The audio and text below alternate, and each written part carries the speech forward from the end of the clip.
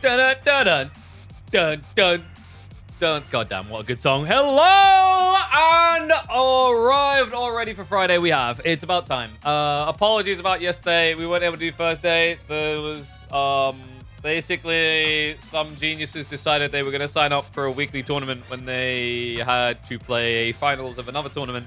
And thus it completely derailed us into stupid land of needing to just restart and come again on a different day. So, but there's no other tournament today.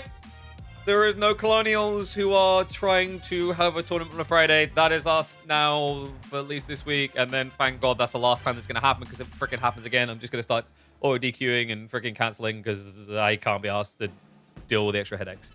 But positivity! Woosa, woosa. That's right. We are ready to get underway. Also, what is this doing? Let's bring that back up. That was down there for a good reason. If you didn't tune in for the Dishonored stream to see why it was down there, shame on you. You missed out on an incredible experience. Incredible for you guys to laugh at me and for me to suffer. And what is up, Samson? I see you with the Prime sub. Thank you very much, mate. I do appreciate that. Let's get that music turned down a little bit. As incredible as Team Fortress is. But we've got fun ones here. We've got Beastie versus B. Then we've got Wham versus Anatan. And then we got the grand final showdown between the two victors. And we ain't got no time to waste, folks. So, we're going to get into game number one. This is a classic. It's been a hot second since I've had this one on my screen, but I'm excited for it. Semi-finals, Beastie versus B. And we kick off here in Rocky River. Welcome back to the channel, folks, for a casted series in the Midweek Muster, the final one before Christmas. And this is your early present A matchup that I feel like gets requested quite often, but doesn't really get seen that much. Beastie versus B. Yeah, kind of a combo meal of reasons behind that, right? Like, you know, Beastie took the break from competing, different groups quite often. Then is the fact that like B doesn't really ever play ladder, whereas Beastie almost exclusively plays ladder. So it's a bit of a weird situation to try to make come together, but we made it happen here, folks. Gonna be a fun one as well. Beastie, by the way, man, he already had a sweaty side to his bracket. He went 3-2 against Myriad to get here. Whereas B, I believe, he was 3-2 as well. He beat Louis MT. There's quite a stacked bracket this week, funnily enough. But Ibids versus Roos, man. I feel like we've been seeing this matchup quite a lot recently, actually. It's one of the more recurring ones. I think, you know, Ibids just has good breadth in terms of where they're going to be placed in the meta right now. And Roos is kind of similar in that they aren't that gotcha win any map type pick anymore, but they still have the flexibility to play most maps that exist in the game. Opening wise, I wouldn't be surprised to see the Dervish wing play here. It works really well just to get early harassment in with your scout. You can send your scout over and just slow down the pro scout timing, which is going to be painful for Beastie because on this map in particular, Rocky River spawns the deer quite a lot wider actually, quite often. So it's not like you have that freebie behind your base because you're already pushed so far up against the edge of the map that you can't just chill and get one stat back for free. And yep, it is going to be the Loggy Wing, so now on the way with that. Now, this is the interesting thing. You'd be like, okay, but Beastie's going to tech up to Feudal a lot quicker. But here's the trade-off. He might tech up to Feudal a lot quicker, but he won't be able to get Pro Scouts in time before Logistics Wing completes. It's going to take him a minute 15. It's going to take him about another 45 to tech up at least. And that means that actually V can get in position with a Scout, with the Desert Dervishes. He could potentially even start to prep a Desert Raider to arrive by the time you're pulling back your first deer. Sheep pull. How are we looking overall here? It's going to be 17 sheep coming in, so nicely done. Beastie, of course, getting 20. You expect the Roost to have the edge here. They are building into free scouts after all. But, you know, Hybrid's one of those civs that can be a bit more competitive because they don't have to send the sheep home early. They just go on the berry straight away. Happy as a lamb. Yeah, kind of a rare occurrence here. Needing to do the Freaky Fun Day Friday. Next week... What's Friday next week? I always forget Christmas. Isn't it Boxing Day? So probably not streaming Boxing Day. I'm obviously taking a break over the holidays. But the goal will be to get towards like Fridays and probably Tuesdays being the variety days, which I hope people will support. And then, of course, hardcore commitments into Mondays and Thursdays for AoE 4. Might even see if we can do something over the holidays. Something festive. Age of Empires-y. I don't know. Like, I'm not going to promise anything.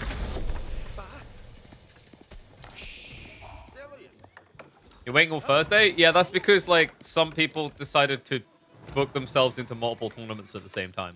So, basically, we had to shift it because otherwise the stupidity was going to be that we would literally have to probably DQ people from a grand finals for not turning up.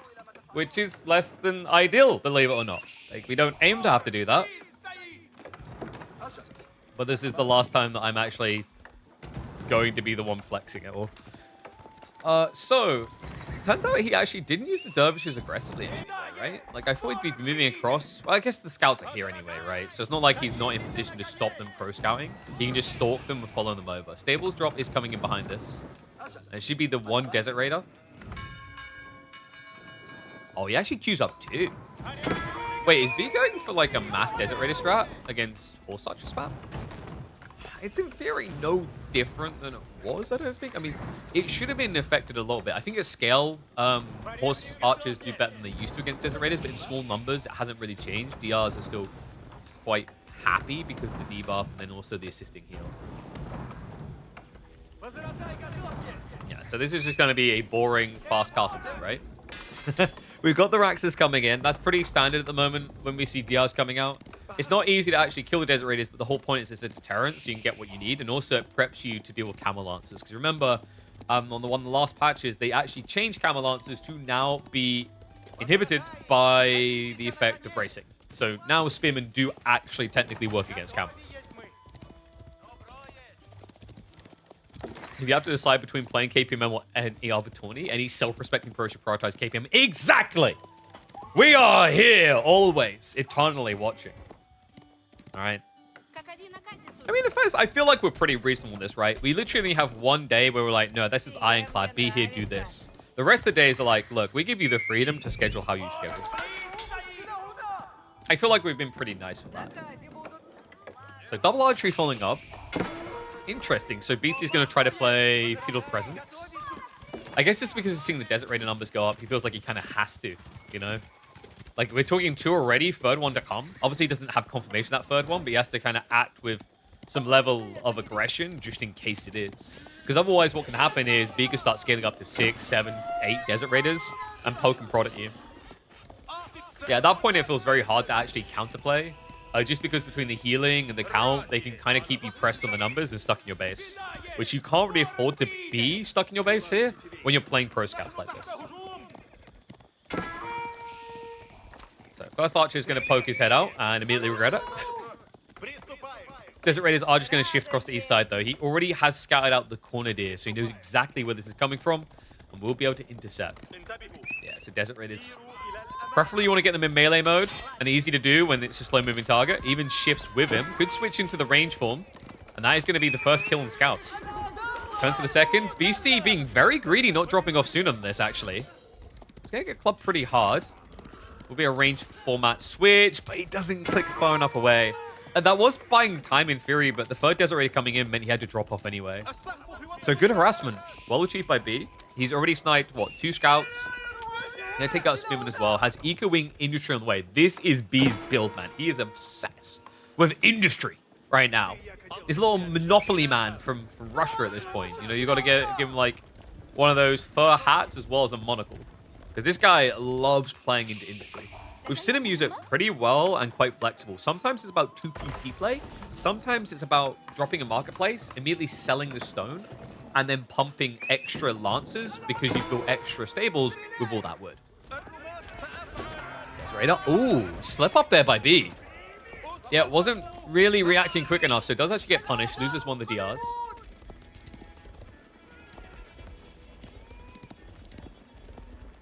Does B go industry for TC or stone? That's a good prediction.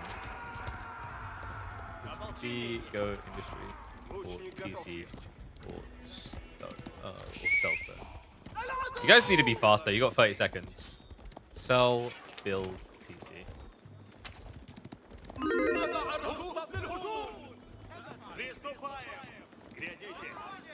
Read that I'm going to take a 2-week break during the holidays. KPMM is going to be off for 2 weeks because a lot of people are going to be like busy with, you know, holiday and family. I will be aiming to get some streams in, but like it's not necessarily going to be Age of Empires 4 based because we won't have KPMM on. Unless I come up like a 1 or 2 day format, there'll be variety stuff. So for example, those that don't know, on Tuesday, we done a pretty cool concept. We played the hardest achievement on Dishonored with a lot of random handicaps. Or we've done like Sonic the Voice commands. We've got other things like that coming. Ones that also include a lot more interactivity. So my advice is tune in for those. Have fun with those to everyone. It may not be Age of Empires 4, but doesn't mean it can't be entertaining. And what? How did he get a double kill there? Beastie. Snipes 2 workers. B.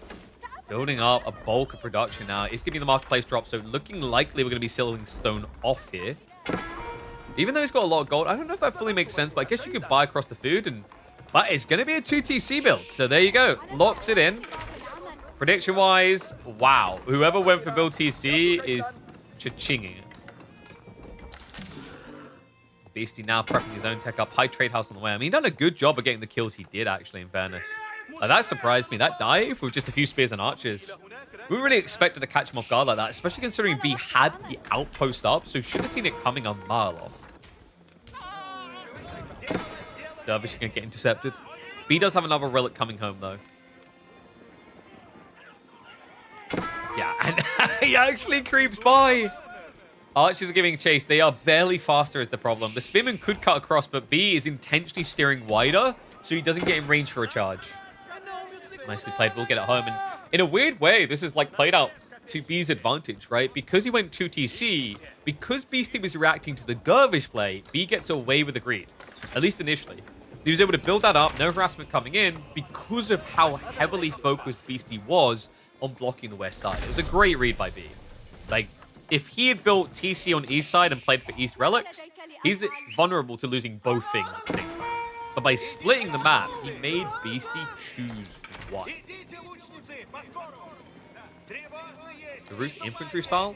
It used to be the classic, right, with mass archers. Because you get the extra wood, can make a lot of sense. And the TC on the tree line as well, like you just actually can chain that in with the wooden fortress. It's not the worst idea in the world. Men-at-Arms follow-up is a little bit intriguing, though. I guess he's worried about mass archers.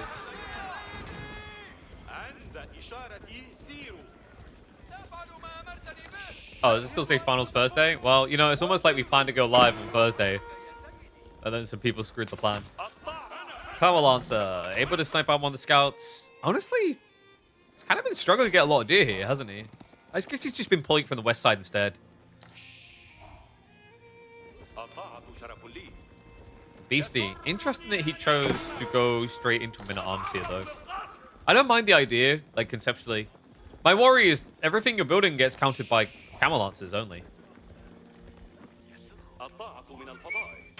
Yeah, like, doesn't B win if you just Cam Lancer plus archers? I mean, maybe not initially because the cost is high, but when we're talking about the fact he's scaling to TC now, it does kind of put some urgency on Beastie to do something. You know, poke dead body with a stick type thing. Come on, move. Because if you just kind of chill pill this, I mean, you've already lost the relic game by a substantial margin. It's going to be 4 relics to 1. Yeah, so Grim Tidings there. I mean, he'll at least pull back that 1 relic guaranteed, right? I believe it's already pretty much in the base. Yeah, so does lock in the 1. High Trade House is going to be generating... that is not a high trade house. That is a mediocre trade house. 83 gold a minute. Not a good one. Beastie now just start up switching crossbows. I think the concern I have with Beastie's army com is there not a world in which B just starts building Manganiques? Because if I'm seeing mass crossbows, mass archers, and slow-moving men-at-arms, I feel like 5 Manganiques deletes all of that. You know, it's like times like this, you gotta give Beastie a little bit of Italian. Those meatballs.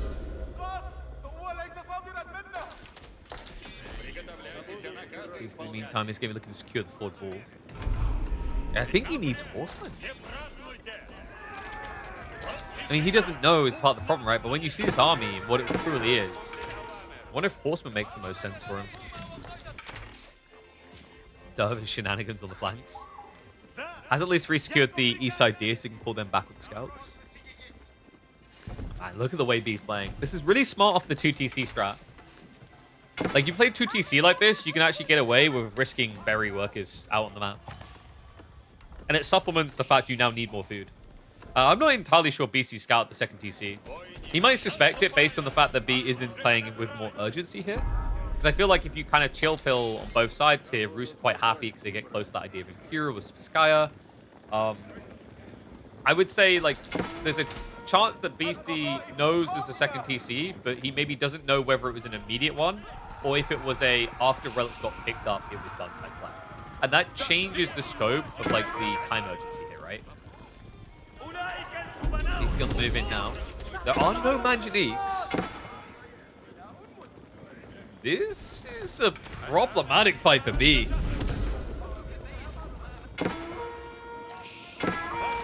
It's going to move in an outpost, but it's mass spirit replacements. Gets the torches out. Camel Lancers are going to commit in. Needs to snipe those crossbows ASAP.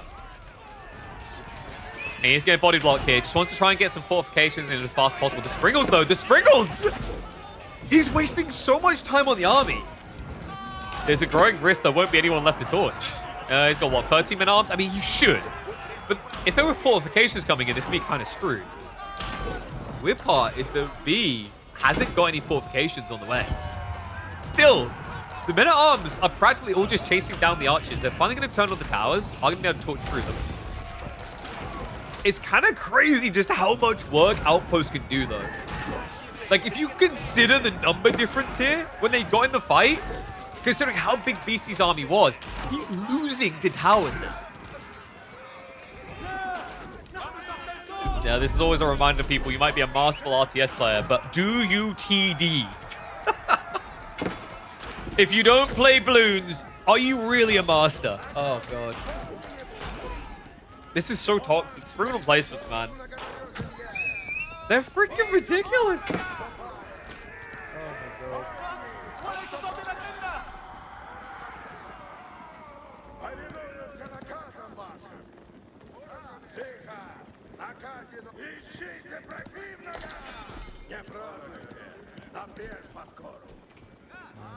What do you do now? Are you just going to keep men at arms? I guess, like, this works for a bit, right? And he is doing the right thing. He's going to siege engineering. He has a lot of food still, technically. Farms are, however, starting to get added in by B. So he's going to have some permanence to his own food sources. Right?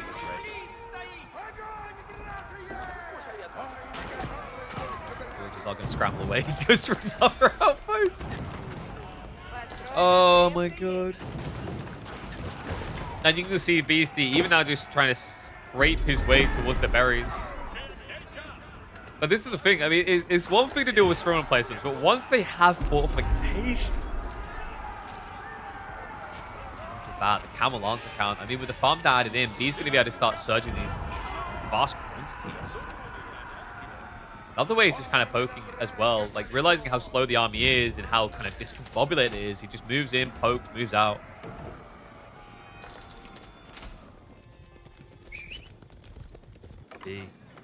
Already now with a 20+ worker lead. Still has not banged the 4th relic, though. We might want to remember about that at some point.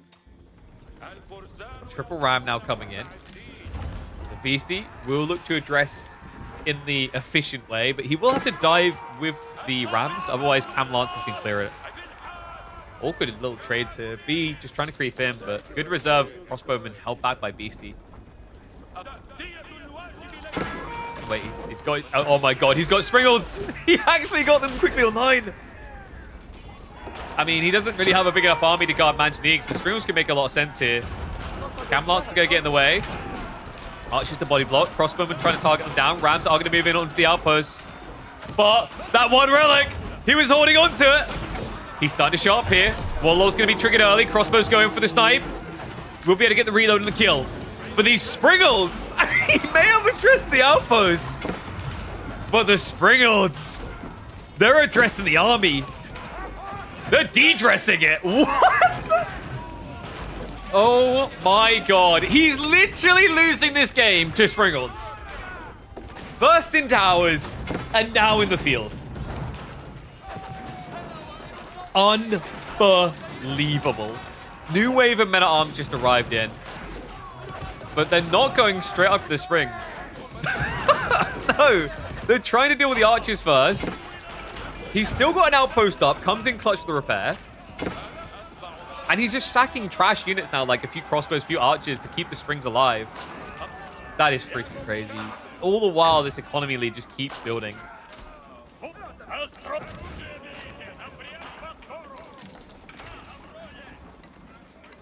Can you just imagine losing not just one form of Springles, two? The only thing that's really missing at this stage is we need to add in a dock if we're B and just build one Springle ship. Because then you can say you beat Beastie with every form of Springles in 1K. More outpost spam coming in.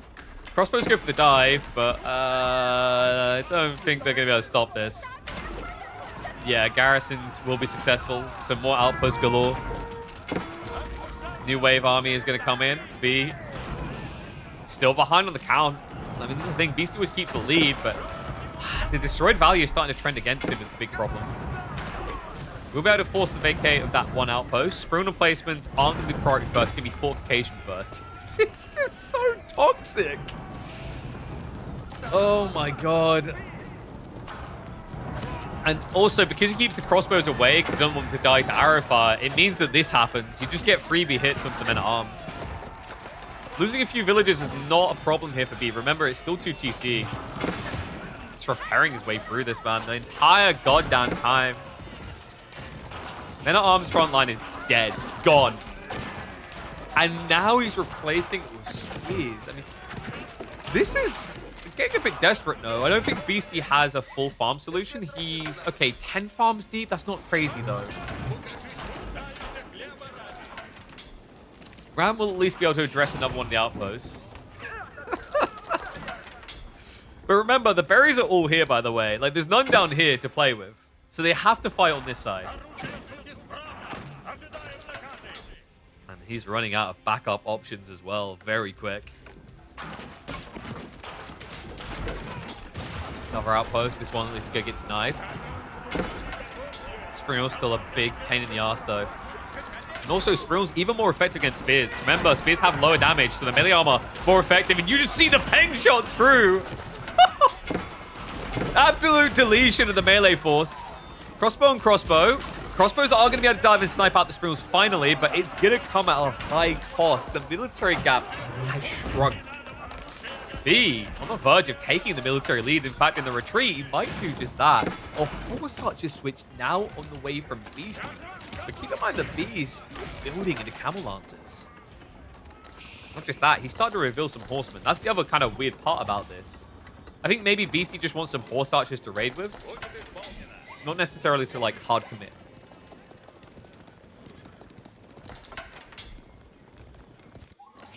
What an absurd game. And just the first one as well.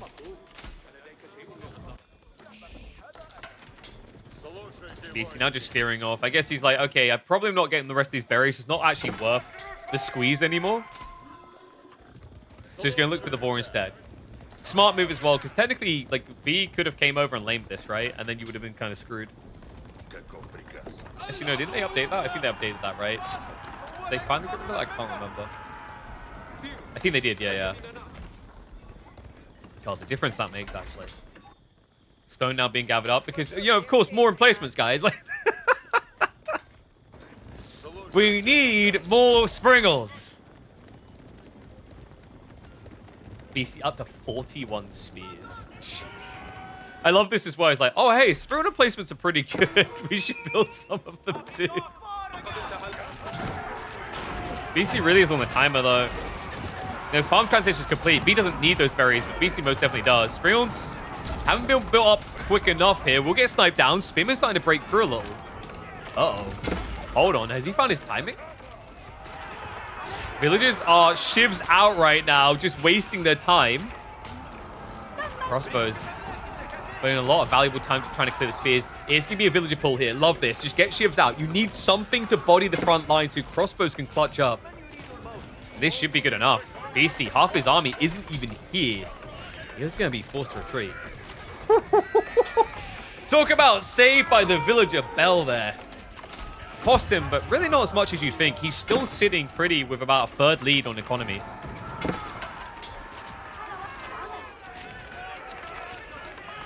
Crossbow mass is looking good, up to 28 now.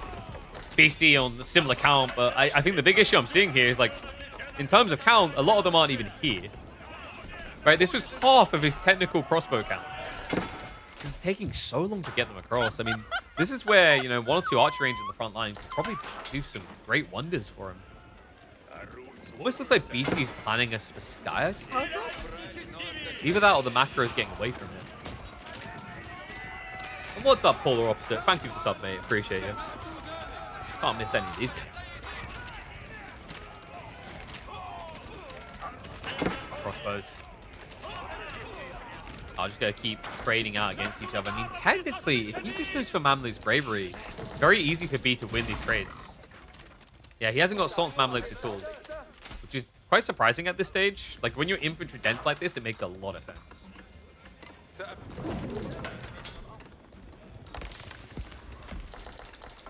You're talking about Rangers plus Mango meta? Exactly. Like, we talked about it. There's meant to be Manjaniques early on. But B was so crafty to throw in the Springles. In fairness, like, Beastie did set the groundwork for it by building just so many men-at-arms. So it was a good reactionary play by B. I think the problem here is, like, there was an assumptionary element to how Beastie approached this. In fact, like, every time I've checked where his scouting vision is, there's never been an attempt to check in, right? Like, it's always been focused on what he sees in the main engagement at the front. So he never really knew what was coming next. You know, we even talked about the 2TC detail, where I'm not even sure it's necessarily scouted. But at least this Manjanique is going to be revealed early. It's going to be a little assault onto the stone. Beastie looking for a switch now to Horseman. Problem is, B's already making that switch, and he's also conjoining it with Camel Lancers. Kind of a crazy choice. You wouldn't really expect that when you have 35 crossbowmen, but the reason it can make sense for B is because of the Manjaniques. Manjaniques are a crossbow master turret. This unit is slow, has low HP, and even if it's on incendiary shot instead of the rocks, which are meant to counter range, it's super effective against this type of size.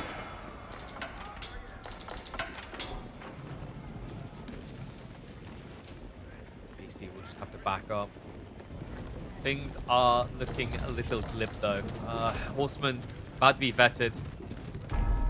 The food income is the thing I'm keeping an eye on here. Now Beastie, he has added in no more farms. Like he's literally just playing limited resources. And he just started to get shoved back in. Never was able to fully secure these berries in this area. Now needs to start thinking about a farm transition, right? Extra mansion needs to be built up in ambitious positions. B has got another backup one coming in over here. He's going to have to re-rally the army together, though, because BC wants that direct fight. Crossbow numbers are on his side. Manjanique's going to keep backing up. We'll turn around for the burn shot. Thinks twice about it. Whoops. Yeah, this is a bit chaotic from B. He's panicked. He hasn't cancelled the siege. Kind of wasting away with it right now. Building Springald placements instead, as well as Springald, to try and hold these type of areas. Enough to scare Beastie away. At this point, this man is getting PTSD from Springalds, man. I bet every time he hears one go off, even if it's his own one, there is the flinch. She's like, oh, what was that? You weren't there, man. You weren't there. You didn't see what those Springalds done to me. Oh, we're seeing it loud and clear. Front line gets brutalized. Beastie with the crossbow lead, but B now just pivoting more and more into archers. Building up more Manjaniques behind us as well. And the food income, is it about to plummet? I think it might be about to be on the decline here. He only has 20 food workers in total. He needs time for a farm transition, and time is not going to be rewarded to him here. Horseman marching, absorbing the blows. Military lead, now convincingly with B. And he is on a death push here. Oh my god, he cracked him at the perfect moment. Look at the food income. It just shrunk by another 400-500 here. At this stage, you just can't compete on the numbers mathematically. And that means B is going to take game number 1 of these semifinals, unless Beastie can find some miracle defense. I mean, I got an idea. Have you heard of Springald placements? I hear Springald placements are pretty damn good. B will run headfirst into a castle, but reacts quick enough. And just keeps the dive going. Into the base he goes. And looking to cross the finish line for game number 1, even idling out the farm. So that means BC has no food income anymore to really speak of. Actually, nope, pause that thought. He has got them coming at the back. Okay, but now he needs like an extra minute. And remember, he built a castle on the other side of the map. It's not going to be good enough. GG comes through. This right here is a PTSD-inducing Springald experience. That was ridiculous.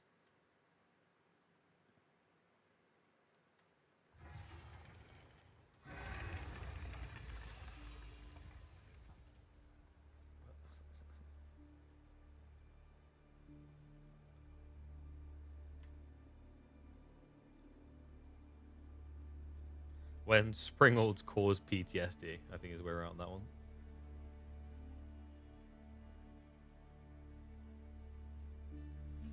Oh my god. I mean, that game was basically won by Springald placements and Springalds. Where it mattered most, that was what won that. So, game 1 done. Let's see where G2 is going to take us. B, already healthily on the board, is going to be Tundra HRE versus Sengoku.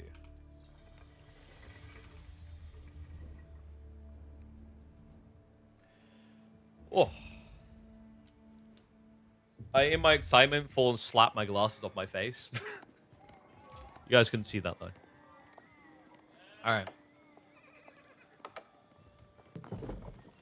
Might be a lengthy series, folks. Beastie may be behind, but he just whipped out one of the most controversial civs of 2025. Sengoku Daimyo.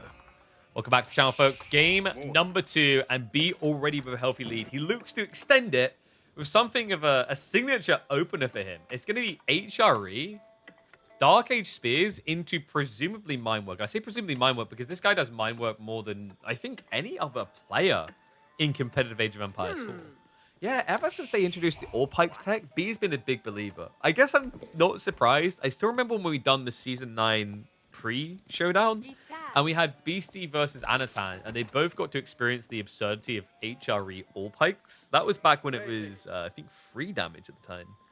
And ever since then, both of those players have heavily believed in the Mindwork. But we have to get to that first. It's going to be Dark Age, and the other reason why HRE makes sense here against Sengoku, the Dark Age Spearmen are quicker, remember. 1.31, and then the moment you hit Feudal Age, they get to 1.38. It's much, much easier to get them in position to stop your tie play than for other Sibs with Spearmen. Would I go bald for free gifted subs? No. Why would I ever do... That's like the dumbest idea. Why would I ever do that? Yeah. For free gifted subs? There is absolutely, categorically no logic in that.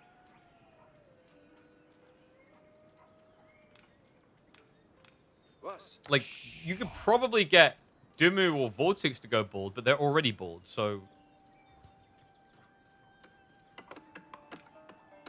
Maybe for... No, like...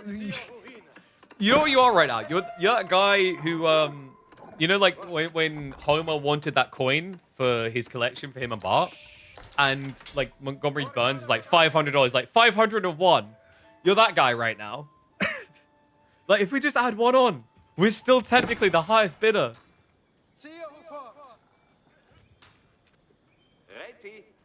Okay, so B. Wait, is this an outpost rush? Oh, damn. Oh, yeah, look at the golds. They're both on the west side. East side one's really far out, so this is pretty painful for Beastie then.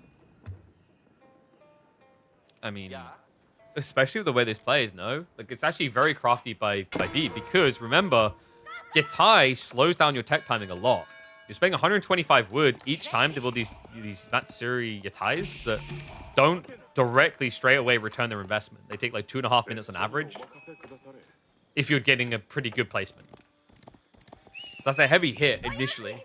And the timing is pretty sick here. Outpost now to be rushed up. It's a double outpost by Beastie. Yeah, even Garrison's the other one. But with 4 Spearmen, yep, you're going to have to back off on that one. Could he keep committing in? It might be a bit tricky. Second villager arriving. Okay, this is going to be a tough race. I think B could technically win it, but he needs to get one more idol. So here we go. Comes in with the charge. Sticks the injured to the back. Goes straight out for the workers. Chases in with them. Moves with them. Good move. Good move. But the pull. No! Beastie! He didn't garrison the injured. Shivs come out now. Another villager about to go down. He's full reacting to this in panic. Which means B is actually going to get it up. What? Immediate garrison. Oh my god.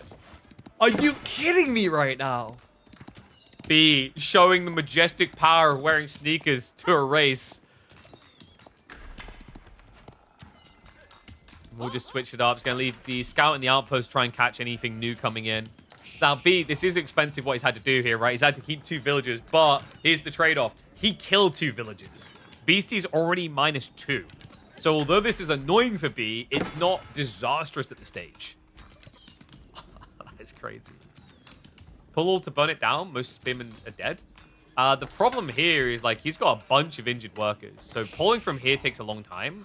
5 workers pulled here. You're probably going to lose 1 or 2 at least. It's like, very tough. There's a way up that it's not worth it for him. You should just now focus on your tech up, because although this outpost is annoying, until your opponent has got Feudal Age, he can't get arrow slits. And without arrow slits, it doesn't stop the gathering, as you can see here. Yeah, so considering the bad situation for Beastie, the best thing to do is legitimately just to say, screw it. I would rather not lose an extra worker in a situation where I've already lost 2. I'd rather you idle your 2. Unfortunately, B got the crafty switch over. Wait for the scout to arrive, Spearman as well, and then villagers are actually just going to hang around. So probably a lumber camp being dropped here soon.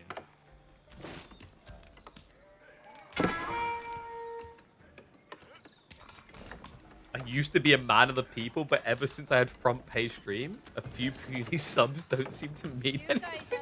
Whoa, whoa, whoa. That's no. I'm not saying your money's not good here. I'm saying your money's not getting my hair. Okay, those are two very different things. I like how there was a comment before, could be worse, he could be French, but I like to just focus on the fact that, like, that was the comment. 4 subs in 10 bits. Oh my god, you truly are now Homer at that auction. Stop. Alright, pig time. Wait, what was he? Is that intentional? Why would you tank with the prelate? That's a bit of an odd one. The name of the map here is Tundra. It's one of Avli's creations. It's a really cool one, actually. So Coca going to be coming in, but mine work has been mirrored on the timing. I would love to see B just proxy racks, but I think, yeah, he pulled the villagers home, didn't he? That's a bit unfortunate, actually. I think, well, not proxy racks, though. Like, proxy archery or proxy stables would have been pretty cool here. So, backs away straight away. That's just respect being shown to the fact that Arislets could be on the way. Has got surplus gold to work with, so that should allow him to get into some techs early on. And has actually snuck out to the gold on the south side, so there we go. Yeah, because B didn't build extra spearmen to guard both, which is maybe a little bit of a missed trick there. And what's up, John? Appreciate the raid, buddy. Hope you had a good stream. Oh, the Shinobi. He scouted this tiny stealth forest to run in. Yeah, but against prelates, that's not very effective. Frags gonna get thrown out. I mean, you just kind of ignore this, right? He's even wasting his time. Okay, this is like the most pointless Shinobi raid ever.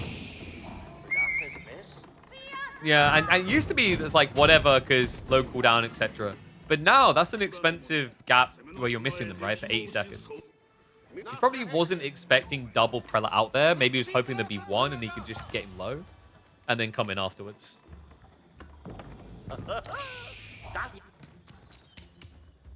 That's a fair point. He lost game 1 to Springle Towers. Is he going to lose the series to Towers? That's the real goal now. I don't have much time left on my hair. Dude, I've got like more hair than most of our Age of Empires 4 directory combined.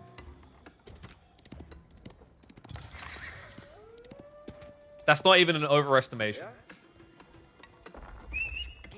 Like, I have way too much. Like, ready? Ready? Yeah.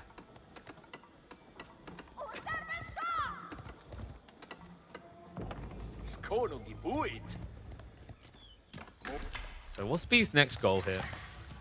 It's going to be Horseman Spears. Now, that's kind of interesting because you'd think that's a throw against Yari Cavalry if you go like Yumi Yari. But the interesting thing is all pikes makes you Yari Cavalry against everything. But, you know, yes, there's like a little bit more health here, but you pay more for that. Quite a bit more, actually. 25 extra resources. Not to mention the timing around the other techs, like Undermesh, Melee. Like what B's doing as well. Just kind of, come on, Long, come on, over here. Don't look at the big, shiny, important information. Look at me. Yeah, waste the first Yadi's time when he should be gathering critical information. Boldness skipped my generation? Thank God. I mean, you guys are screwed. B idled the TC a bit. That's because he built 2 prelates. It's optimal to build prelates over building just villages. Because a prelate is going to buff your villages, 8 villages, 9 villages, I think it is actually by 35%. So at that point, you're getting over 2 extra workers. So mathematically, it makes sense. And then it supports a castle timing afterwards better because you'll already have prelates to pick up prelates. So it has a lot of reasons why it's actually a good play.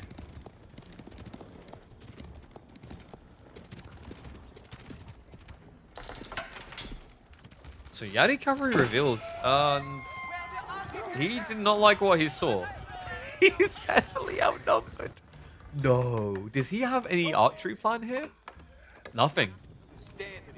Outpost being rushed up. Doesn't go fortifications first. Horsemen just go dive past. They're going to idle out the 5 workers who are trying to build the second outpost. That's buying time now for the spearmen to come through. All Pikes is about to kick in. Yari, try for the body block. Spears just so quick to catch up with the marching drills. Even pulls the 2 from the outpost on the west side. And now can turn around for the burn. No, yeah, there's no stone. Beastie, he didn't get enough stone to fortify. Cancels the other outpost. Villagers try to scramble away, but they're not going to make it either. The horsemen, the spears, they're way too quick. Even with wheelbarrow level 2, there's no getting away from this. the all pikes just makes it so simple. It's 5 hits to get a kill. More workers getting idled out. It's turning into a flood now. Undermesh is already there. No steal arrow from BC. He actually went undermesh as well, expecting some sort of fully ranged plus melee dynamic comp, not mass melee block. B is so good at this type of strategy. I've seen it a lot from him recently. Mass Spearman seems to be the name of the game for him. Just so cost efficient when you can get it up and count like this. We're talking about 31 torches. No outpost is going to stand up against that. And the Yari? More of a nanny type feeling. They're going to be screaming that at the top of their lungs, wondering what went wrong. Like, where are our spears? Where are our archers? Where's anything else but us?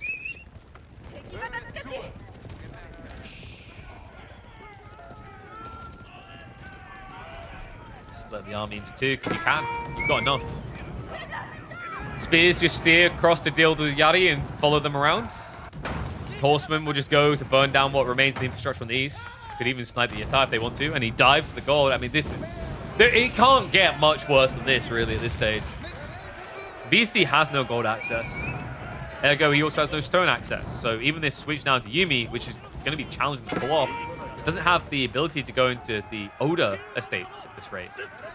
I mean, he has got stone on the back, but I don't think you can afford to split onto stone. In fact, you even get caught back there building up more archery ranges, so the horseman reveal early. Regnant's now coming for B. It's just... It's so clean by B. This guy's a freaking monster. Anytime you're talking about a constantly evolving game, this is one of the chief characters you look to. Horsemen are just going to steer away because this would be a bad fight to take. I mean, you're teching. You don't need to take this fight. B's one of the best front foot players in the game. Hard to beat when with your passive playstyle. Exactly. Like, B, he always tries to throw you off with his curveballs. And it's not... I'm not going to say it's 100% success rate. We've seen it fail a lot in the past. But when he gets the opening correct, bam, he slams through with ease.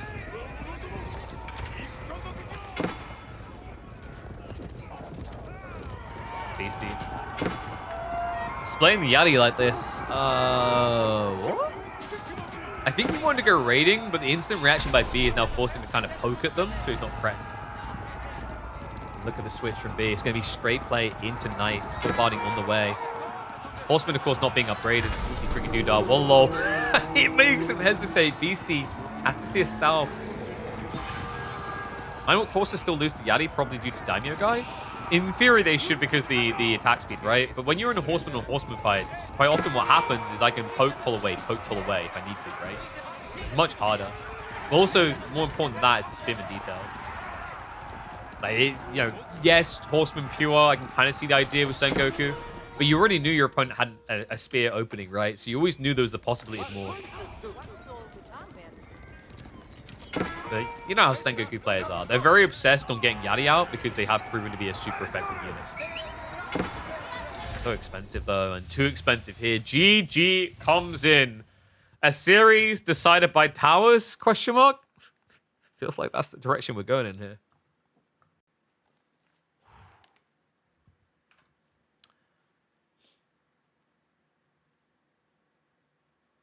To beat B, he feels like he has to Dark Age Rush or very early Feudal Rush, which is just not a playstyle he often does. Yeah, I mean, I think you could like have similar issues with B that you'd have with Anatan, right? Like this type of strategy that B done here is the type that I would also say Anatan does a lot. Which is why I thought that would have been a very interesting matchup to have seen in the EGC finals, actually. So, next up, we've got Malians versus French. Where are we going? Pigeon's View.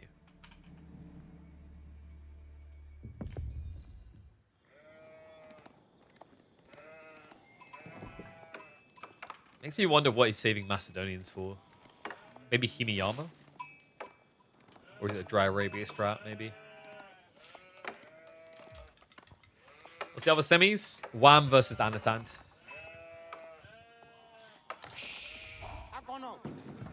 B is on the verge of...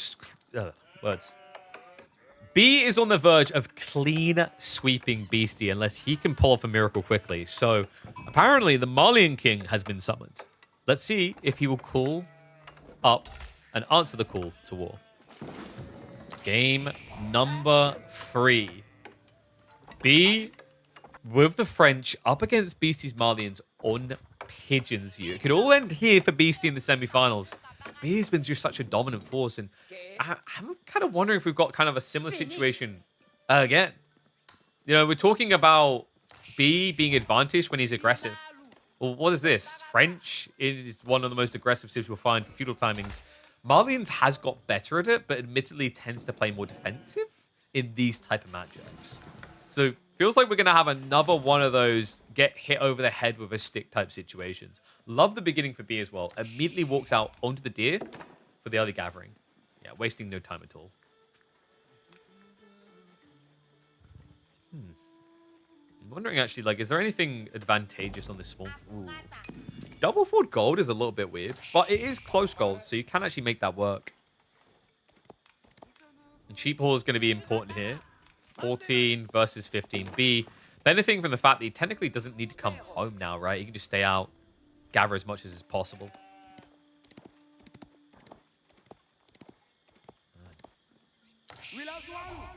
B could have tower rushed again. It's actually true. Like, it's not really in the foresight of your mind when you're playing French here. It's actually weird because we've seen maps where it is feasible. I remember a long time ago when it was first done on Gorge. Gorge is a great map example of where you can do it because you are anticipating a Ford gold, right? Like, or it's semi-Ford. Whereas it's very risky to do that type of play of French on a map like this because if the gold was back here, it's a bad play. So I'm not surprised that we finally do have a game that is not going to be outpost dropped in BC's face. B tends to overthink a bit in bigger tournaments. I don't know if it's necessarily that. I think part of it is the amount of reps people will be putting in for these bigger tournaments versus KPMMs. We regularly flip the script, right? We introduce Tundra, we'll introduce Frisian, we'll introduce whatever each week.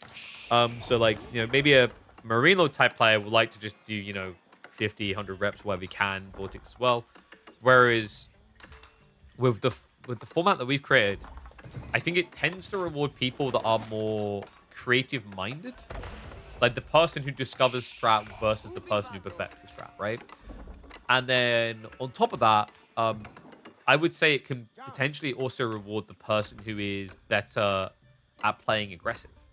Because if it's a completely new map, you don't necessarily know the mutations to get you to the mid-late game. So you have to focus on the other game. That being said, we do often litter in maps that have been around a lot in the past. Pigeon's View is one of them. You know, Dry Arabia's in there. So it's kind of a mixed bag. We do balance it, but I would say, you know, if you are a long-term playing player who also benefits from these new, weird, and needs to be figured out type maps, you should, in theory, be favored in KPMMs because you're combo mealing the best of the two, right? Beastie is losing. Beastie is losing convincingly. And by the way, it's a Saharan trade network build. This is pretty cool. This is very reminiscent of, you know, like some plays like Anatan. I think B's even done it in the past for like a 2TC strat. I don't know if that's the way he wants to go here. I mean, in theory, with a double deer on the back, has to be quite tempting. The first knight has been queued up, so already going to be a little bit annoying for B to try and find value off of that. Then again, there is the tree line, which is a little, I wouldn't even say it's that exposed, right? Like, especially the wall coming in. Good read there by Beastie. Just to remove the one weak point he'd have. And you can even think about walling back here. Like, it's actually worth it just to cut the rotations in two. Yeah, you pretty much create a situation where the only way your opponent would want to harass your tree line is if he comes all the way around the back and sits here. Or here. But, like, this is ineffective because if you come here, we'll just move into this area.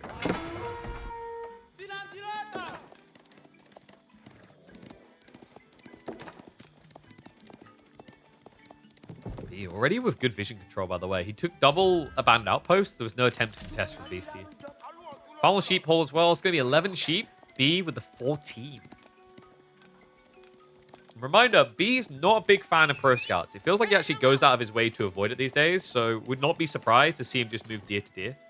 Especially with this type of spawn, it's just kind of a bit more tricky to get around the back. Your opponent could technically very easily guard this, actually.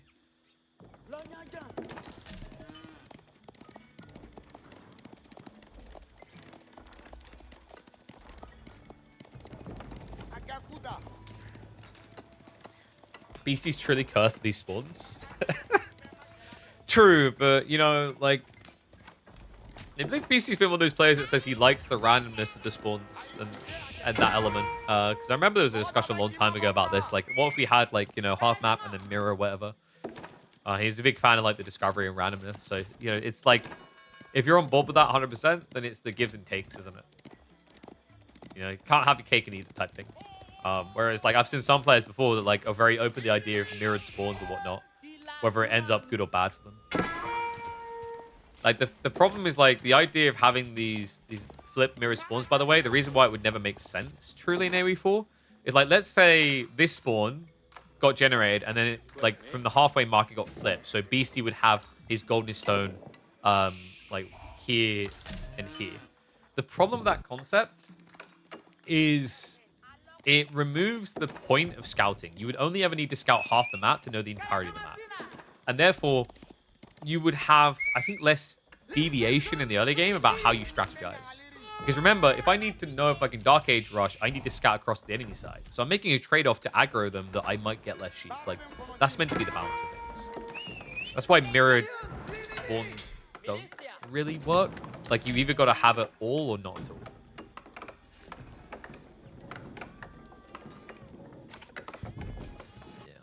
I still wish there was a tournament that tested crafted maps, though. The problem is you need enough incentives for people to make good crafted maps, and then you need a big prize pool to test the crafted maps in a tournament. And even after that, you then have to regularly change the crafted maps. Because, you know, after a few tournaments, it's all going to be figured out, is the idea.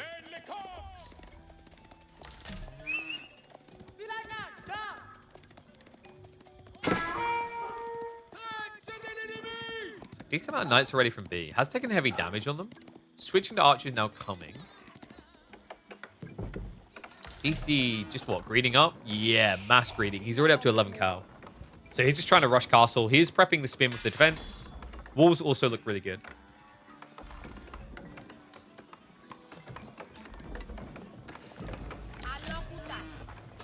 Whoa, wait. You think it's an uncommon trait for competitive people to enjoy losing? Okay, isn't masochism a really popular kink? I don't know if that's, like, statistically true. Can you imagine if you just done that in a tournament and creeped your opponent out to the point they let you win? They're just, like, beating you in your base and you're just all capping more at them in the chat. They're like, I don't feel comfortable with this win anymore. I'm gonna leave. You stay.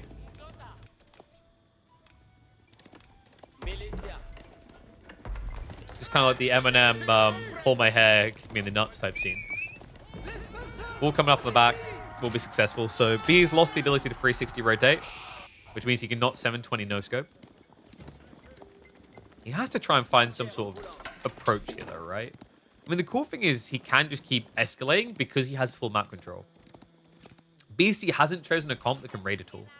I've seen a few players in this matchup actually starting to add in Sofa. A little bit surprised Beastie just goes to the classic Javelin plus Dontos, because of the games we've been seeing, I've been shocked by the success that we've had out of some of these Sofa strats. Not 100%, but the idea is that you just kind of raid, keep your opponent reacting with knights defensively, and then because the cow, you gradually build up your count, and then look for that tech play. Once you have that tech play, control.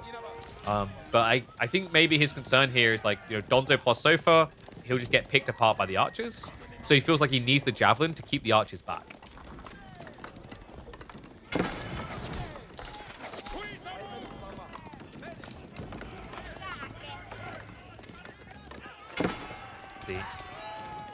Let's see the wall, sees the blacksmiths. Already has his own up as well, Steeled Arrow on the way. Knights are going to cycle in. I mean, it's already been 2 working kills found. To connect with more. Donzo's route the wrong way around the racks. Whoops. But, oh, the last second panic switch there to try and get out. Cost B dearly. So ends up losing all 3 knights. Yeah, and gaining nothing really from that dive either.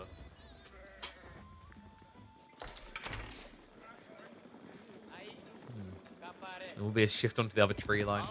B's prepping for castle though. Yeah, he scouted outright. With that dive in, he saw just how many ranches there already are. So it's pretty obvious where this is going.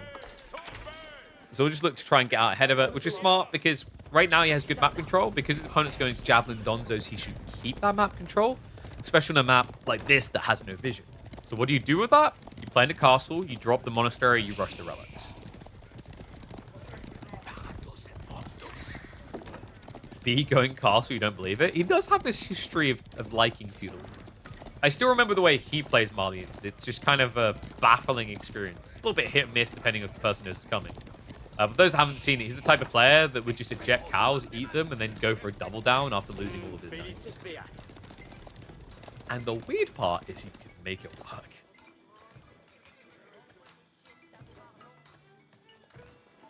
Guildhall coming in momentarily. Beastie. He has no clue about it either. He probably is getting suspicious by the fact that nothing has jumped into his base, screaming Ooga Booga. But he technically has not confirmed a thing.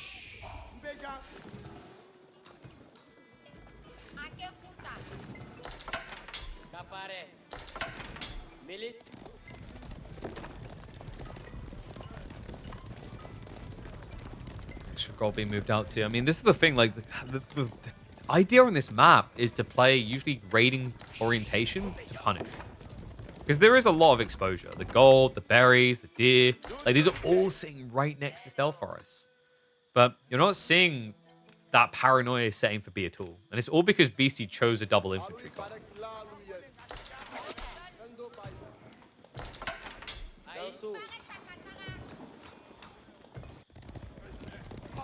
See? Is he going for double ball, maybe? That might be a bit too ambitious currently while he's teching as well. Presumably, we're just going to see a lot more Night Pump now.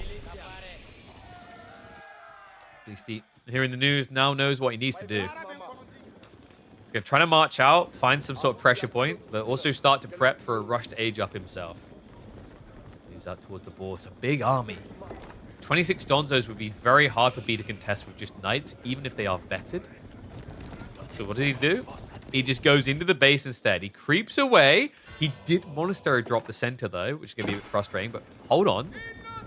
Beastie. Oh, he only sees the outpost. He doesn't know about the Monastery. He's going to march out again. I think B just keeps trying to pull him back by being here. So Beastie's in a really weird position. He can't commit to block the ball play, because if he does, these knights, these veteran knights, will just dive into his base as he's teching. So, yeah.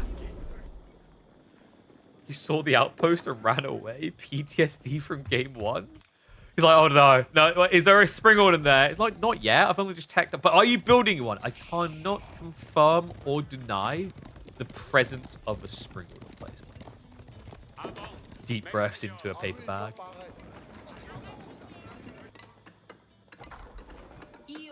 Right, Fulani Corral now on the way. So B should be getting the first of the relics momentarily. Did he go double monastery? Or was he just delayed? I think he was just delayed on his timing here.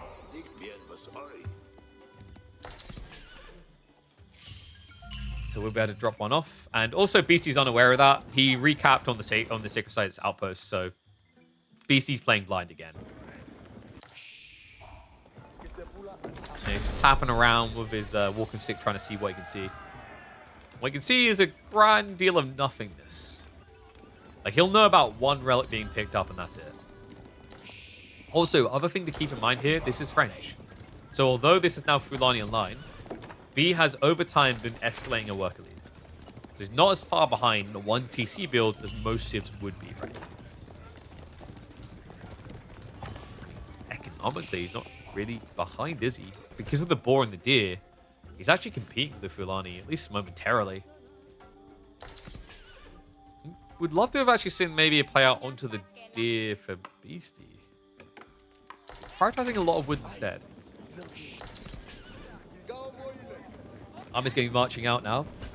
The Beast numbers are looking a lot more competitive than last time. And oh no, no, not that thing again. I've seen things in this series. Dark, dark things. Beastie steps up, not to be deterred by a single outpost, but it's going to cost him in a different way. It could be once again a situation where one outpost decides it because the knights have been let loose. Into the base they go. Villagers scramble out towards the Saharan trade network. Charge through. Donzo count is not high. Gonna try to Hodor in the choke point. Should just be an A-click and move through. The army is so out of position. The Knights are just gonna pound on the back door. Javelin's getting sniped down. Military mass lay for Beastie, shrinking fast. Great strike by the Knights. I think he lost... Did he lose any? Maybe one on the exit maximum. He finds the villagers as well. Clubs onto them. No wheelbarrow. B now with a decent, actually a respectable and powerful lead here. That's what, 17 workers ahead? No, don't scramble the Knights. Don't scramble the Knights. B. Even, wait, did he lose? No, I don't think he did. He still hasn't lost a single Knight from that. That's ridiculous. What? And then behind this, look at the relic game now. 4th relic already on the way home. 5th relic now to be grabbed. He's even going to win that race. Are you kidding me right now? Is there anything that isn't going right for B in this game? I mean, he's earning every step of it. Beastie just got played like a fiddle. Yeah, I mean, that rush out to the west side, that obsession, we said it, is this outpost going to do it again? In a weird way, it did. Beastie's fixation on getting rid of that outpost opened up the free shot below the belt for B. He's coming in again. Barely any Knights lost, and also the rejuvenation effect for the ones that have been hit hard. The Donzo count is low. He walked up again. This can't keep happening. That's another 5 workers down. Unbelievable game from B. We'll lose 1 or 2 Knights on the dive. But this is just, quite frankly, ridiculous. And it shows you the power of ambush on this type of map. I mean, this is the thing for Beastie, right? He has at least got an outpost out here, so we'll now see those raids coming in, but it's such an open area to try and wall this early on is the problem. He did the walls on the west side, yet still this exposure point cost him dearly.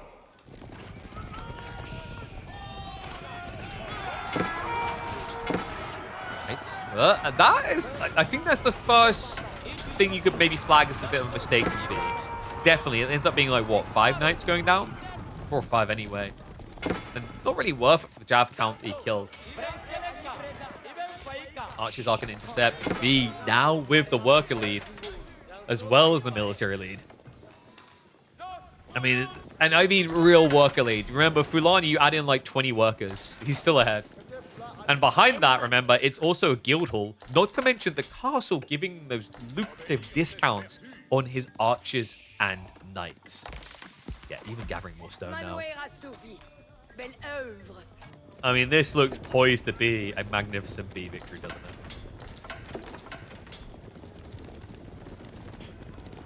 I think like this one could easily be uploaded as an entire series, just dubbed a series decided by Outpost, man. Because ever since that one creeper, it's been all downhill for Beastie. You know what would be true irony? Is if B now built Springald emplacements, Springals rather. I don't think he's going to build Springals because of the amount of javelins, but there's 52 Donzos. It has to be a bit tempting. Knights. Wait, no, not again! Oh my god, he left the relics out here. Yeah, wait. But look at the dive-in. He may lose the relics, but look at what he's going to gain. Free access again. Knights get in the way of the retreat. The villagers going to get butchered trying to get to the TC. Donzo's alongside them. Barely any getting through, in fact. I mean, he may have denied 3 relics. He may have won the skirmish, but he may have just lost the war there. Knights still just camping any new production. Archers baiting the entire army in reaction.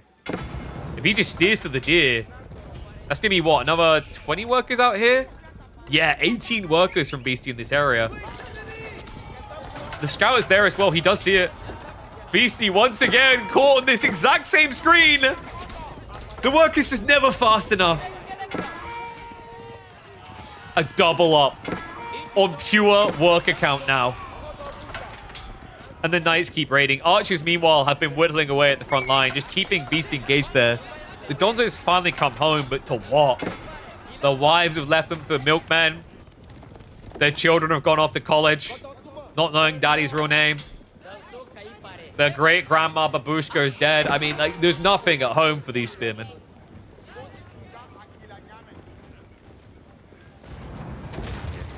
I mean, what was it Crackly like to say? If there's any Civ that could from this position, it has to be Malians. But against French, when you know that guild hall's ready to be triggered, that's your big problem here. What is going... Wait, why are we not just building another monastery? Why is he... B, why are we building... This is like the most B thing to just do. And now, when I want to Waddle, I'll be safe. It's not like every single one of his units can throw ranged attacks.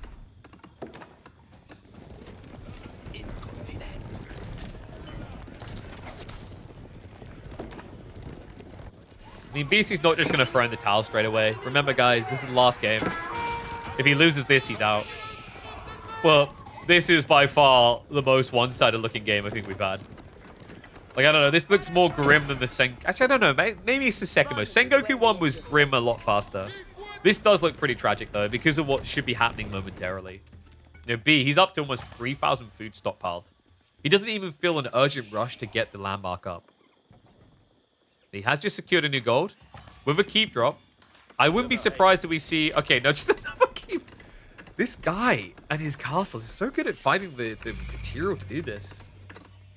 So I guess you could just red past the center and hit the main base, really.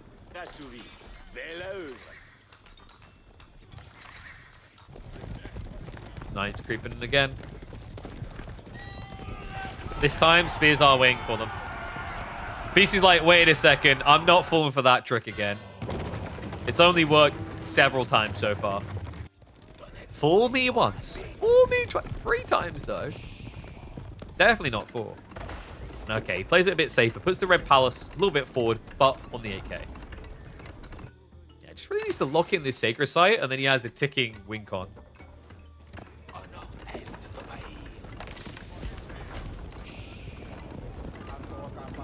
Such a well-executed series by B overall, though. And you can't fault with it.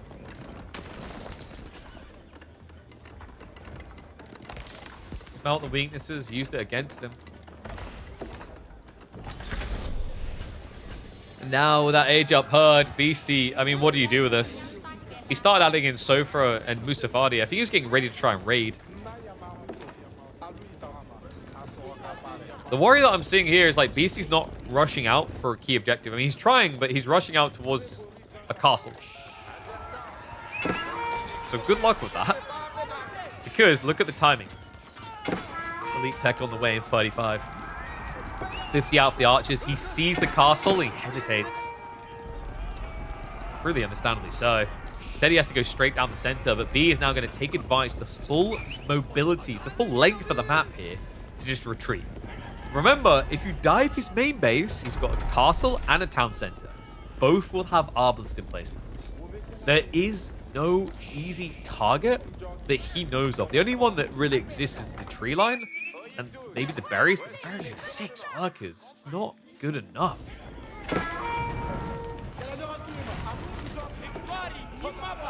Hive barns as well from B. Just everything. Every box possible to be ticked.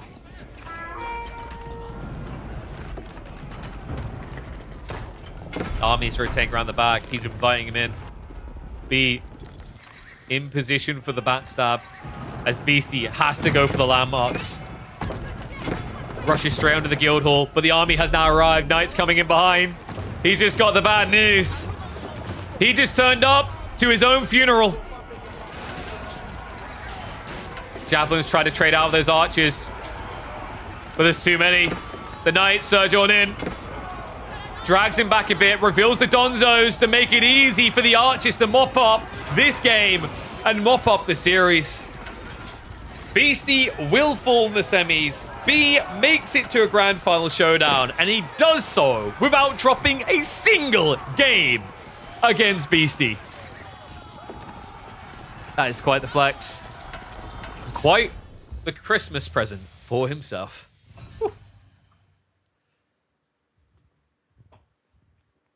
God damn. That was a crazy one.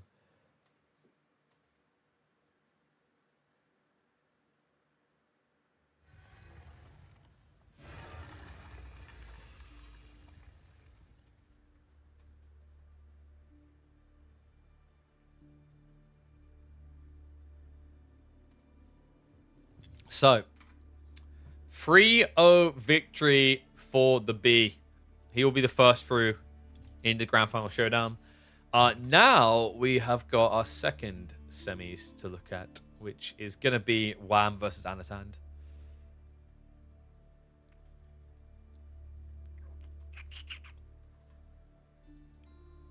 Let's see. Let me get the draft for the boys.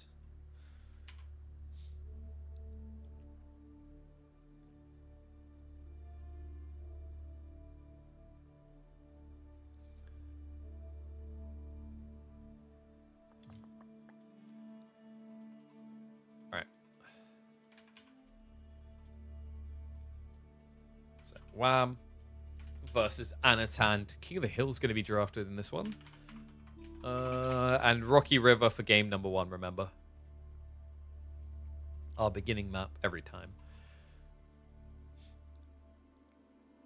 I mispronounced Anachad? Whoa, whoa, whoa. What's wrong? I thought Wham was your prince, man. No? I mean, it's going to be an interesting one, actually. The potential for, like, the Anatand B matchup, which is historically one of the most entertaining ones I think we get in Age of Empires. The only part of Age of Empires you need to know? Nah, I glanced the Reddit thread and I was like, I can't do this. Is a long video. But I think it's based on one of Drongo's videos, right? So, where am I? Oh, there it is. So, game number 1, it's going to be Sushi versus French.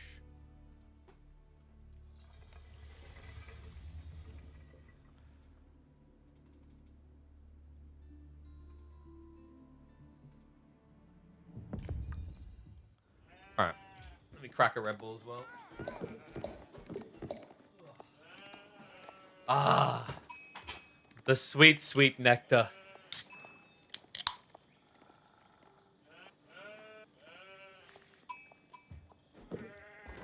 Beastie B, Killer Pigeon A4 seen as well. Yeah, we need more animals. I mean, Beast isn't really an animal, but, like, you know. Just need more animals. Alright. Beastie has been slain. B needs a dance partner. Will it be Wham or Anatand? Let's find out. Game number 1, it's going to be Sushi versus French, opening up on Rocky River to see if it's going to be an intercontinental bout or another one of those classic CIS showdowns that we often see between Anatand and B. Sushi for Anno, Wham with the French. Rocky River's a pretty interesting map here to kick off with as well. I mean, Rocky River, Pro Scouts is surprisingly effective here, actually. The amount of deer on this map is a lot higher than you'd necessarily expect looking at the little icons. Like, when you actually count them up, I'll even make it simple for you guys, going all the way through. Did we get these ones? Because I don't know why it prioritizes sheep. But look at this. This is ridiculous. So there's 38 sheep on this map. 38 deer, rather, on this map. 38 deer, there's normally 28 on a map, like Dry Arabia. So you get 10 extra deer here compared to other maps, but the trade-off is it's technically harder to get, or should be harder to get them all home. I say should be because although in a lot of cases the deer can feel further away, the split is what's very interesting. Pro Scouts has, at least in the meta when it was active a lot, looked decent on this map because it's very difficult to anti-Pro Scout because there's way too many target points. Wouldn't be surprised if both these civs go for it, by the way. I mean, French is the type of civ that can neglect Pro Scouts currently, whereas Sushi against French ignoring Pro Scouts would be really surprising. So we are getting a really good Medigun to kick off for Anatand. Gets the gold, the stone, that's 50 already. Then the 36 from the food. Plus another, like, what, 20? So we're over 100 resources in the Meditation Garden. That's considered respectable. You can actually get a lot better on Rocky River with spawns like this. It's just not really worth the risk because, well, for a start, Anno hasn't even scouted that. Even if he knew about it, he could get it up, but the other time walking back, the first night's coming out. It's fair to say that, like, people have gotten a lot better at stopping these type of Medigardens from happening. I think there's certain matchups where you could just Meditation Garden here and build an outpost and a mill, though. A little bit like what you've been seeing, I guess, out of Sushi on Kawasan. In Kawasan, if you guys remember, they would quite frequently go for the central Meditation Garden and then fill up with docks and then maybe even hang around to gather food. School of Cavalry complete. It's going to be an immediate play into Pro Scouts. from both sides. I'm glad we're still fast forwarding. I think we all know what's going to happen. Actually, is it? Is there a world? Is this fast? This actually might be fast castle. Hold on. Yeah, the securing the outpost with the gold, that only makes sense for a fast castle here. So Anno is not just going to do the norm, which I kind of like here. I feel like if you just play long pro scouts, it benefits French because French will get a decent amount of the deer. They're building more workers over time. And then, of course, they are going to be scaling knights to try and deal with your knights. You don't have this map? Rocky River's in the base game, I'm pretty sure. It's literally been on the ladder in multiple seasons. I don't think it's currently, but it has it in the past. So you do have this map. Just didn't realize. Look at that. We gave you extra value you didn't know you had. Wow.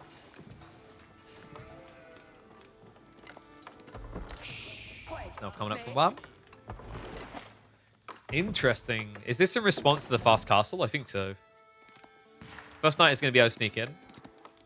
I mean, it's a pretty good spawn for this type of wall as well. Just fully protects your gold. B's name has nothing to do with the animal per se, but it's derived from his favorite breakfast cereal as a kid. Oh, really? I don't think I've ever heard of that cereal. Oh, man. That now makes me want to meet a player called Weetabix. I still think it is criminal that I've never seen a player in any esports scene called Big Nugs. You know, like Big Nuggets. So I don't know what it is about that name. That to me, that name is powerful. Just call yourself Big Nugs. Hey, what up? Big Nugs here. Can you imagine the callouts? And he does it! It's Big Nugs!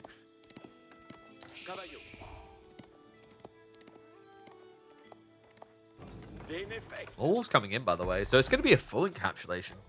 I mean, that does hold back the lances. The funny part is, like, Anatan right now is reacting with spears as if they're needed.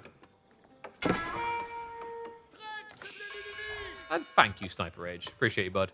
One of the best AoE 4 narrators. Thanks.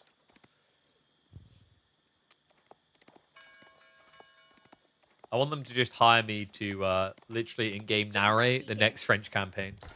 Be a combo of my true British accent and me just doing really bad French accent ripoffs. Never saw that much walling from France? You clearly haven't watched enough WAM games. There's a saying, and it's WAM's walls. You can probably guess what the saying's for.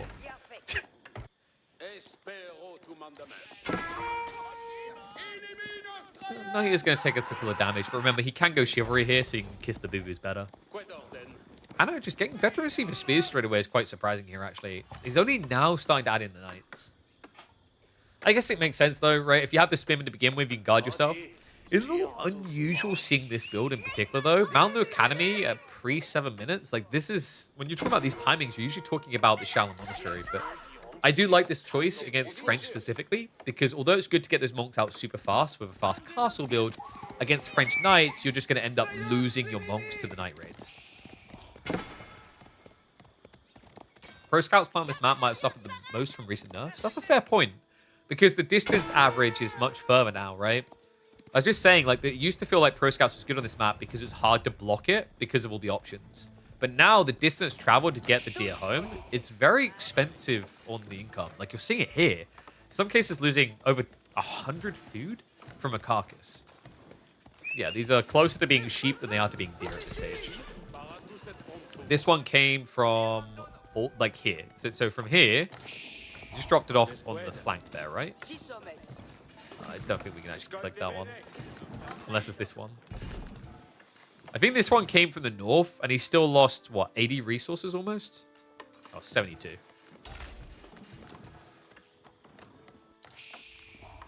I know, just bloating in the spears.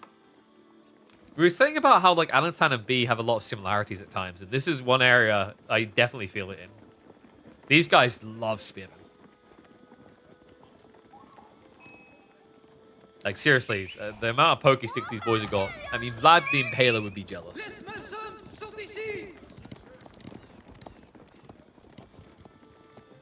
It's going to tuck tail and run from Wham. Prepping for his castle play now. I imagine Antan's considering relics soon. No sign of it just yet. I guess because he hasn't found a fight with the knights yet, it's very risky to add in monks because those monks could easily get intercepted. And then you just waste resources. Guildhall now on the way. He half-walls? Yeah, I mean, but the problem is your opponent's teched up long enough that things could be coming in. It's too risky. So I can kind of see where he's coming from. Like, technically, if you think about the way Anatan played this, he opened Spearmen on Castle instead of Knights. If it had been Knights instead, by the time you're trying to wall here, the first Lancers should be arriving. And you can't stop a Lancer from killing a worker. Unless he fights you like that. But just to reiterate, he probably should never be fighting you like that. Ball play now from Anno. It's so refreshing to just see pro scouts not just being immediately on the menu for Sushi, though. What tournament is this? The best goddamn tournament you can watch all year. The Midweek Muster. This Lancer is definitely not good. Spearmen are rotating around the back. Remember, Wham hasn't built anything but Knights so far. Yeah, it does come with its hindrances here. Spears are going to get the torch through. A lot quicker once you get Castle Age on that burn power.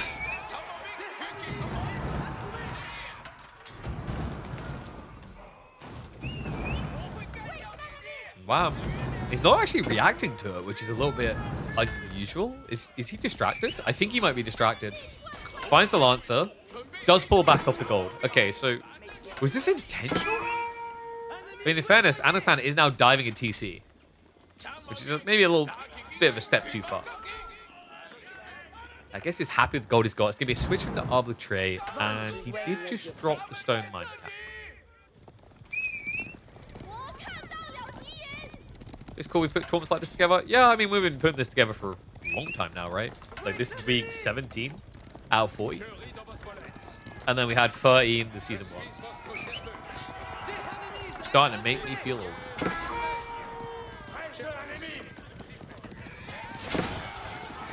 This is. You did get a brace off there. They just went straight for a stab by the looks of it. We'll get munched down by the Knights. I don't like the way Anna got caught here. This is pretty rough. Remember, these guys will heal off. Chivalry is a hell of a power, and it has already been researched. So Wham will begin to kiss those boo-boos better. You just lost several Spearmen, and technically gained nothing but a scout kill for it.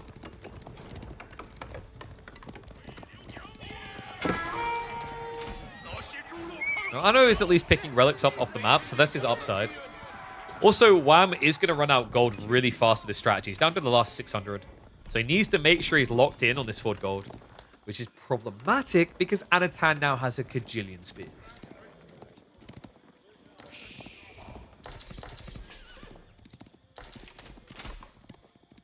Behind this also has good food access. On this left side, deer, berries, boar. Scouts aren't really pro-scouting anymore either, are they, from Wham? No, they've started to spend a lot more time with the main army.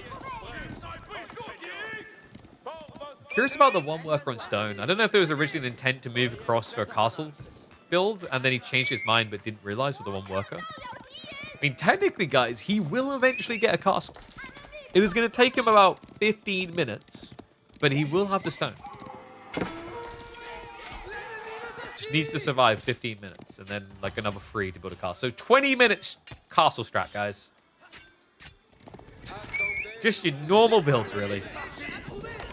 All right, there we go. He's switched to 5 now. That makes a lot more sense. Spearman. Uh-oh, it's happened again, hasn't it? It has. These Knights, they are getting low on the health bars, though, so they will have to retreat. Just enough spears to not be completely overwhelmed that time. However, the Arbitrary are going to be able to start sniping them down. No Gambuson's tech, mind you. Pretty good fight. I mean, he ends up losing, what, a scout? Maybe in 1 night, and that's it. Anno just keeps taking these really unfavorable trades. It's the 2nd time now. And once again, it's the French Knights that are going to heal that damage off. Yeah, these are where I think people start to feel like French Knights are broken. Like, we probably all have that experience where we go, we fight, they win, then we come back, they win again. You're like, what the hell? They should be more damaged than this. That's the power of healing. Wham just has to be loving life as well. Because remember, he's got a guild hall trickling resources in, up to 600 already.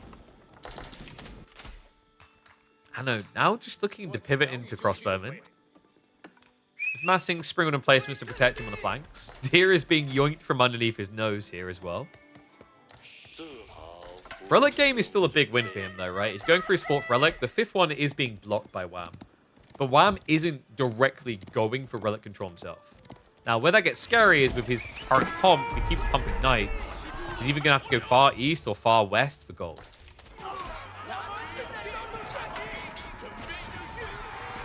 Wow. Let's go stand his ground again. I know his economy seems much better. It is. But the trade-off is, if you're losing units and I'm not, does it matter that my economy is worse? That's the way you have to think about it. Look at the destroyed value difference right now. It's kind of ridiculous. It's a quad up over what Anno's killed. So, you know, there is a degree to which you can keep arguing, oh, my economy is just better. But if you eventually just keep losing fights against knights, which will heal off the damage, the economical advantage doesn't matter. Right? So there are limitations to what Anatan is trying to strategize.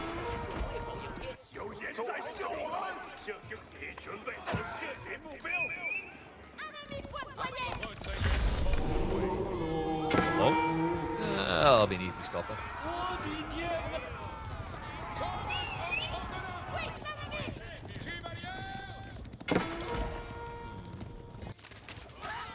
Lam is trying to aggress here. Best of trades there for him either. Considering you have Arbitrary, you want to kind of just get those beast drops and be able to stand your ground. Always awkward to find the right place though. Lam should be getting ready for a castle drop. It's now coming in. This is critical because this whole idea that, oh, Anno's got much better economy. That's where the discount rates on the castles becomes a huge game changer. Remember, he's going to discount knights from 240 down to a mere 180 resources. Yeah, at that point, you're paying less than a Keshik to get one of the best knights in the game. Knights are starting to slip in and find these hits. Chips down a few more workers. I know the big problem is he's playing wide. We talked about Wham needing to play wide, but the difference is like one side has cavalry, the other really doesn't. Again, goes to the garrison on the outpost, but you could technically burn these down. Does show respect and just backs away from the sprinters. So 11 worker lead now.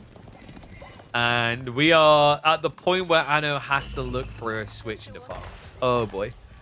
Guys, this is the kill point.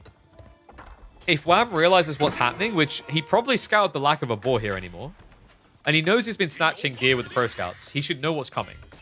And with that detail, it gives him a clear kill point. Especially if he goes for a tech up, which should be available quite soon. Yeah, 1,680 food already in the guild hall. Yeah, remember, it's not going to be enough for Anatan to start building farms. He's going to need to mass farms up. He's going to need 1 or 2 minutes for it to start paying off. So there's like a good 4-5 minute window here for Wham to exploit.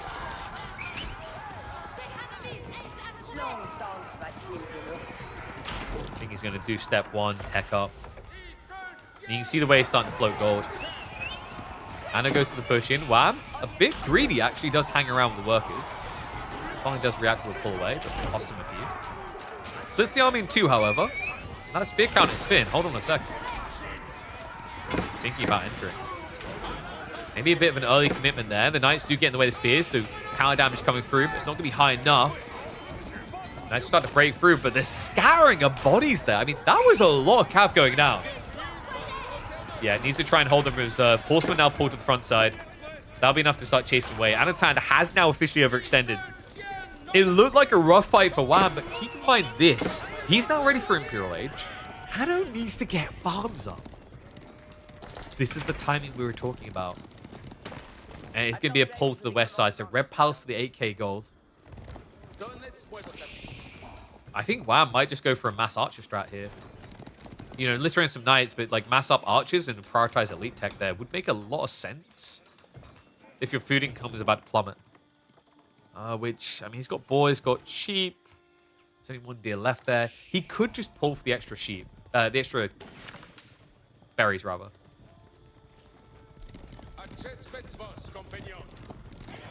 And has 2 free relics he can pick up. That's a fair point, actually. He's got 1 sitting in his base. He never... Oh, God, he never went back for it. This was the one that got sniped by a knight. And then this one was never played for? He's going for it now. I mean, he's going to realize when he comes back, and it's going to be kind of a face-palming moment. Because he has had just a free extra 80 gold sitting in his base for a while.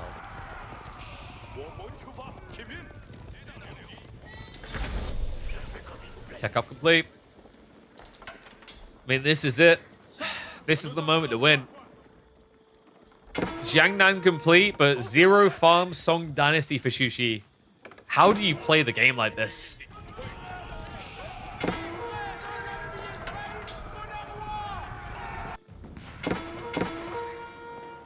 Just the knight starting to creep in.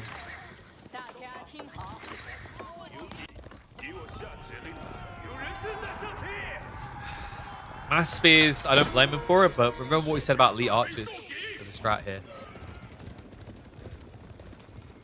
Oh, he goes to the Arbiter though. wait. He's got 10 arbors, he queues up elite, and now he's adding in hand cannoneers as well. That's kind of funky. I mean, the hand cannoneers can work here though, right? This isn't China. You're not worried about them eventually getting better hand cannoneers. It's Shushi's legacy. They cannot build guns. But it is a very slow composition to bring together. And, yeah, he cancelled it. I think it was a misclick.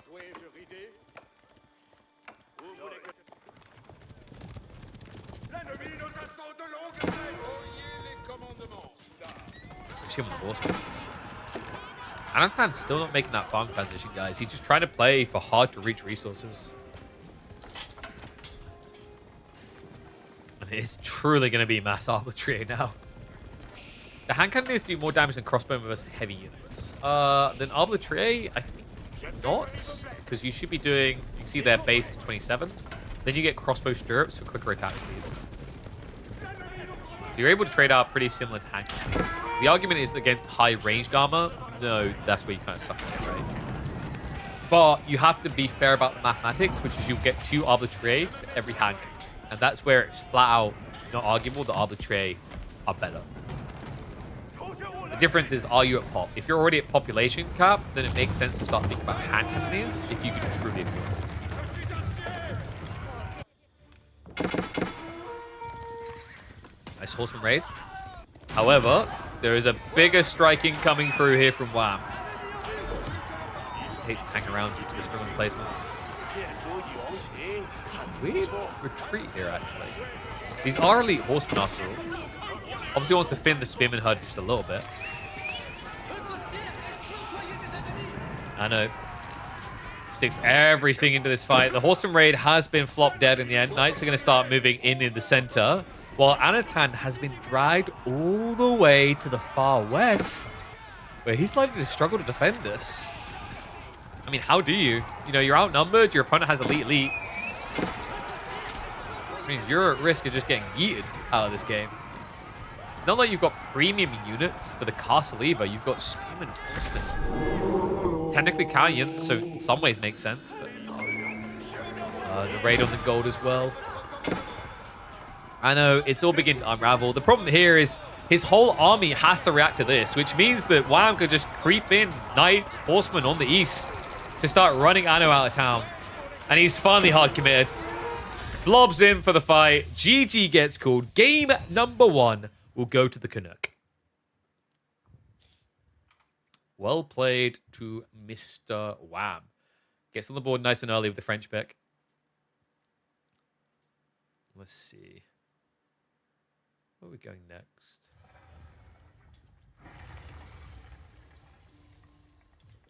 So up next, we've got a Tundra game.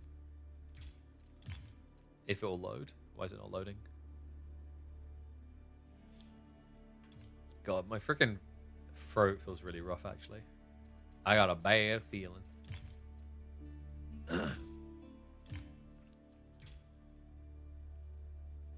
All right. Golden Horde versus Order of the Dragon. Freaking Canadians and the Order of the Dragon. They do love it, actually. Final series of the week? Nope.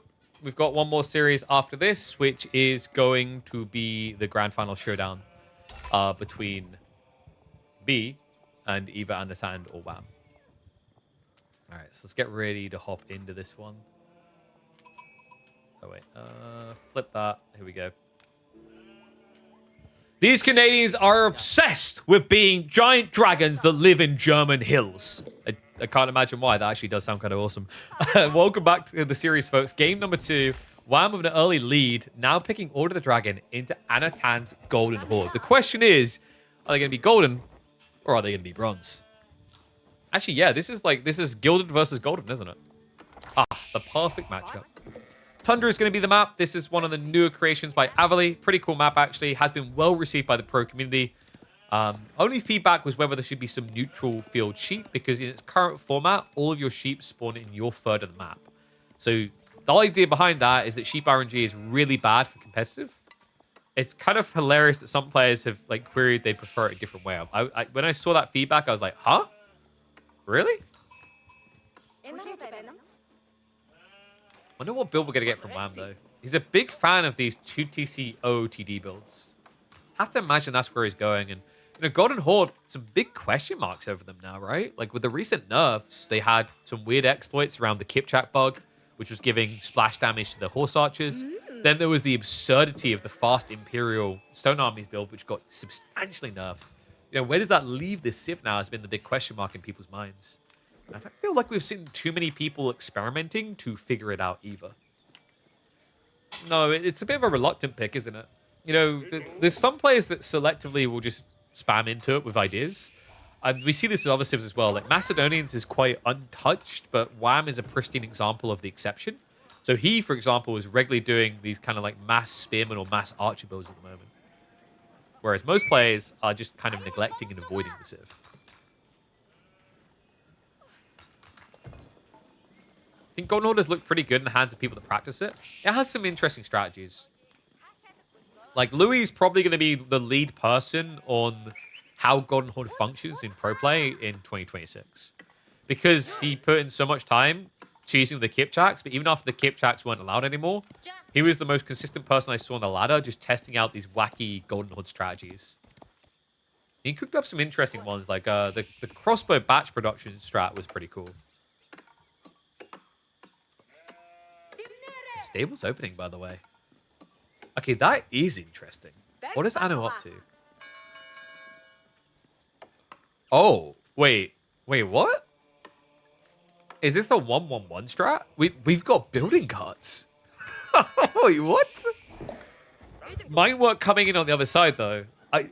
This feels like the type of strategy you do if you're thinking your opponent wants to go 2TC, no? So these building cards, I've been pretty harsh about them. I don't rate them highly at all. The problem with the building cards does exactly what it sounds like. It's the Mongolian building cards. You can just basically pack up and drop off a building somewhere once. And you can choose any type of building from that age that's militarily oriented. Sounds cool in theory. Like, yeah, let's just walk them across the map and drop them here and build an army.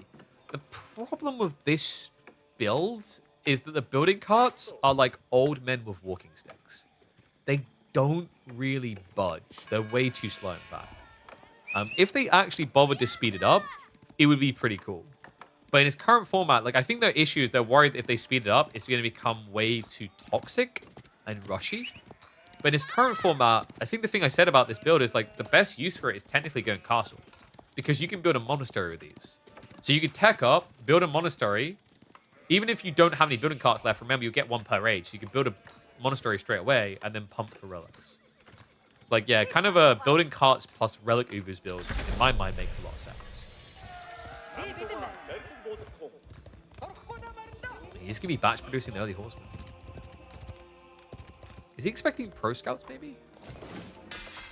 It's going to be a Rax drop coming in from Wham. Already snuck the back deer with the walls up. Shows a lot of respect to the Golden Horde tempo, considering, like, technically you don't need the walls until you've heard Feudal for the Golden Horde. Because I'd say Golden Horde is probably one of the least likely civs on average to Dark Age rush you currently. They're not the worst in the game at it, but They're a weird one because of the batch production mechanic. So, buildings are just going to move up a little bit and deploy. Archery and racks. But you see what I mean. It's the movement, but it's also the speed at which it takes to become active. It's pretty absurd.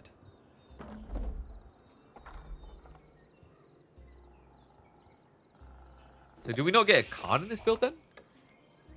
No, this is like, is he just completely ignoring the card? It seems like it. I mean, he literally doesn't have an Uvu for this build. So he's definitely ignoring the card. Okay, this is very different, guys. Anno is cooking. So he's about to play Golden Horde without actually leveraging what makes the Golden Horde truly unique, which is the Khan Tortagu system. Which is surprising considering how effective Tortagu have proven. It's going to be a creep out on the stone. This is just to get his hands on the Arislit's fortifications. So he's going to try to break the gold because it's a fast castle build. Oh, is he going to be fast enough? I mean, you could stop your opponent from reaching castle with any real amount of gold, I guess. The problem is with the outpost placement, like, how do you actually stop him? Because you're going to have to dive, and you haven't got many troops for that. Keshik's finally coming in. Yeah, kind of interesting, the horseman beginning. I get the idea. I think Anatan wanted to stop the outpost going up, but it's so difficult to use horsemen to stop an outpost rush, especially against gilded versions. Yeah, these villages are just so tanky. Cheeky little micro from Anno. I like this. Arislitz is about to come in, though, so it's going to get a lot harder. Yeah, Arify now returns. An immediate ambush effect there as Wham gets the garrison. Gets a kill. And he's played this really well. That was sick. He literally waited until the last fraction of a second to garrison to the point that the first arrow had been shot, but it was checking for the extra workers after that, so he got the full flurry. Anyone else getting the sinking feeling with this strat, by the way? Like, I'm kind of looking at it now and I'm stroking my chin. It was intriguing. It was cool to see, like, this experiment.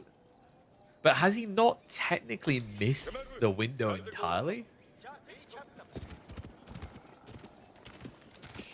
I don't know, man. I don't know if Uvulus is the way.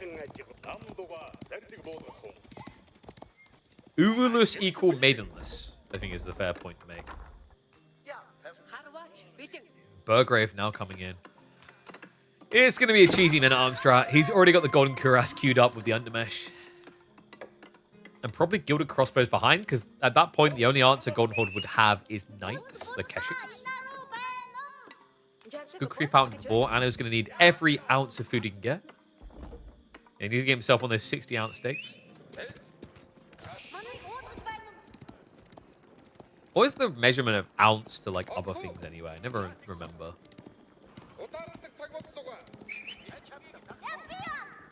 So 1 stone is 224 ounces. Sheesh. Which is 6.3 kilos. 60 ounce don't sound like that much. It's going to cost me a lot in a row.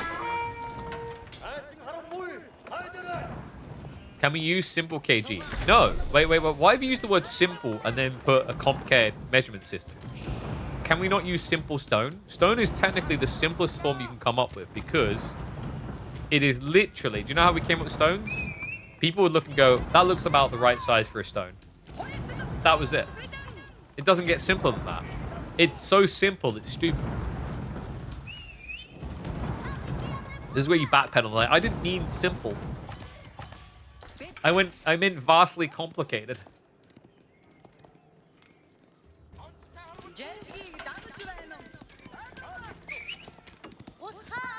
Anna has broken through the wall, but to be fair to Wham, he kind of got what he wanted. He got the deer.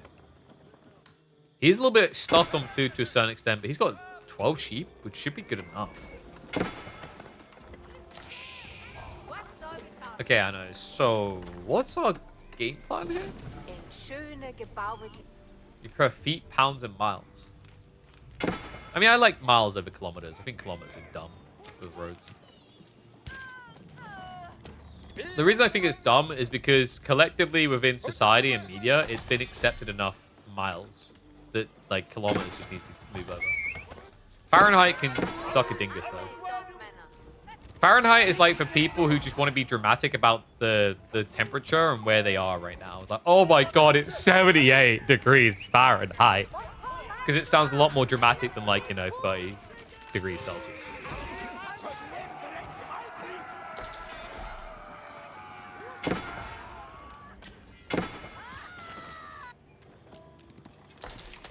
I think this game might be over, guys. I'm really not sure what Anno's meant to do with this. Can't we measure everything in hamburgers? I think you mean a dumburger. I would like to measure in dumburger.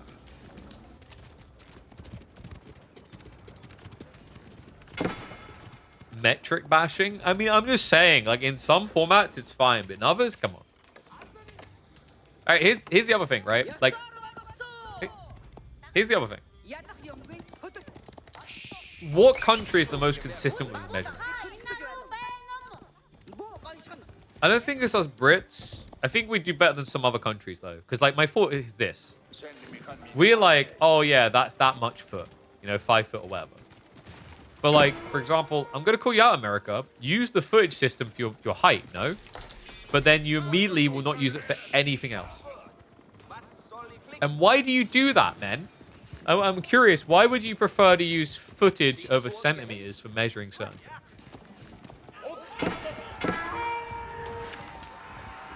So it looks like Anno's only game strat here is to ignore army and try to kill economy. Which works to a certain degree. But this is like having this is just the growing concern. This is like the zombies at the wall. If we ignore them, they'll eventually give up. They won't body so much they break the wall, right? They will. This right here is the Dragon Apocalypse.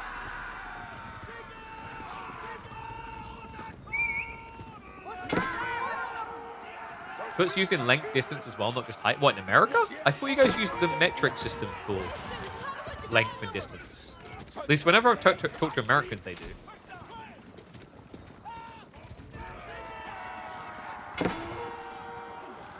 You guys use feet and inches? Wait. What? Really? Inches, feet, yards, miles. Okay, but I will... Okay, so not as bad as I thought, but I will say the yards thing is... I can't get on board with the yards. Like, you know... Also, I think what makes it worse to me is... was it the movie The Longest Yard? Actually, no. I'm trying to think which one came first. Was it that or was it the British prison? Actually, it might have been Longest Yard first because it was that original 1974, wasn't it? Well, this is... I mean, if you're wondering why we're not commenting on this is just redundant. He has killed 1 men-at-arms and has proceeded to lose half of his army. By the time he lost all of his army, there should be a second men-at-arms going down. Wahoo! I think there's just one so far, right? Like, we've almost got a second. Come on. Just hit the one at the back, please. Yeah, this is over, guys. It's going to be a 2-0 lead. Wham, 1 game away from a grand finals day up against B.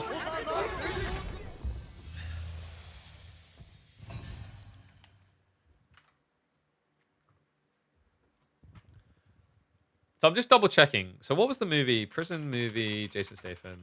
I always forget his name. It's a great movie if you guys haven't seen it. It's Mean Machine.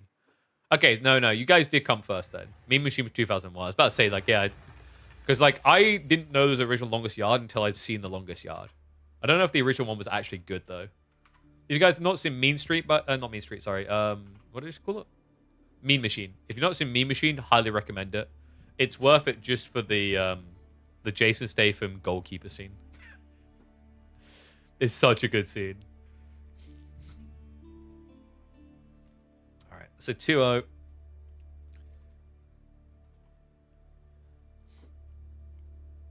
But yeah, that was probably the most stompy game we've seen all day. I feel like the Beastie B one on that map was less stompy than that. That just felt like there was no win con for him almost immediately.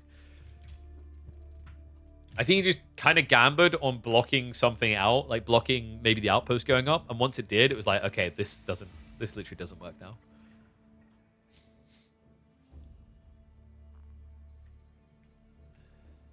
In football, proper Americans, we use yards to measure distance, but you could just use feet, no? Could you not just use feet? Like, what's the yardage to feet? I'm curious on this. So, 1 yard is 3 foot. Look, you guys, I think we can agree Americans like bigger numbers, so, like, wouldn't it have been better to have just done that?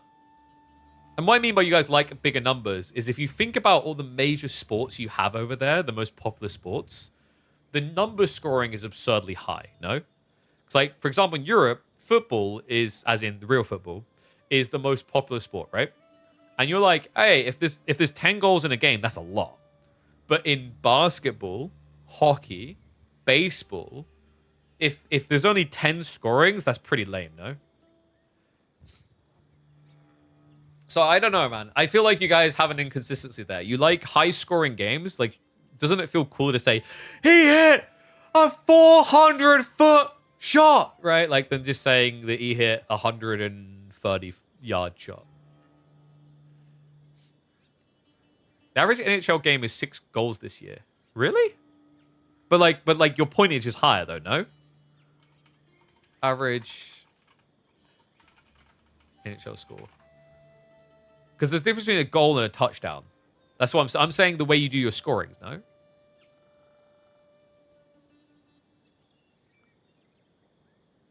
Hockey single point per goal, but I feel like there's a lot of goals.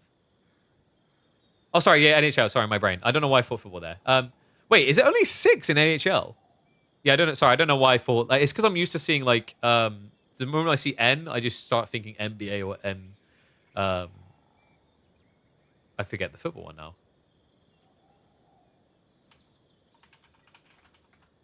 Why have I forgotten the acronym for NFL? NFL, right? Yeah.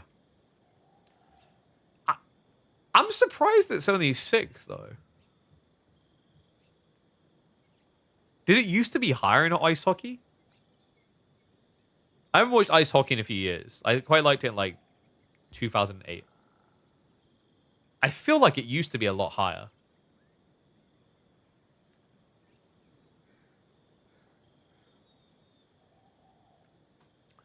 Let's see. Average hockey goals scored.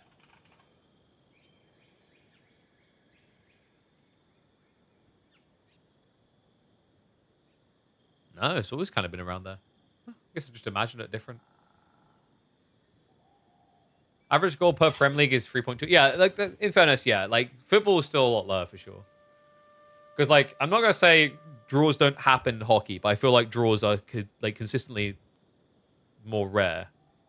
Actually, I'm trying to remember too. I haven't watched hockey in so long. Yeah, you can get draws in standard games, right? But like it's less common. Wait, can you get draws? Oh my god, it's been so long since I've watched hockey. I don't think you can get draws, right? There's always... Because you have a shootout in the end, or not. I'm pretty sure you do, even on a standard game, no? Considering I'm looking at the scores recently, and there's been a single tie, I'm pretty sure you always... They recently... Ah, that's why then. They changed the rules. Got you. Yeah, whereas in like football, we just kind of allow for ties because like penalty shootouts, some people think they're epic. I kind of think they're lame. It doesn't matter. Like, you can be the best goal in the world, but even, like, there's an element of, like, guesswork to it. You know what I mean? Like, there's skill, don't get me wrong, but there's also, it's such a big goal, there's always going to feel like there's guesswork to it. All right. You guys ready? Let's get into it, man. It's looking like a plow through. All right. Looking like a plow through unless Anatan can start to mount a defense real soon. He is on crash course for elimination here. Game number 3. If Wham wins this, he is through. But it is Roos versus Delhi, which can be a funky matchup, especially on a map like this. Hime-Yama time for game number 3. Winner of this series, remember, will be going up against B in our grand final showdown. Interesting pick into Delhi as well. I've been liking them on this type of map just because of the freedom with which they can play for the central pond control. especially against an opponent like Roos. Roos don't really typically go for that fishing because how expensive it is to get those boats out. Double hunting cabin beginner though, and he got blessed, endowed with a big wood line. Yeah, the conjoining of the two is actually really good here. It's usually a bit tricky to get valuable hunting cabin placements on Himiyama, but fortune favors the Roos. Yeah, like look here. If you went for this, you could kind of trim part of this tree line, but you wouldn't get the full value.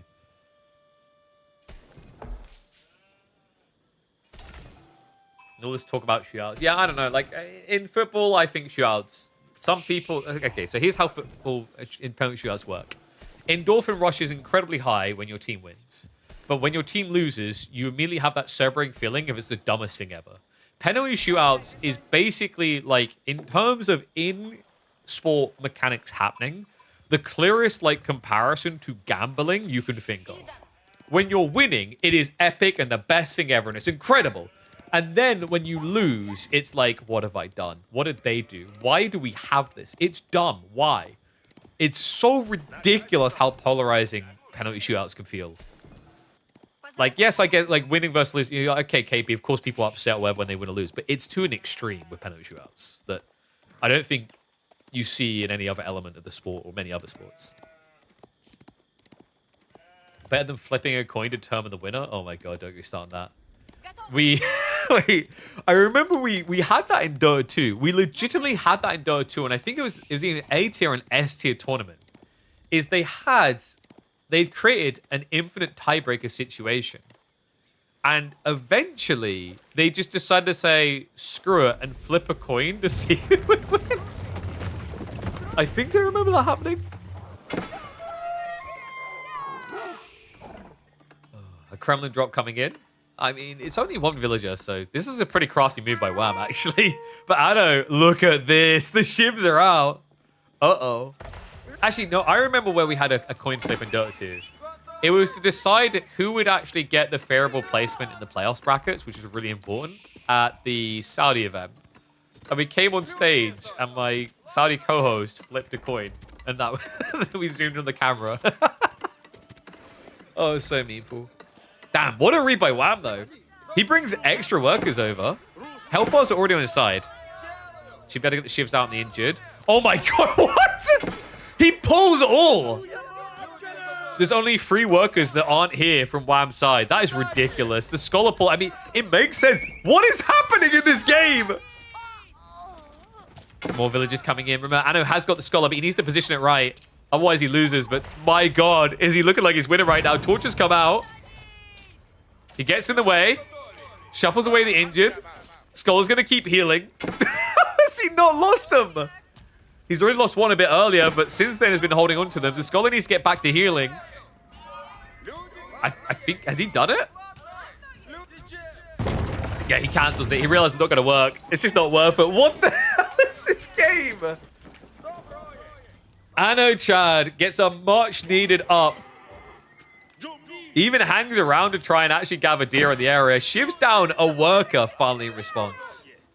Wait, Anna. Ooh, whoa, wow. What is this game? Oh, this is pure brilliance. That dirty formation shuffle as well. Got him away from danger. Remasked so quickly. He's still going for this. I get the logic. It's like Anno has idled himself a lot now. And Wham's like, well, he's got 15 idle, I've got 8 idols. So if I can drag him around more, it's worth it. Golden Gate now in the way. I think the thing you have to remember, though, is like Anno also has had fishing the whole time, right? So like that helps him out a lot. This is like the most ridiculous beginning I think we've had to Himiyama in a long time.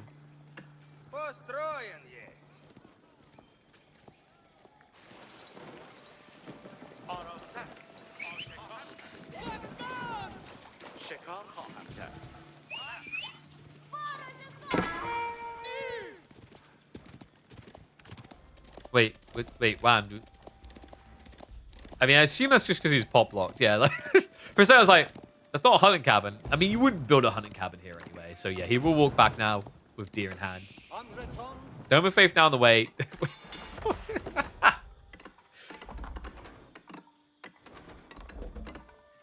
This is just ridiculous. We've got a Dome of Faith in the middle of the map. The weird thing is, in like some ways, this is efficient if you wanted to garrison them in the dock. I just don't really know why you'd want to garrison them in the dock. Fair to say that Anno can't really afford to lose this central area now.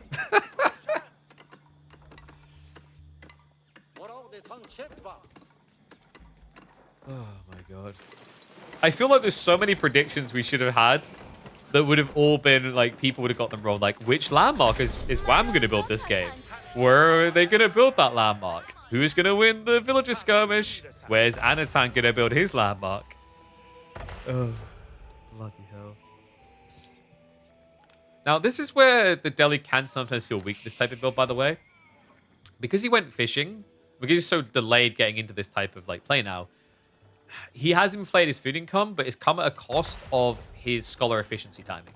So like, he doesn't have text coming in rapidly approaching that 10-minute mark because he's delayed himself by an extra 2 minutes. He will gradually get them for free, for sure. But depending on how your opponent reacts, like, that's where they can get an advantage. And notice that I emphasize how they react, because WAM did pull all of his workers to the middle of the map and lose the landmark attempt. So he didn't really put himself in a beneficial position here. Looks like it's going to be a full move up now. So he's just going to look to actually start gathering the deer on the front line.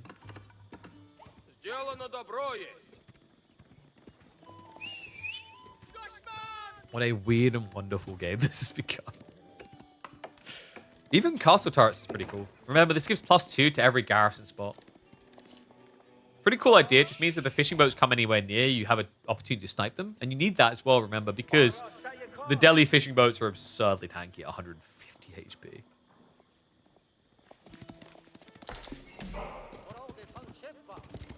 Dock is a drop-off for food? Yeah, but if he tries to walk up and build a dock here, these are now feudal age fishing boats. They actually hurt. And considering the difference in movement between the dock placement and the wooden fortress, it would be a little bit weird to try and do. Like, you could easily end up losing 1 or 2 workers. And that back and forth hoo-ha of you not quite getting it and you getting idled and delayed is really painful there, because you know your opponent's going to be building army. Interestingly enough, the army isn't what I would have expected. It's going to be spears, but... Oh, wait, no. I was about to say, it makes sense with the knights. I didn't realize they would be here this quick. So 2 knights already in position is going to force the spears. Not ideal for Anno. Normally you want to be into Ghazi, but this is a forced reaction. Yeah, remember, if this was just horsemen, it doesn't force you into it. You don't care. But knights, you have to react to.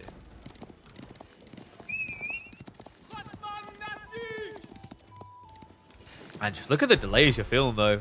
You know, this is what I meant about Delhi's timings being very different when they fish. Efficient production is the biggest pain by going fishing. When I said you miss out on the scholar text, like, that is the one that kills you so often. Because remember, efficient production turns this racks into 2 racks, basically.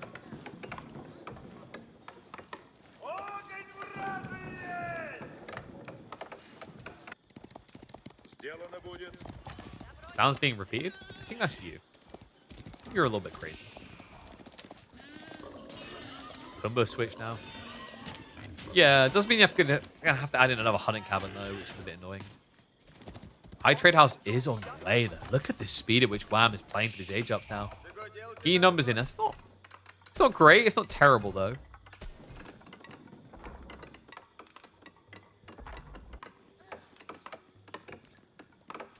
How's Anno gonna react to this? Could he rush an age from his position? He's setting up a gold outpost, so he's aware of the need to be flexible in this. Could just be that he wants to scale more scholars, though. I have seen Delhi play this from an age behind. It's not as tragic as you'd think, especially since Horse Archers got nerfed. Yeah, remember, Horse Archers used to be 12 base damage. Now with them being 10, they are a lot worse at dealing with Ghazi than they were before.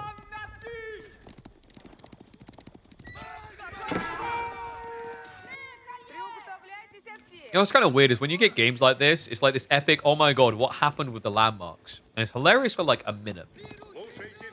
But then you feel the game get really slow afterwards because it's the knock-on effect. It's like, well, we weren't being efficient for an entire minute or 2 here. So we're really inefficient now. So we're kind of in the recuperation phase, recovering from the loss of earnings. It's like when you lose your job, but then decide to like tier 3 sub to me. You're not going to feel it straight away.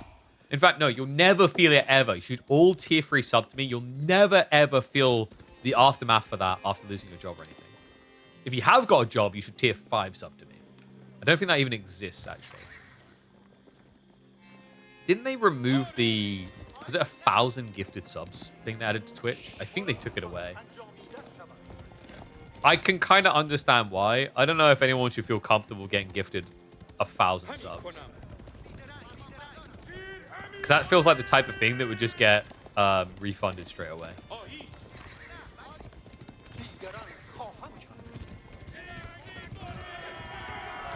You can still gift 1,000? I just checked. I can only gift up to... I think it's 200.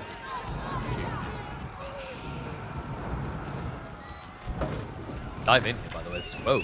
Okay, this is an ambitious break. I know. Does sack his scholars for it, but that absorbs a lot of the arrow fire.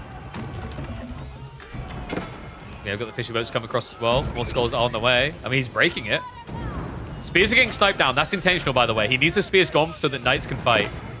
But there's so many spears to get through. The Ghazi, they jump straight on top of the workers. Able to snipe them down. Body blocks do come with the knights. We're going to save some of the lives getting home. Anatan getting a nice strike in there, though. Necessary one, considering how heavy of a commitment this was.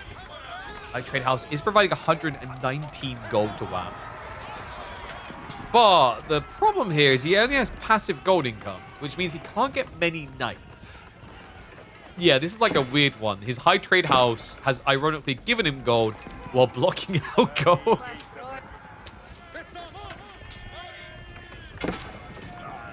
So much so, WAM hasn't even bothered with blacksmith decks.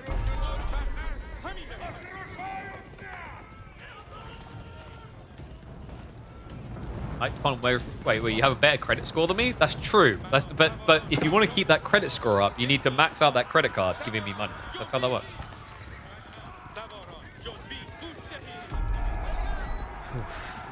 And then times. Now getting the sacred sites. So Gold Gen's going to allow him to start inflating towards a tech up play. Well, I'm just doing the best he can to try and thin the herd a bit. Bloody fortified walls, always a pain in the ass though. I mean, I guess if Anno pulls 2 or 3 scholars forward, he can just peel off the injured Ghazi and always heal them. And then come back in the fight. That could be his big edge here. Spear count is looking pretty good as well. Also, Sacred Site gets locked in, then he immediately does get sniped. Ghazi will look to charge the other way. Horse archers scramble to try and get away, but that knight can't protect them. Remember, horse archers die very easy here. Fragile unit. Also, on top of that, the way he's microing, he's trying to split into groups, but it's catching him off guard. -3 horse archers. I think 1 Ghazi kill. Yeah, great fight by Anno. Now an extending lead. Ghazi will eventually beat the knight up here. I mean, that's a good trade as well. 1 Ghazi for 1 knight. A castle knight at that. You're really happy with that. And throughout all that, the Sacred Site wasn't taken away from him. So Castle's going to be coming in very soon for Anatan. From a powerful position, actually. Villagers. Oh no, it's an overchop! Gets in. The sniper worker down. We'll respect the tower, though. No castle turrets on this one, but still painful. Especially when you know your opponent has to be thinking about age up now. While he also still has the fishing, while you haven't been able to think about relics. I mean, there's a lot of big question marks over how WAM navigates the next few minutes. He hasn't been able to raid with these horse archers. House of Learning now on the way through. I know. Rushing up with 14. He could switch into Lancer play almost immediately, actually. Lancers with home blades on the way is a big concern for WAM, considering horse archers specifically got nerfed against heavily armored targets.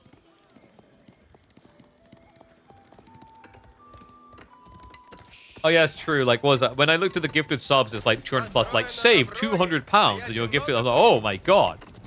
Why are you guys not taking up these deals?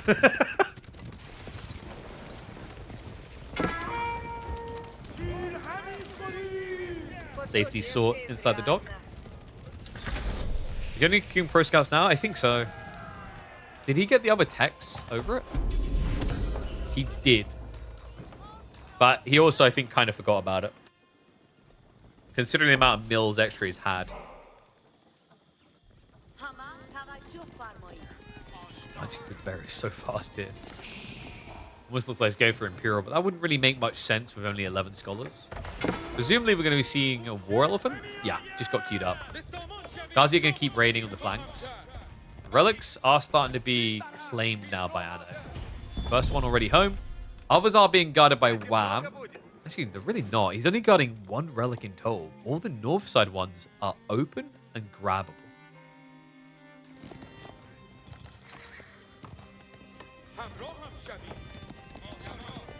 Wham will try to switch into them now, but it starts to feel like a too little too late type situation here. I'm expecting Anno to grab, if not 3, 4 relics.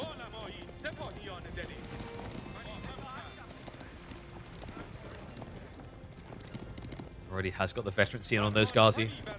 The scholars now already in position.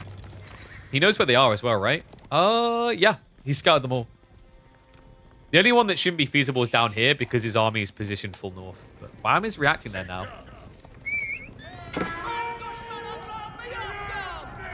Horse archers are going to chase out.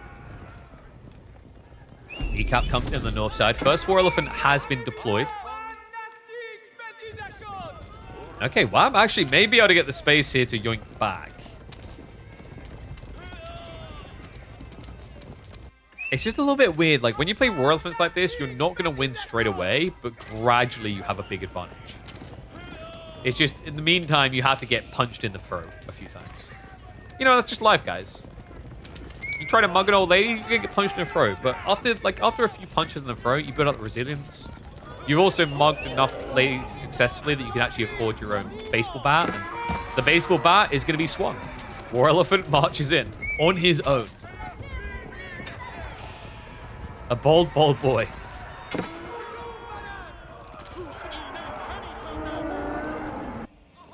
Wait, Spearman raid? Wait, what? Oh, no, no, not the repair on the house. Come on. Does re-scramble together with the formation shuffle, but remember, that's a broken tree line. They can keep on diving. They are veteran spears as well, so they can eradicate the knights. I mean, this little distraction's a big one. Remember, Wham is microing horse archers. That requires a lot of attention. The spears are getting better trace than they should have between the idle, the kills. I think that's an extra 4 worker kills already. And the horse archer positioning less than ideal. These fat spears are gobbling them up. Ghazi even getting in for a little bit of a whack. Anno with a healthy worker lead, as well as a healthy War Elephant count. Only 4 knights that could theoretically contest it. And horse archers just aren't going to deliver quick kills here. Especially when Mahoo's being prioritized. Good read by Anatan to go for that first. Fishing boats are going to get idled out again. Still a decent amount of food here, by the way. About 1,100 food left over. Oh, sorry, not 1,100.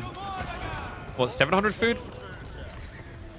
I say as he loses all but 1. Whoops. The relic game. I'm kind of surprised. Wham actually has an opportunity to get a second relic here. That's a pretty big deal considering how grim things looked a minute or 2 ago. Still, he has got this issue of 1 unit comp. You know, it's very one-dimensional what we're seeing. To make matters worse, look at this. I know, the fact that he managed to maintain military lead while going for a castle drop. Huge boon, huge advantage. Villagers are going to be moving out now. Horse Archer trying to decap the northern sacred site. It's going to struggle with that. Wow. Isn't going to happen again. This time, he will garrison inside the outposts. Ghazi happy to hang around, though, with a 5 ranged armor. Oh, wow. I don't think he saw that either. It's a castle not known about.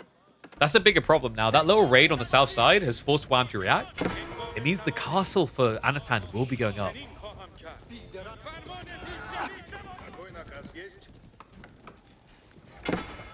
Just feels difficult the way Wham's forced to play the game now. All these flank resources. Remember, this was a no pro scout build, so that's the trade-off. You know, especially for Roos, the reason why pro scouts still can make sense a lot of time is the investment into a wooden fortress is very expensive. It can make sense due to the extra garrison slots, but the initial cost is very high. Especially if you know you're going to rush through those resources fast. Weird relic there from Mano. Don't know where that dude was going. He wanted to learn, dude. He just wanted to learn some things. He's kind of unwelcome here, though. We don't take kindly to trinket carriers. Castle does get revealed. Lamb now knows about it. His army is trying to break the south side, but there's nothing here but a scout. This might be a problem. Horse archers also just getting wasted. End up diving under the castle. Good intercept. Mass archers find the knights. His army is steering north. I know. We'll look to pull away with workers and the war elf. Yeah, no, we ain't running into that. We've all seen how that story ends in the past. That's the quickest way to lose a game with mass horse archers. Good positioning for Mano. Reminder, guys, this is potentially his last game. He needs a win here to stay alive. He's playing it just right.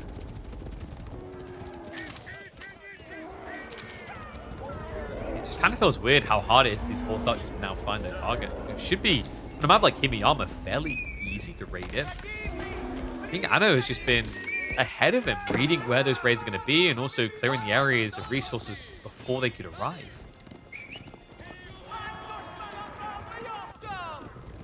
Looks like Wham has got a plan, though.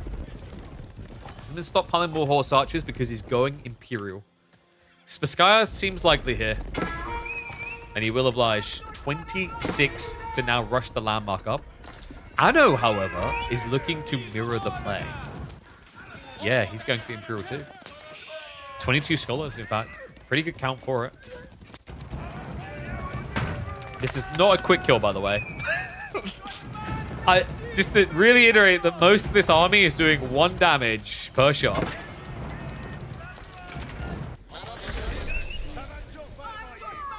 It's our academy to follow. Okay, so Anno just looking to outfood his opponent, which does make sense considering Wham has played pocket economies. And the deer's almost ran out down here. The deer's practically gone here. We already took out the berries over here. And you can't really go this far out for food. The boar is also quite risky. So there is a need for farms coming in for Wham. You just saw his food income plummet, in fact. While Anno's is about to rocket up. It's our academy complete. Remember, this generates food based on every tech researched. He's already going to be getting about, I'll say in the range of 160, 200 food per minute already. Yeesh. And what does Anno do with his newfound resources? More war elephants. It's breeding season in India. Already up to 228 food income. Reminder, by the way, he has got 24 scholars, so additional techs will be coming in really quick. 15 here, minute on getting animal services. Remember, that's a tier 3 blacksmith tech that's only taken him 1 minute 45 in total. 342. This landmark is kind of crazy how it creeps up on you. A warlord attempt is a bit ambitious there. Just to switch over into the docks, that's got plenty more health left. He's just biding his time. No overreaction. He's just going to wait until his army's fully juiced. We've got, what, biology in 2.5 minutes. We've got time bonds in just 45. Sheesh. We have at least got mounted training coming in from Wham. But this is wholly just the horse archer strategy. It's very one-dimensional. And this type of strategy has been nerfed. Especially against 960 HP elephants. Oh, good lord. He springs into action. Gallop activated, but Lamau, what is that damage? No. Alright, he needs incendiary fast. Imperial horse archers are good versus war elephants. 14 damage versus 12 armor says no. They are really bad against war elephants. Yeah. Even with incendiary, they're not very good. Even with +3, they're not very good.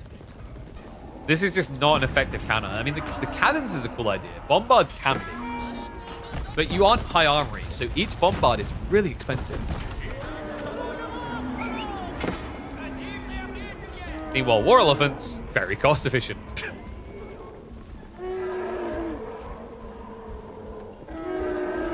I'd like to point out this is about to get worse. Biology is just a minute away. Streltsy can be, but the big problem people have with Streltsy is A, they take a long time to scale into. B, in this situation, you're up against mass archers. So when you combo meal those two, Streltsy is very hard because archers will always outrange you, especially Pake's archers. And if he goes for silk bowstrings, which is easily done as the deli because, you know, not a very expensive tech. Look at that. That whole no price on it thing. That's the big problem you run into. It's like Streltsy will just get eliminated with these. Yeah, for Wham, for him to justify Streltsy, he'd need to be at like 170, 180 pop already. And that's before we talk about the food cost, by the way. Mangonels will deal the archers, but you need to get adjustable crossbars, which is expensive again. And also, you don't deal with war elephants. You know, the cannon idea makes sense because it's the only thing he has that can technically beat war elephants.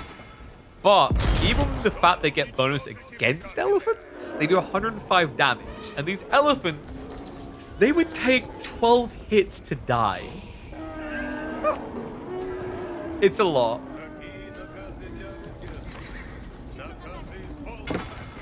And that's without calculating healing in the involved in the factors, by the way, which will eventually come. Once he's finished getting these techs in, he'll be able to pull the scholars for healing.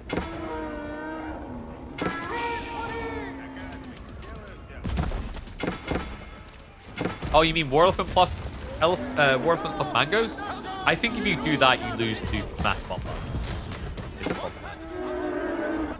Like Archer War Elephants makes a lot more sense. Small group is going to split off around the back. Bit greedy here from Anno.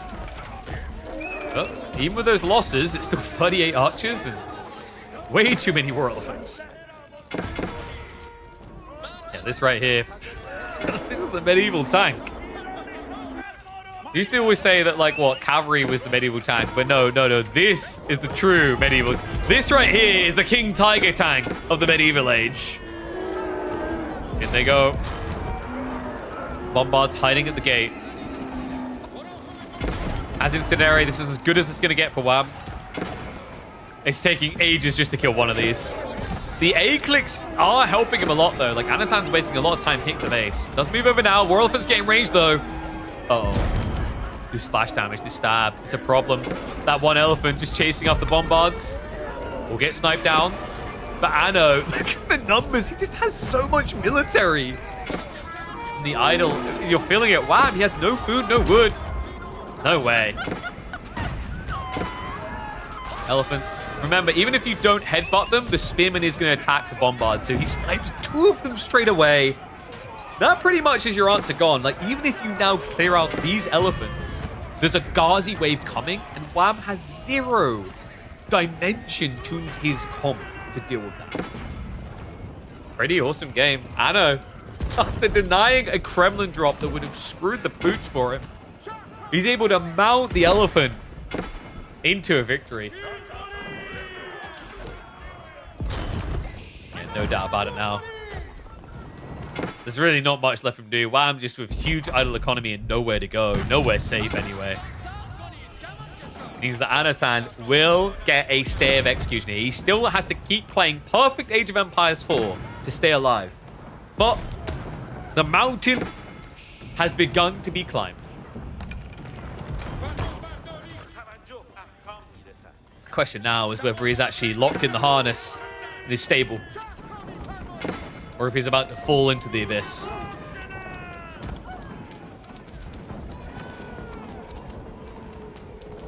I think Wham's just processing the L.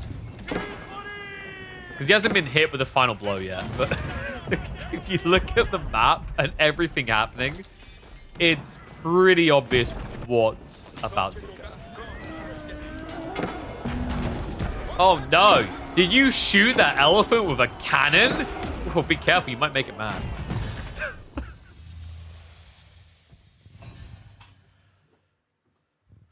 All right. Anno Chad not dead yet. So That'll be a right side win. Delhi versus Rouge.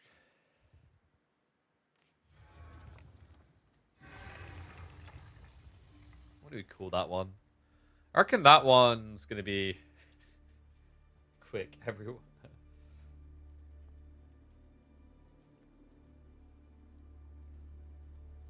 It's a villager, a Dark Age villager party at the pond, I guess.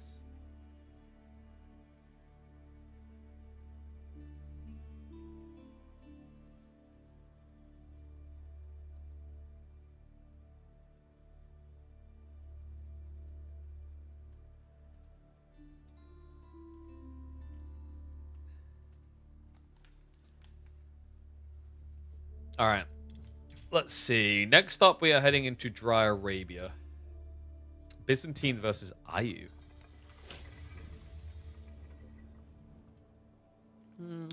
I think this one can kind of be back and forth, no? I feel like Ayu has to get a bit crafty, though, to force some things out of Byzantines.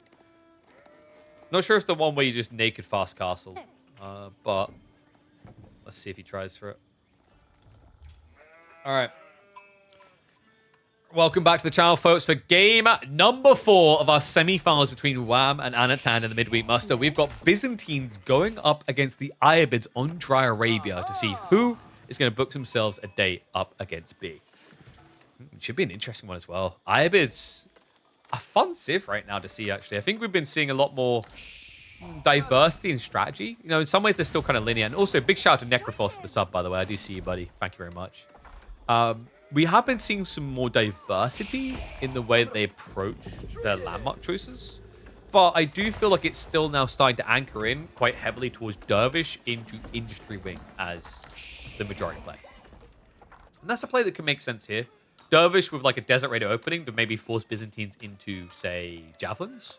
And then you just play for a castle afterwards. Has to feel pretty advantageous. Wasn't Byzantines banned by Anachad? Bans aren't wholly inclusive. They're targeted. So what happened there is that Anatan banned the Byzantines away from his opponent and then picked it. WAM banned the Byzantines away from him, rather, and then picked it.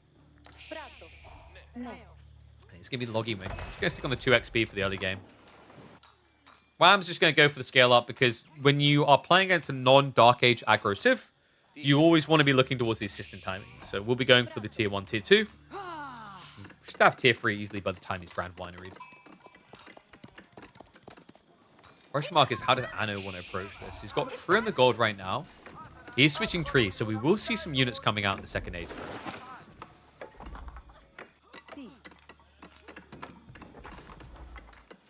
Wow, what is he going to be looking for, I wonder?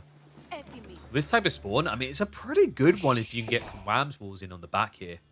Yeah, I mean, you'd have the 6-stack of berries here. You'd have a wall to just run behind for the 8-stack. You could even wall to create these weird little segregation points that make it easier to hide away from raids.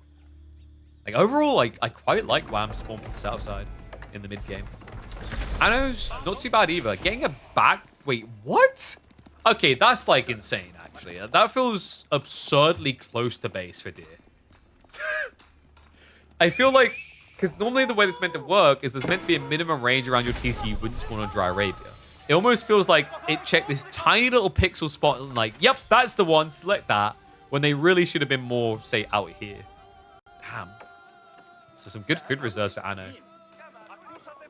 On top of the ludicrous 16 sheep he already has compared to the 7 of Wham here. Scout Dervish is going to be arriving already. We don't have any real unit. Anno is just going for a full naked fast castle.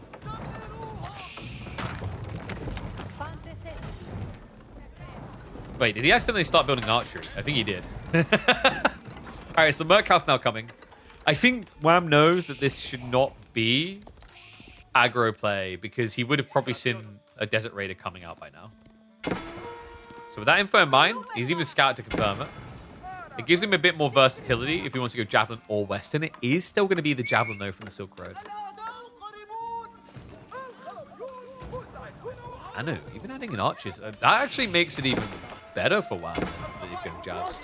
Jav's contract also keeps good value in the castle, because remember, once you hit castle age, you can start building into camel riders. Camel riders are actually super effective against desert raiders. Like, camel lancers, rather. Camel lancers get destroyed by the camel riders.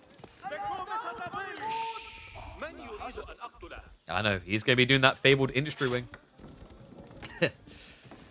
It's almost like I'm watching too many games of IU at the moment. Well, maybe too many games the last week or two where they do the same thing. There's been some variants. Sometimes you get a growth wing into Dervish instead. I feel like most of the builds right now is growth wing Dervish or Dervish industry as your options. With the occasional sprinklings of like Desert Raiders in Castle Age, we've had 1 or 2 Master Smith strats. Looking forward to seeing when Recon gets back to competing in Age of Empires 4, because he was actually one of the big believers in that particular strat. It's quite entertaining, actually.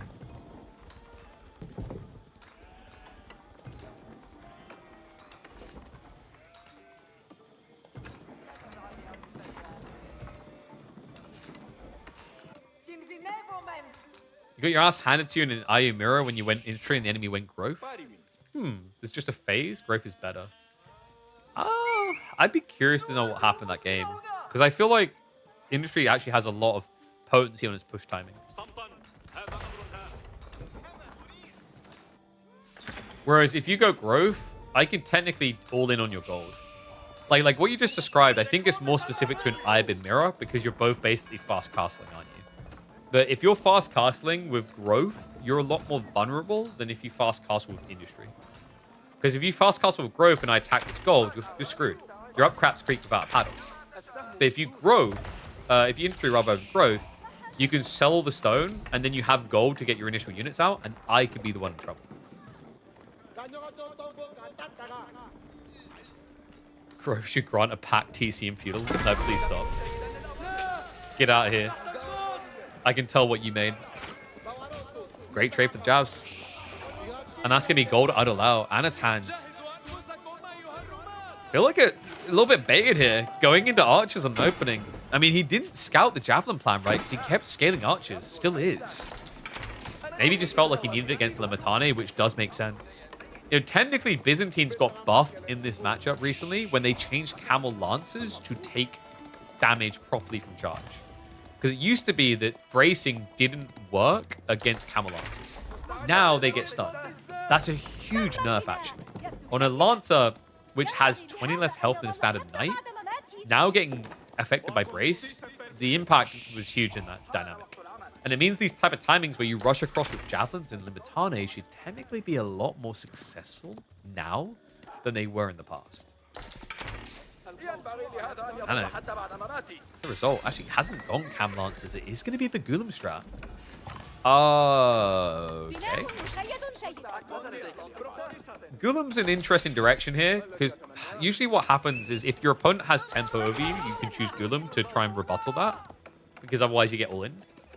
But ideally you want to have Camel Lancers coming for raiding, and I'm glad to see he's adding them in. Because the problem with the idea that you're going Gulam to like try and stop your opponent's tempo is he already has the tempo. Like Golden Horn Tower is on the way. And he did sell the stone, didn't he? Yeah. So he sold the stone to get the Camel Lancer and Gulams out, as well as the veterancy. But tech up now complete. Remember, Byzantines have this crazy thing. Water. That's right. Water is the most powerful tool of all, which is why I'm proud to introduce our sponsor. Wait, I haven't got one for that yet. Water is important, guys. That's why I drink Red Bull. No, so the problem with the water here is it allows you to get all these techs in so fast with Dialecticus. Not to mention the production speeds. Like the Golden Horn Tower is going to be producing javelins for free every minute and a half.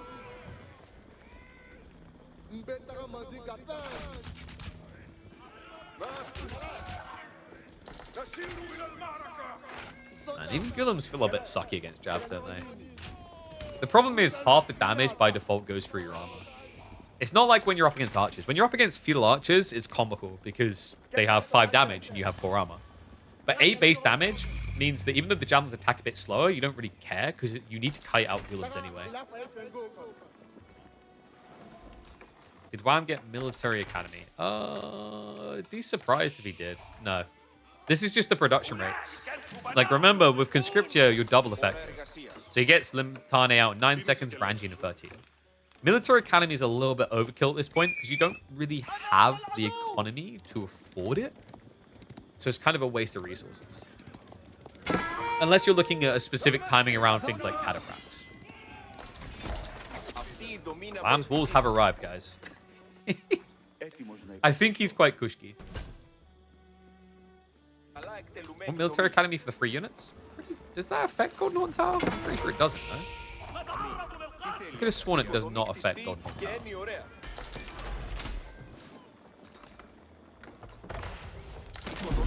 Maybe I'm wrong.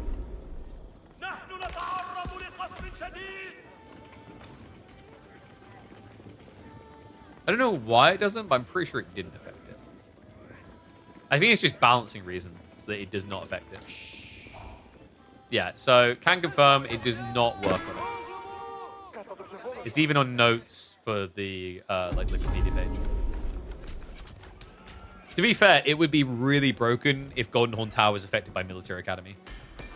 It's a 33% increase on production rate, and you're already getting a 100% increase from the assistance. It just doesn't make sense. Wait, works for the Mongol Imp landmark. Why not here? I think it's just a balancing logic in terms of timings in game. Like, don't get me wrong, the Mongol fast imp strat did prove to be very powerful, but like the timing in the game where you could have system level 5 Military Academy Golden Horn Tower compared to a Mongol imp timing is fairly different, I'd say. You're talking about, you know, a 1800 resource landmark versus double. In some ways, I can understand that, wait, why is that inconsistent? But also, I'm kind of thankful that it is, because I think it would be broken if you could have Military Academy on that thing. Getting 5 longbows every minute and a half, for example, is pretty freaking crazy on a lamp. Relics looking pretty crazy too. Wham. He's already securing the third. Like, this is kind of concerning when you remember this was a Dervish build. So Anatan losing the Relic games is a big no-no. Wolves soon to complete. He's going to run out of opportunities to get in with the few Camel Lancers he has. Well, wham. He's just spamming up Varangi and Javelins for a direct engagement. Yeah, this is a bit different, isn't it? We don't often see Varangi these days, and a little bit odd considering that he's going to be up against Camel Lancers, but it's because of all the archers. Yeah, I love the idea that just follow up crossbows, right? Have enough crossbows to deal with the few Cam Lancers there are, and then Varangian just are going to be the only front line remaining. Lancers in the meantime, however, are going to find a nice little raid. We'll connect on the back, and that is now going to be a nice cushy little 6-worker lead for Anno.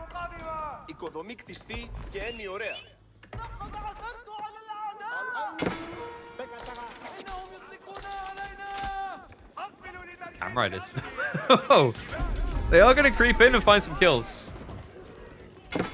Yeah, not usually the unit you think of for raiding, but these ones did come in free. I think he's just getting them. Yeah, he's just kind of getting maybe a little bit unfortunate here. I don't think you really want these raids.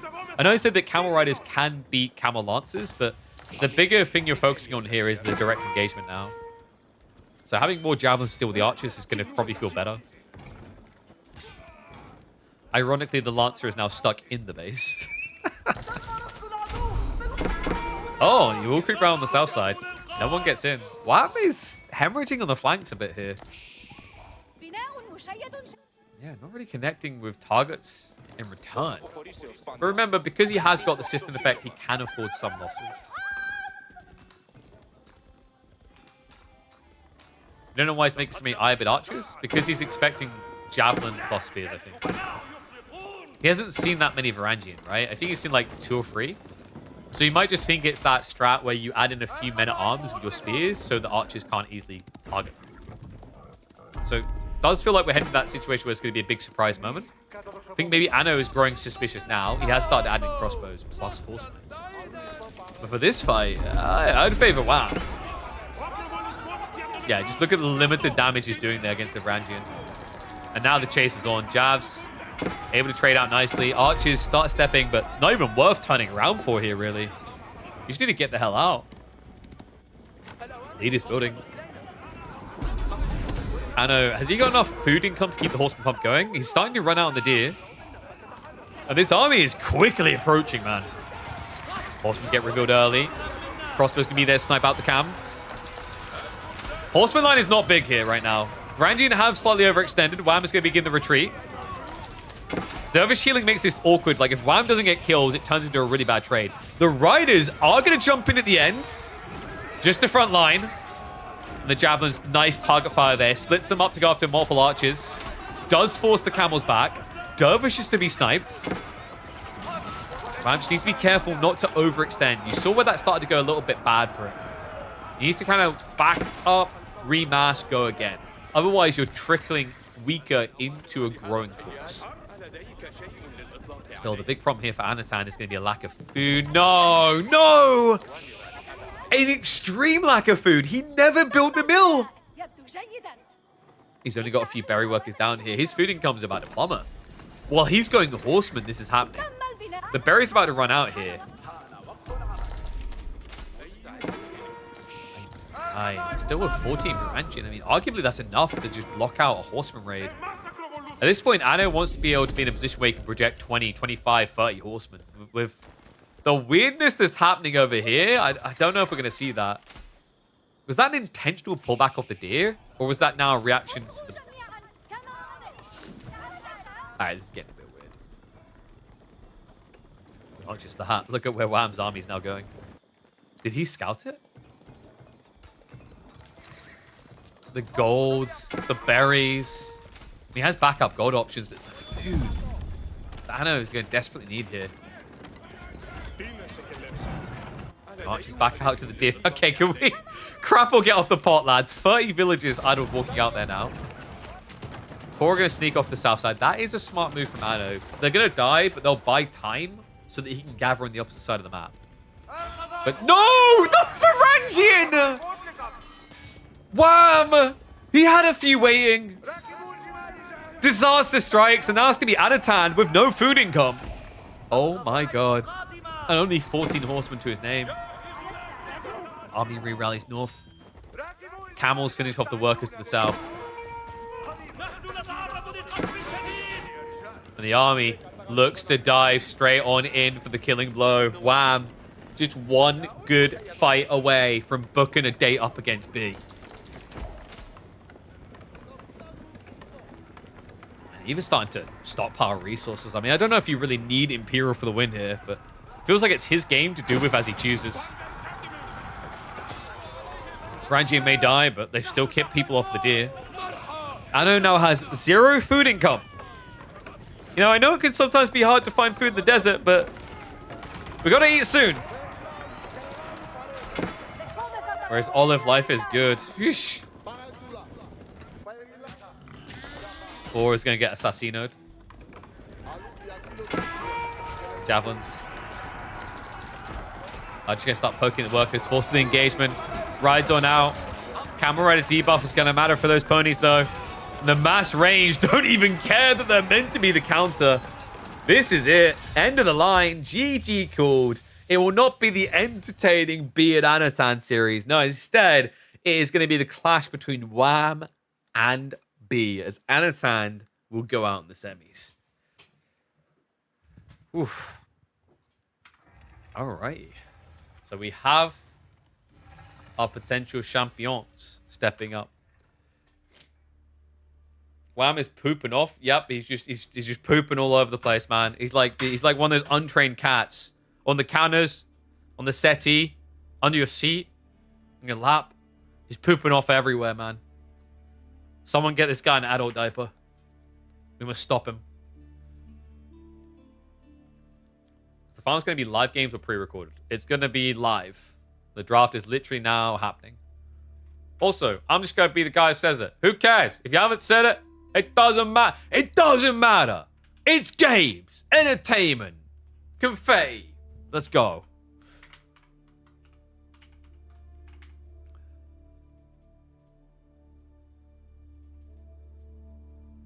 Draft now underway from the boys.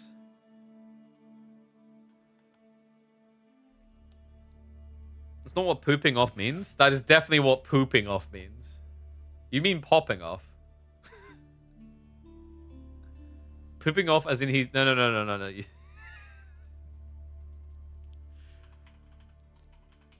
gonna illuminate you here. You meant popping. This is pooping.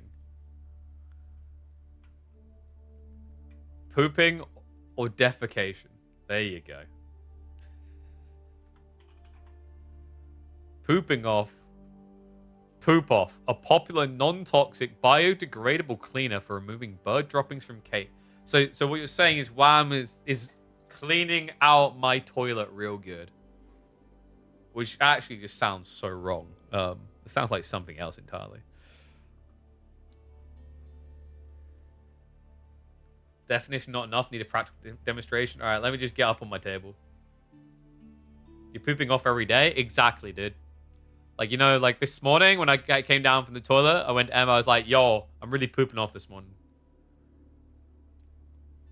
And then she high-fived me. Then she like looked at her hand. She's like, could you not use toilet roll? Okay, no. Anyway, draft underway. Wait, Lancaster makes it through?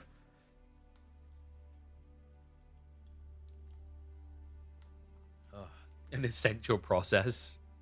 Is that when you scream when you're in the middle of the office and you shit yourself in your cubicle and everyone looks, you go, it is an essential process! Like time logging at the end of the day or eating. You get fired for doing an essential process. He's just getting potty trained, actually. So he's pooping out. Yeah, man. Like, I mean, isn't everyone's dream secretly to, like, poop off everywhere? Just, like, shirk the responsibility of society expecting you to poop off in certain locations? Why is this chat so obscene? What would you mean we're obscene? You're the one who came in here and was like, yo, I'm shitting all over the counters, son. What up? Whoop, whoop, whoop, whoop. And then you just, like, get up, you're copping a squat on the table. And we're the obscene one? Come on. Now, like, you know what you're doing right now? You're gaslighting.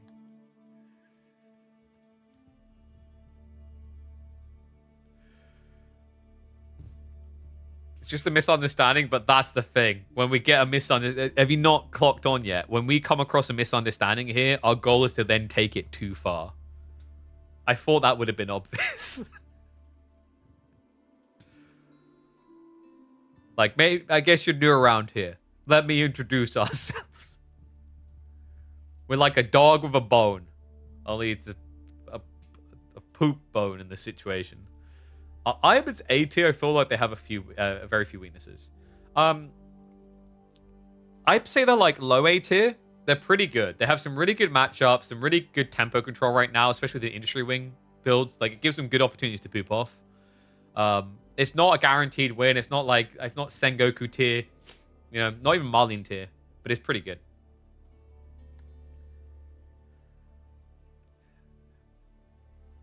They're vomiting and shitting all over the place. No. They're tripling. They're tripling, remember. It's vomiting, shitting, and coming all over the place.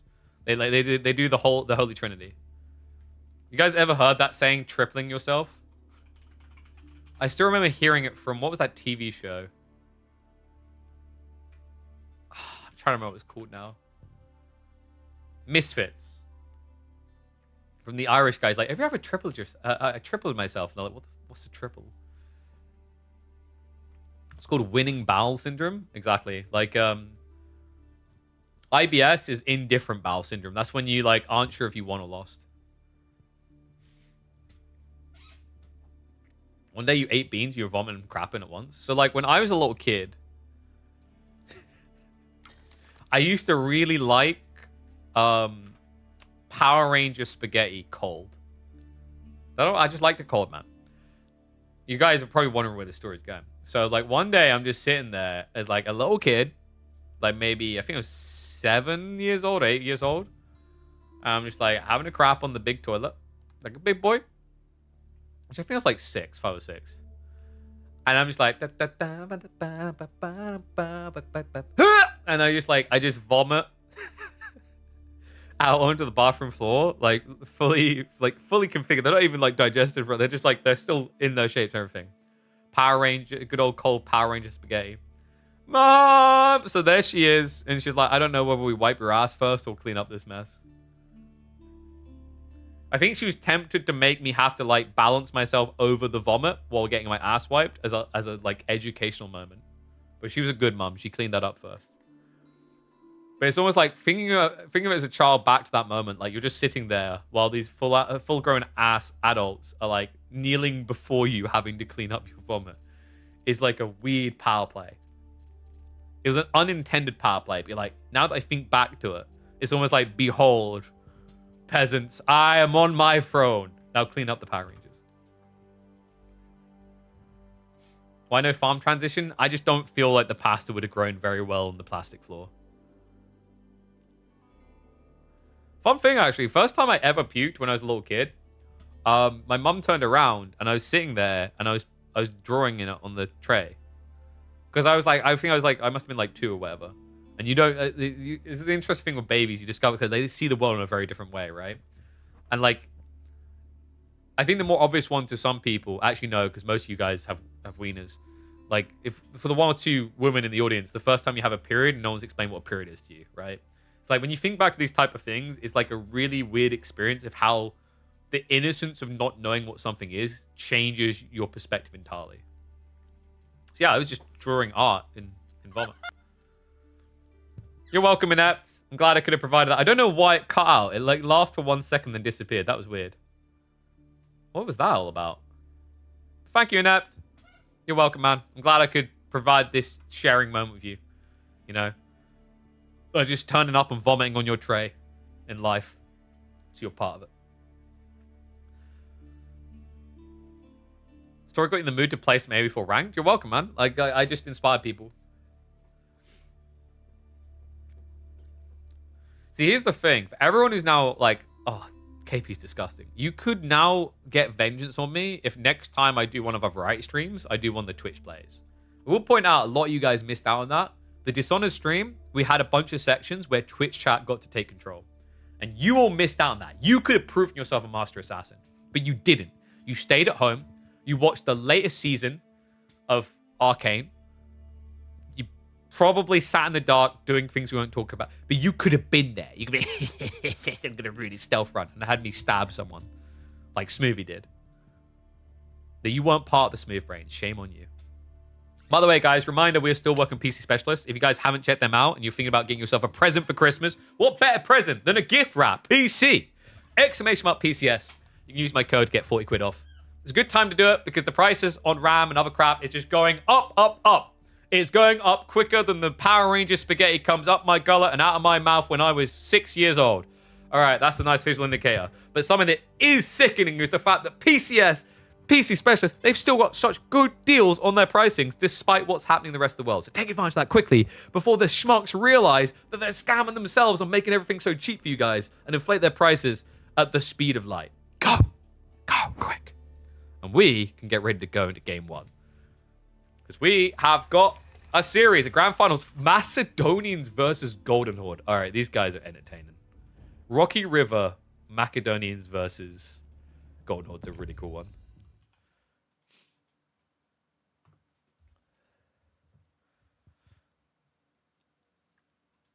Oh, we need to update it. So wham.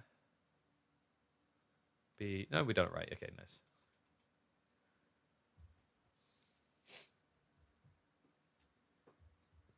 Check stream view account, see if it dropped, went up. I think it held steady, which is good because we weren't in game.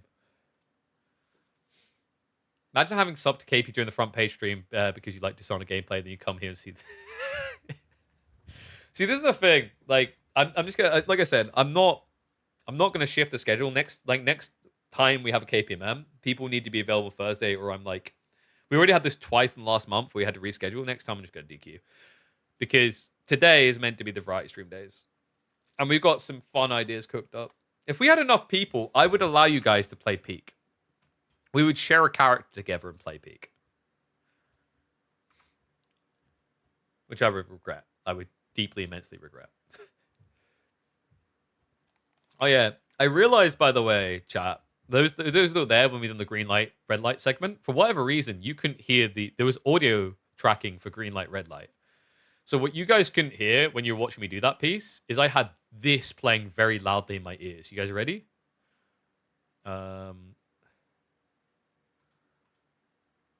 I had this playing in my ears.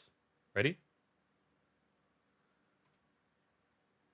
Let it run now. Oh, so that's being weird. Red light! On repeat. Red light! Into green light. The whole time. I'm thinking we do. I think we're going like I think I might do, and I never completed this game because I genuinely said, fudge this crap, it's so stupid and it's BS.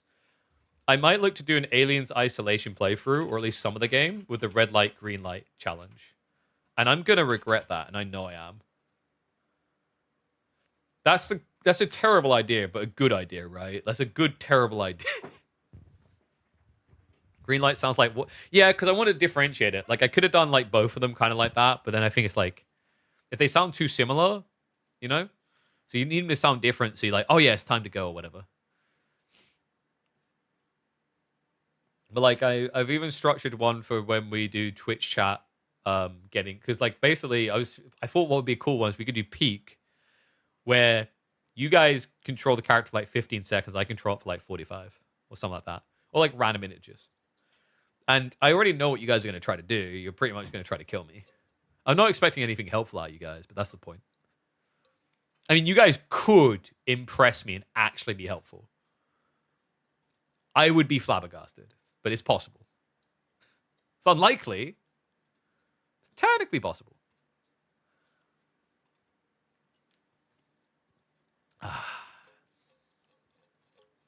Let's see if these guys are actually quick today. I might try and squeeze in the climb. I haven't climbed in like 2+ weeks because my wrist was really weird. But I just want to chance it and see if it's better now. It does feel weird. Like it's... So like when I do that, that hand's fine. When I do that, there's like a popping. Any idea what that might be, guys? Like if I push to there, it pops at that point. I don't think it makes a pop, but I can feel a pop. But if I do this one, I don't get anything. Should I be worried about that? I'm trying to think. I think I've always done that. Well, like, as in, back since I broke my arm. The hand has to come off? Oh, no, dude. Not one-handed gaming again. We done that with Dishonored. Guys, like, okay, yeah. When I say you missed out, I mean it. We used these for the Dishonored stream. That's what you missed out on. We legit used these to game. I'm getting out of my hands, man. Just thinking about that moment, it gives me PTSD. That was such a horrible idea. All right, you guys ready? One-handed gaming sounds sus. Whoa, whoa, whoa, whoa, whoa. Once again, he acts like, oh, he's poop, like, oh yeah, so you get to poop off and I can't one-hand game? I see how it is. All right, here we go.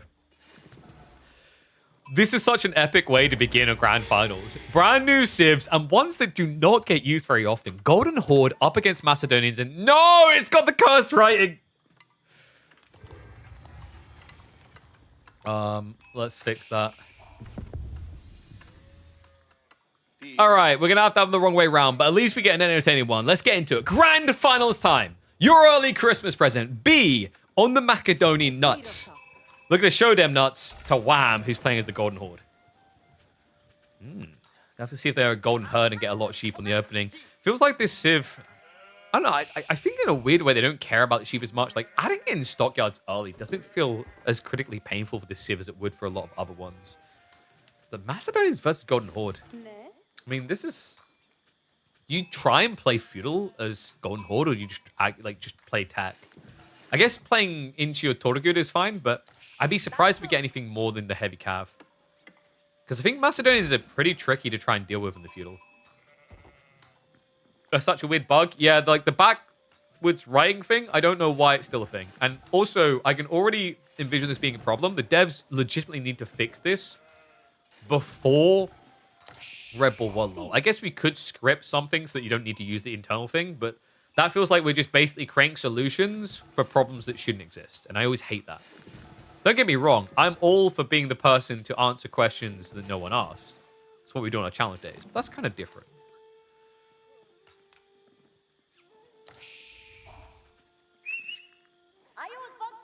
Wait, why are we talking about porn games? Why are we talking about corn games in chat? What's going on with you guys? Jesus Christ. We have one conversation about Wham really pooping off this week. I don't know if he's going to be pooping off in this game. I feel like he might be the one getting crapped on, though, because it is going to be the Imperial Hippodrome strat. This is a powerful one. I think Hippodrome is probably the best way to play Macedonians. You know, it's a weird feeling, because if you don't grow Grand Winery, you don't have any economical upside. But if you go Hippodrome, you get so much tempo out of it. Yeah, compared to just playing with Grand Winery, where you can build units eventually, but you kind of have to set up your economy. It also feels like most maps don't give you a good spawn for a Grand Winery strat.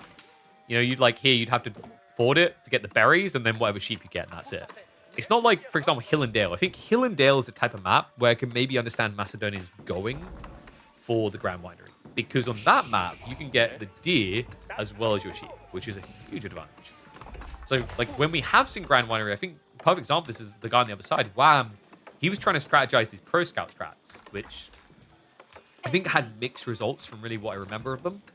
The idea is cool in theory, but like on a civ that already struggles if they don't have tempo, it felt out of place.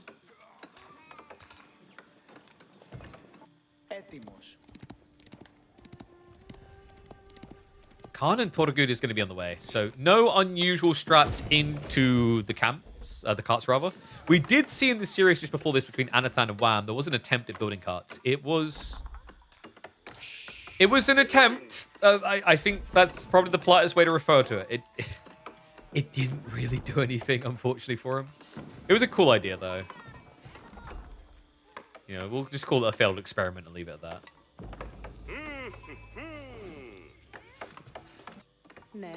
So, what have we got? Varangian Stronghold follow-up. I wonder, is B going to do a walkout to the stone? There's an arrow slit strat in here, but it requires 50 stone, which is pretty pricey without wheelbarrow. So I think he's just going to get it for the 1-2 comp. Probably going to be looking at against Golden Horde. I wonder if you just do Spear plus Horseman? Actually, you could do Varangian Guard. Varangian Guard might be quite effective against Torgud because they have such low damage. The more obvious one is Bog Mathra, but my thought there is that Torgud are really tanky against archers. Fairly good spawn on the Ubers, by the way. They're both forward, but they're kind of in controllable positions here. Even has the fortified outpost now coming up to secure it. Racks to follow as well. And it is going to be the spears. Yeah. Okay.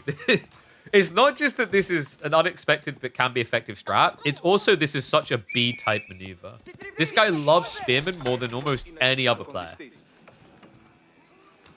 Yeah, honestly, I feel like if she toured in Russia, he'd have an all-concerts-covered ticket for Britney Spears, man. What's crafty about this is B is infamous for these you can't really expect it strats. I think Macedonians makes a lot of sense for those type of players. It's the Varangian Stronghold. Same reason why B's historically really effective on Iabids. When you get these buildings that can build into multiple unit types you're not expecting, it's really impactful. And that's what you get with Varangian Stronghold. I build this landmark, I build this structure rather, you don't know if I'm going spears, men-at-arms, or archers. That's a crazy amount of versatility out of one building. Oh, that is actually so sick. The Hippodrome Scout to tank the boar. KP pronouncing weird unit names, new civs, like me faking an Italian accent. What, dude? What do you mean faking? I worked very hard on this. You know? There you go. I even went Italian for you. I can do it in any accent. I'll have you know. Oh, that was very Celtic, wasn't it? I mean, considering they're like Vikings but Greek, like if you went for an Italian accent, you know, like maybe someone mistakes it for a Greek.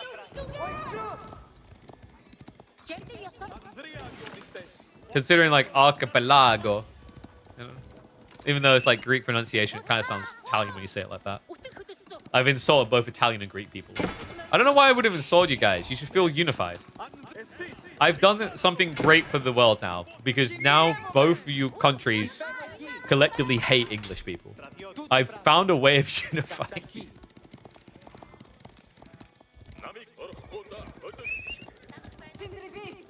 Turkish accent? Sure. Mehmet. There you go. Easy. Okay, so we're gonna get burnt in. This outpost is... This is not... This is maybe a little bit early from WAM, no? Singaporean accent? Look, you're just trying to get me report for racism. I can already see where this is going. Next up's going to be an Indian accent. I can already see that one coming.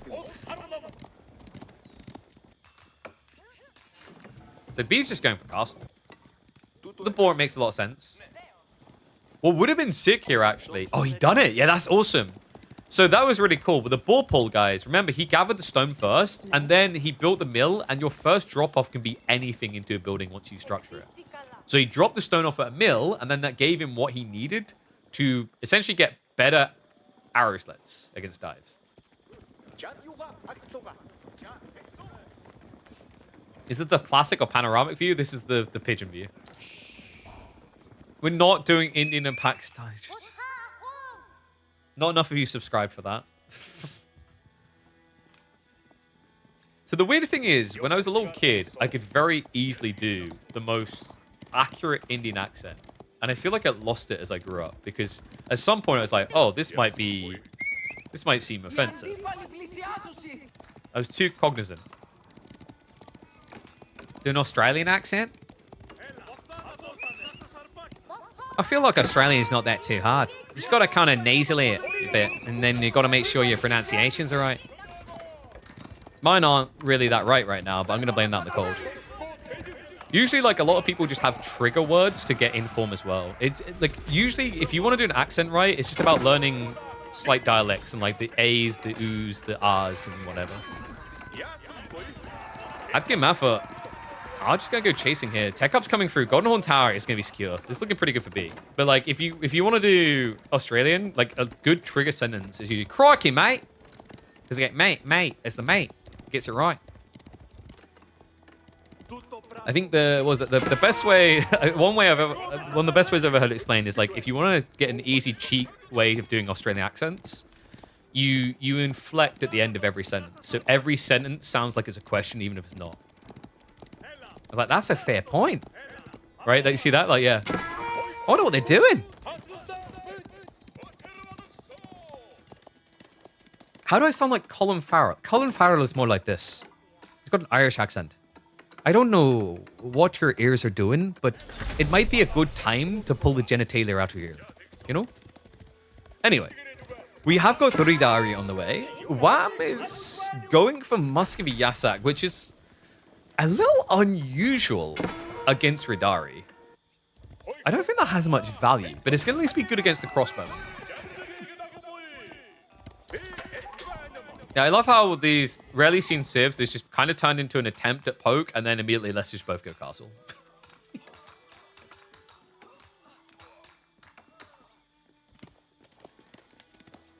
Like, what was the... I think for Colin Farrell... The one that I always remember now is his gentleman performance, just for the line. His name is Fahouk. You know, pronounced like Fahouk, but Fahouk. If you guys haven't seen that movie, by the way, you're missing out.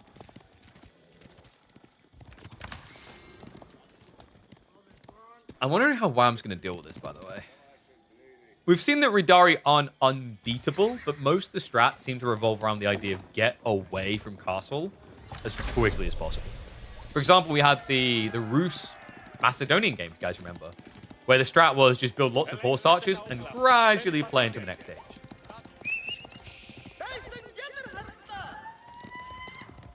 Walls are going up. God, it's so weird still to see Golden Horde do this, but of course WAM would be the one doing it.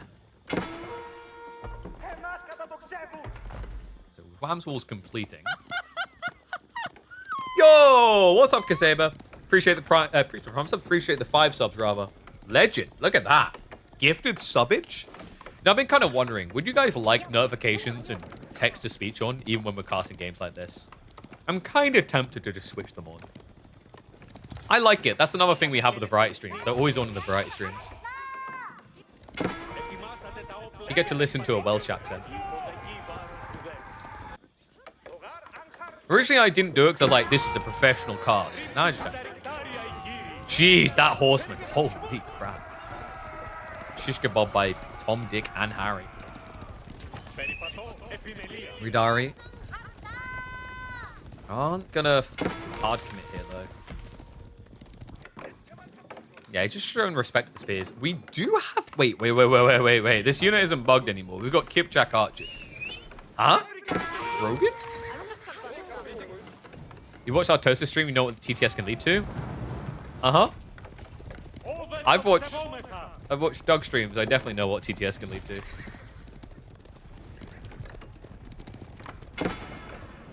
I pronounced it perfectly. I went with Kasiba, right? Instead of Kaseba.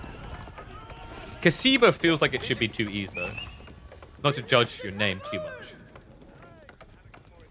Kaseba. Oh, it's Kaseba. Yeah, it's a Kaseba. Yeah, Kasiba feels like it's two E's. Kaseba feels right.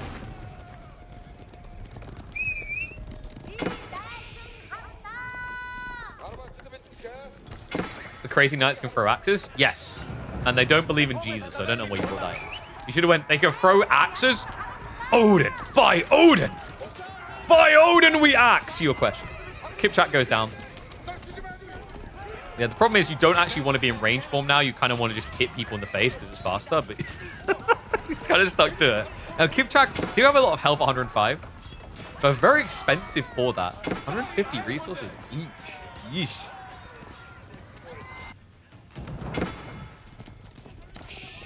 I think this is over, guys. Like, I don't know what you want me to say other than meet the Ridari. They should just be renamed R-E-E Dari because you re every time you face them. I don't know. I'm not sure what Wham's win-con was here. I think he was trying for an early aggro point, but B's build was pretty crafty. Between the Boar Pole, the Varangian Stronghold, into the Golden Horn Tower timing, it's just all very clean. I know it seemed like we weren't paying attention because we were busy mimicking Colin Farrell. But we were watching. It was a damn good timing. I really feel like he knew what the fuck he was doing. And now with the... Oh, God. Like, this is what makes Kipchak just feel horrible. You know, the way you win this with Ridari is just keep building more armor. XD.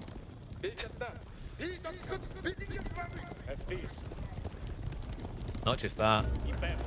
Oh, what have we got coming as a follow-up? Like, is he adding in anything else? Yeah, he's just going relics now. It's a 5 relic. Okay, this is over. Yeah, the problem here with Musky Yasak is it literally has no value. Other than the wood gen. I think, like, maybe he done it for the... I think the idea here was that he'd get 200 extra wood per minute to allow him to afford Kipchaks. But the problem is, Ridari just on their own deals with that perfectly. He rides in now with 7 ranged armor. We have at least got the trip shot with the bleed. But I don't think this is trading quick enough for him. Batu Khan, like a Chad, is going to hold back a third of the wave. Kipchak count is going low. He's going to be able to summon the Roost tributaries, which have bonus against Cav, but not enough. They're going to get wiped as well. Turn over onto the wood line. Pastures, or rather the stockyards, to be idled out. I mean, this looks fairly cooked.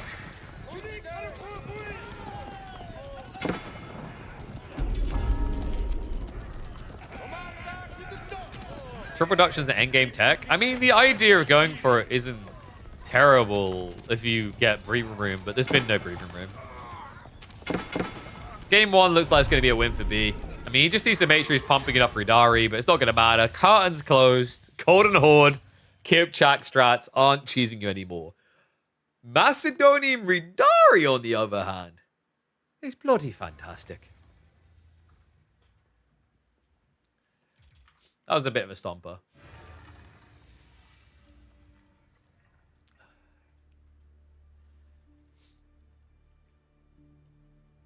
But yeah, like if you ever were to do training with like a voice coach to do an accent, I haven't needed it for like the accents I do because I just something about the way I was a kid and paid attention to them.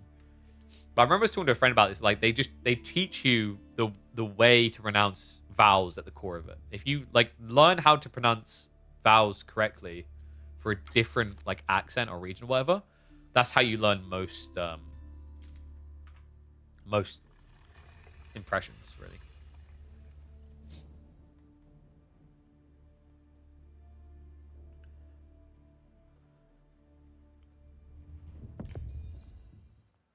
All right. Next up, we're going Himiyama. Tuklak versus Mongols. Maybe a fort strat this time? I think if Mongols are very aggressive here, they can be favored, no?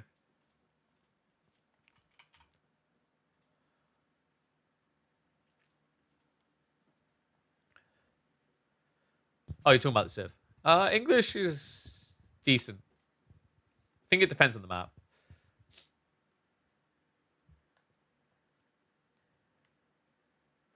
By the way, guys, remember, we should all call Tuklak Tuk-Tuk. Tuk-Tuk is the perfect name. Because when I hear Tuk-Tuk, like, you guys remember that song? What's it called? I always forget the name of it. Tunak Tunak? I always remember Twin Tunak 11. Tunak. Yo, what's up, Zuby? Oh, it worked. I need to update the text piece, though, because it's not showing your text. It should be. I don't know why it's not, actually. What? I'll need to look into that afterwards. I'm going to make a note about that.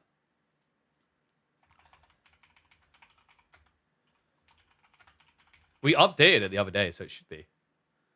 Appreciate you, Zero T. Thank you very much, buddy. Welcome back to Swarm. All right, let's get ready to go. Wait, have we not got... Mods, do your job. There should be one of them here. It's AoE4 content. There's no excuse. I think they've done their job. Have they? They have. Thank you, mods. All right. Petition to rename Tuklak to Tuk-Tuk. Confirm. Tuk-Tuk have arrived in our grand finals, folks. Wham with the Tuklak dynasty up against B's Mongols. I actually think Mongols, on maps like this, when played with aggression, could be a great answer to the strategies developing from Tuklak. That's right, because this Civ is becoming an interesting one, folks. More focused, actually, on getting into its greedy fort builds. Something that aggressive Civs can exploit, but love this opening. B, he's going to react with the double shivs. Is he going to be quick enough? Oh my god, he actually is. That is sick. The Khan, the micro there. B gets him low enough, punishes the greedy placement, and now goes for his own dot play. That was sick. B, wait, no, B. He's not paying attention. Is he coming back? No, he has to stay wide. He took too much damage. No. Good. Shared pond? Okay, we have not seen this in a really long time. Shiv's come out now. Might be... Okay. I was going to say, it might have been a little bit too late. The Khan wants the game. And now we get the additional villager pull. I think B may have just baited himself here. Triple shift. No, you can get this up. You can actually 100% get this up. You're going to die for it.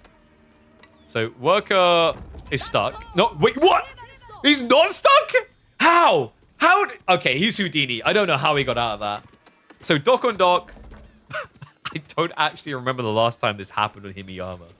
Double docking is so rare.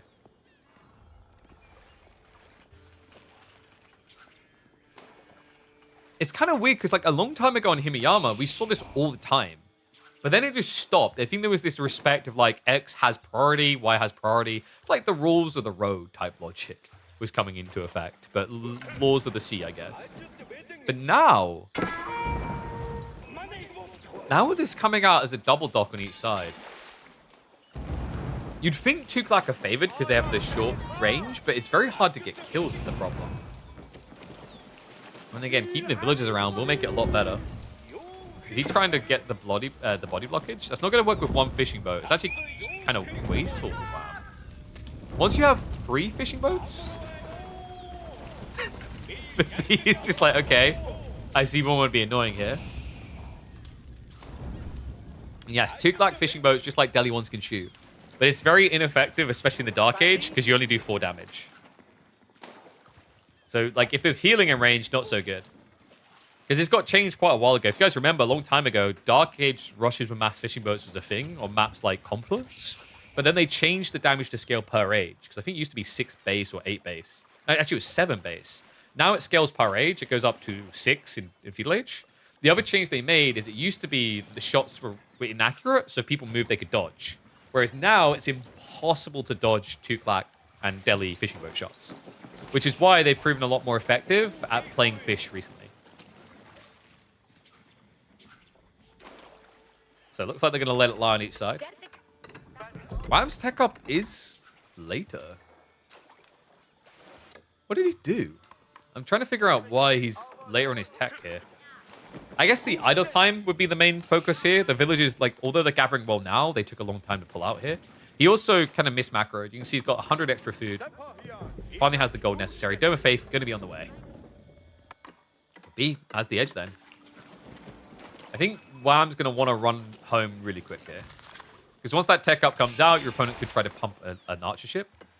He goes for a proxy Rax. Isn't there a world in which your opponent now just opens archers, though? Maybe this is like a bait where Wham will begin Spearman and switch into Raider Elephants? I mean, even if the Rax wasn't in range of the archer ship, it doesn't matter. Because the point is, the Rax should be here to stop this. But your opponent's teching, which means he'll have an archer ship. So this shouldn't technically do anything. Any triple Q spears? Okay, makes it double. What, archery? Yeah, archer ship already on the way. Villagers are going to pull away. I think B could consider canceling this, but... Oh, hold on. There we go. All right, Wham is cooking. So now it all makes sense. Rax into outpost play. Quite an expensive investment. And actually, the timing? No. This isn't quick enough. Oh, my God. B, the archer ship's already there. Wham has to run away. It's a failed outpost. It's a outpost. I don't know what... If he builds the outpost over here, that's feasible, right? But here? That's crazy. Wham, now with the walk of shame all the way home. I mean, between the idle time spent by the workers and the double spear investment, I don't think B minds the fact he had to build a light junk there. That's crazy. Does catch the arch range being built up, though, so that's good. That would be an ambitious construct, but he's feeling ambitious. We'll just pull more workers. Yeah, notice the timing matters more to him. He could have technically cancelled, moved the archer ship back, but he the archer range back rather, but he wants the double production. Gets up.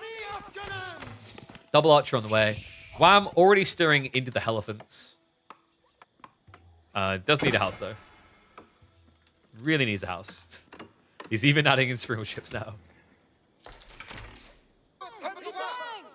Archers can just get the chase down. They did have the Yam momentarily, so they were able to gap close. Bit greedy on the split there from B. That might end up being a mistake. Because now if they get away, they can be healed, right?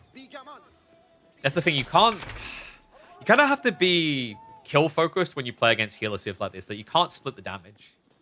Because otherwise, it just gets kissed better later.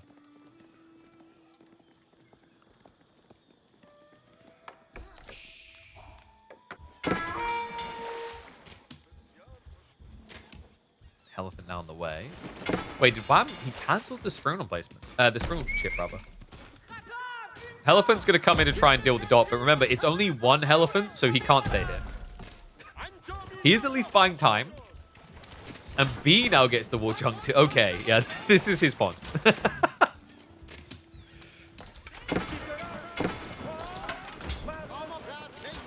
Interesting choice also to spam spears out here. Wham does have a demo ship coming, but with no damage on the war junk. Not going to kill the springle ship. It can only kill the fishing. Actually, no, it can't kill the fishing. It can't do anything. So he does cancel it. Guys, this is why you don't see shared ponds anymore. It's so confusing for everyone involved. Okay, so I guess he's going to try to get a little bit of damage in and then demo. I think. I can't figure out what else you do here. Yeah, so it comes out. He needs to headbutt it now. No. All right, that was a waste of 160 resources. Archers just use the movement speed to bypass the elephants altogether. They're just being ignored. Raider Elephant has arrived, though, and B, that's kind of a fatal error. We'll realize his overextension. Demo ship again. He only kills one fishing boat for it, though. He tries to finish them off with his own fishing boats. Good repairs, though. They're just going to circle jerk each other. Guys, this is getting really weird. He's still trying to snipe the jump.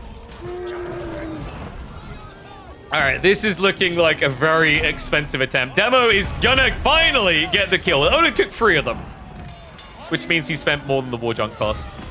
And the Keshiks are going to arrive now to try and deal with the Raider Elephants. Does look to pull them back. Should have the healing to come in clutch there, but the Keshiks... Oh, he can't get the final hit. Formation Shuffle will get him out. New Sprawl ship arrives. This is such a messy game. But wow, he's getting a decent amount of Raider Elephants going now.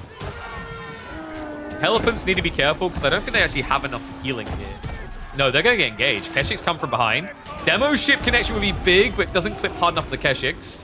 That's going to be 1 elephant down. Second one to be targeted, so no healing, no sustain. And that is something you can body block and snipe. Even finds the Raider Elephant as the cherry on top.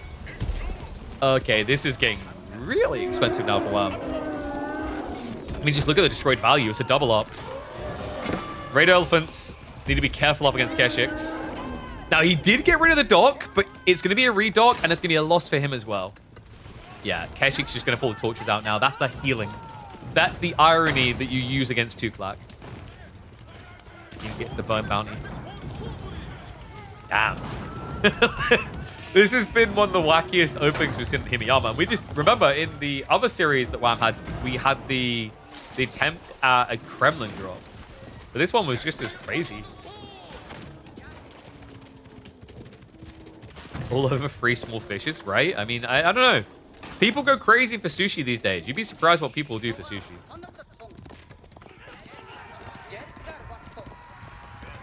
I came up to like, can you buy me a sushi roll? I'll do anything, man. Anything.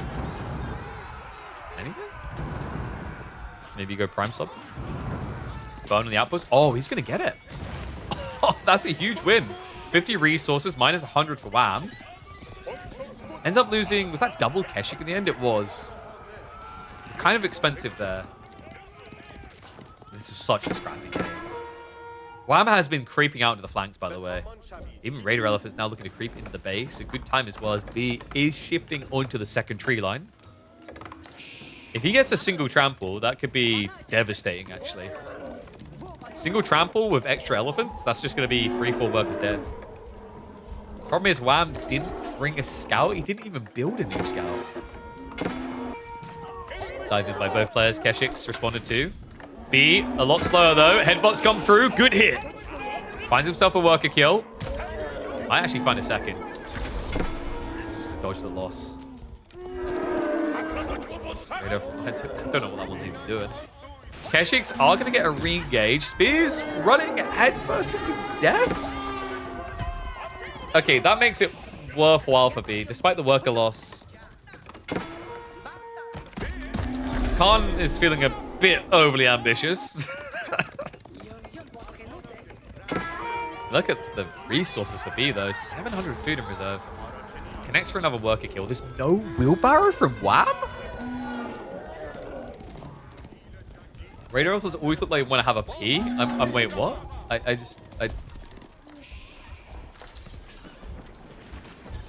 Who in your life walks like this? I'm not suggesting you're calling your mum an elephant, but...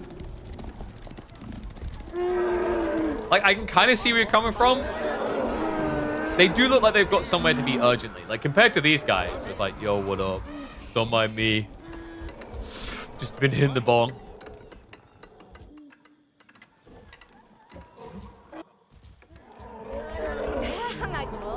I can kind of see where he's coming from. You know what it is? They just like, they spotted a gummy bear on the other side of the market, like, oh, go, go.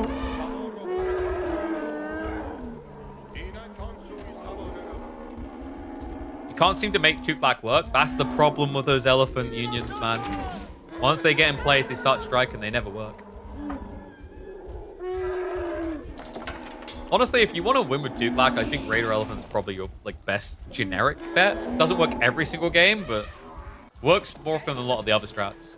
We just haven't seen a shift towards forts at all, by the way. I don't think he can afford to, is the problem. Like, if he stops producing units, because of the losses early on, B will just flood him.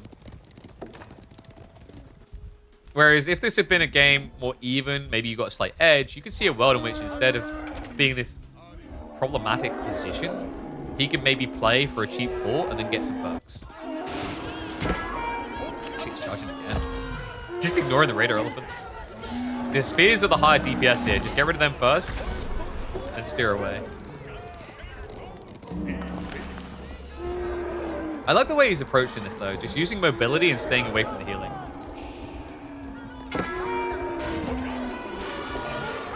For your information, elephants can run up to 40 kilometers per hour.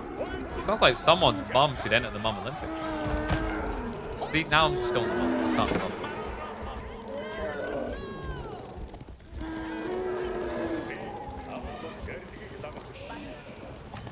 I mean, technically, like, you know, an elephant, I could believe they could go up to 40 kilometers per hour if the hills are steep enough. And they're falling. I reckon we can make an elephant go 60 kilometers an hour if we just add in a few jetpacks.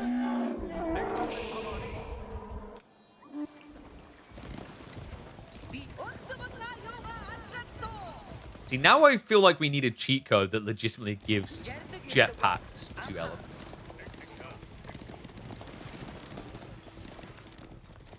Tech up coming in first from Ram is a little bit surprising, by the way. I thought B would beat him to that punchline, but he actually chose to add in extra archers after seeing the amount of spears.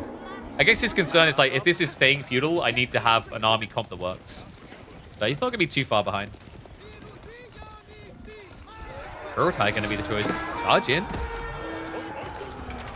Ambitious from the Keshiks. Not going to connect for the kills. The Kurotai timing is going to be quicker, though.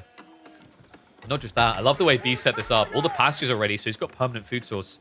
Something that Wham cannot brag. No. Hovercraft elephants? Honestly, guys, I think at this point, what we need is we just need elephants that ride elephants.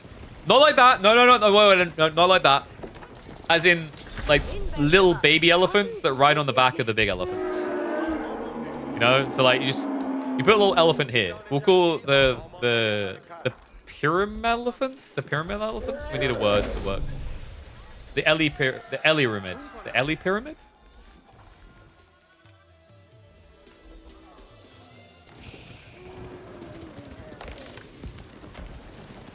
Elephant centipede? That's not what I was going for. Jesus Christ. You try to share one innocent idea with 400 random people on the internet. And this is what happens. Keshik now charging in. Veteran C is already there.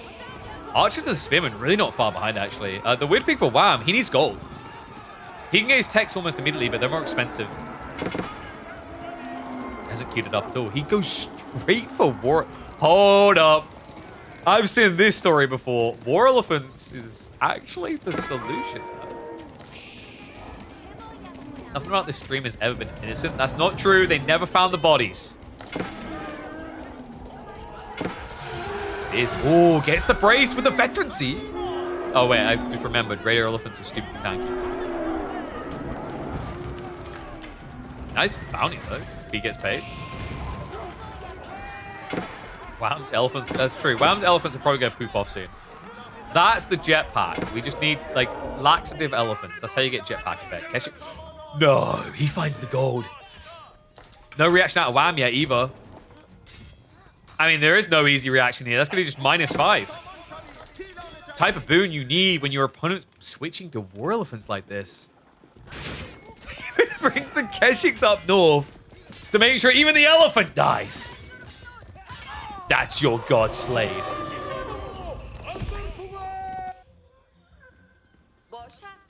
They poop over farms an insane eco boost. Yo, fertilization tech. That should be an immersive thing. Let all the people eat the brown soup. Wait, no. By the way, has anyone figured out what an optimal farm setup is for Tupac yet? I'm surprised, like, considering people done that bullcrap over, like, Chinese granary farms, like, who cares? Why has no one ever done the optimal Tupac layout? I've not seen any threads on that anywhere.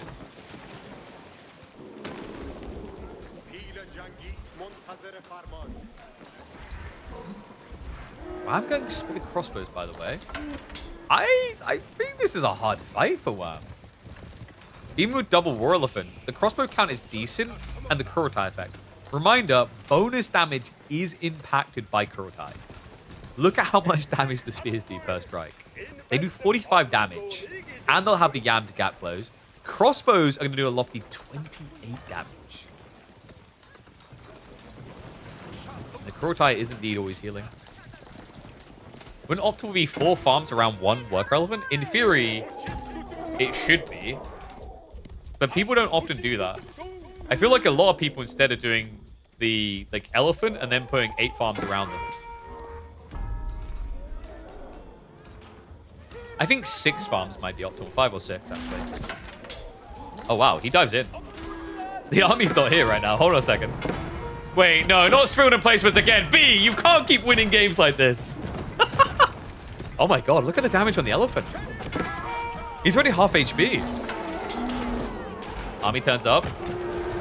He baits the dive. Trample is going to be a waste. Against Yam, you just can't get there quick enough. Spearmen arrive as well. The Keshiks haven't even arrived yet, folks. They've been waiting. Spearmen get the enjoyable engagement, and it is going to be the immediate throwaway of the game. GG gets called. That is now a 2-0 up lead. B is looking to blitzkrieg his way through this finals. Jeesh. I mean, like, what do you even do at that stage?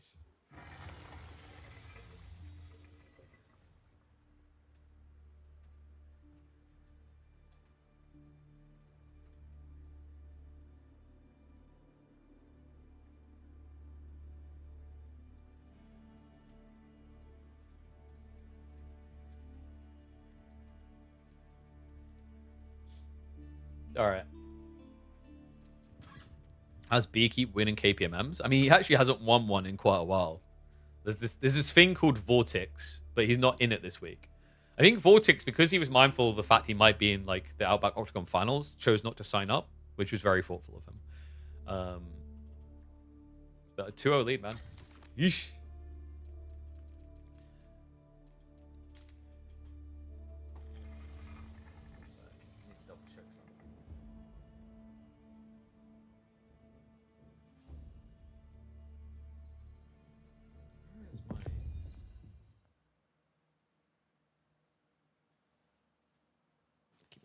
All right, 2 minutes out. We've got Sengoku versus Wait, what is it with B in this map? He always lets Sengoku from the draft, and it always comes out against him here. Oh, dear, dear. I've seen it so many times from him.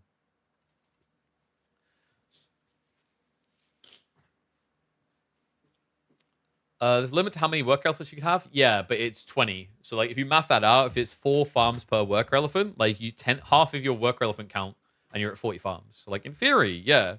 But no one ever really does that. And most people tend to be a lot more lean from what I've seen on their the work elephant count. Like, I've seen people have, like, 3 worker elephants for 20 farms, for example.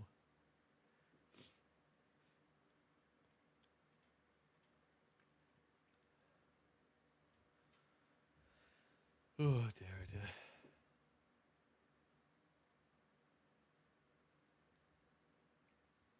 20 farms around TC4. That's true.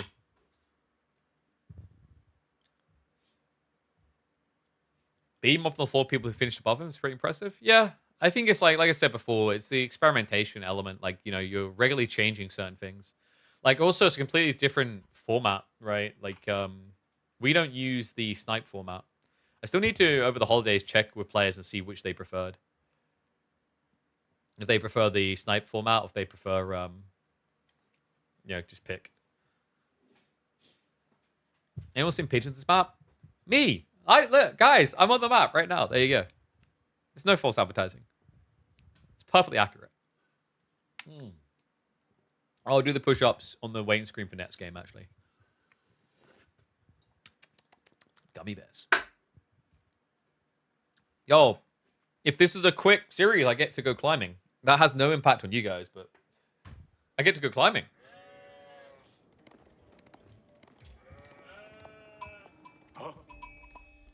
Should have been called Killer View. Yeah, but then we'd have to make the load screen a picture of your aunt's ass.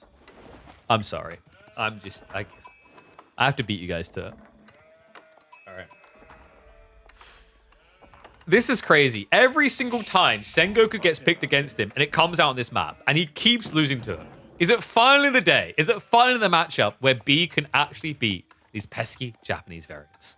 Let's find out. We hop into game number 3 of our grand finals where B is on course for a clean sweep run up against Wham. But Sengoku has been his kryptonite time and time again. It has been the barrel for his marrow. Because if you're really bad at Donkey Kong, you always got hit by the barrel. The hand magically healed in the last game? No, we're going to like test if it's healed.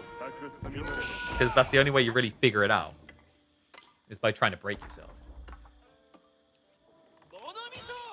So what's the strat going to be here? With Ayabids, I mean, in theory, this is a pretty good matchup for Sengoku because you don't do anything.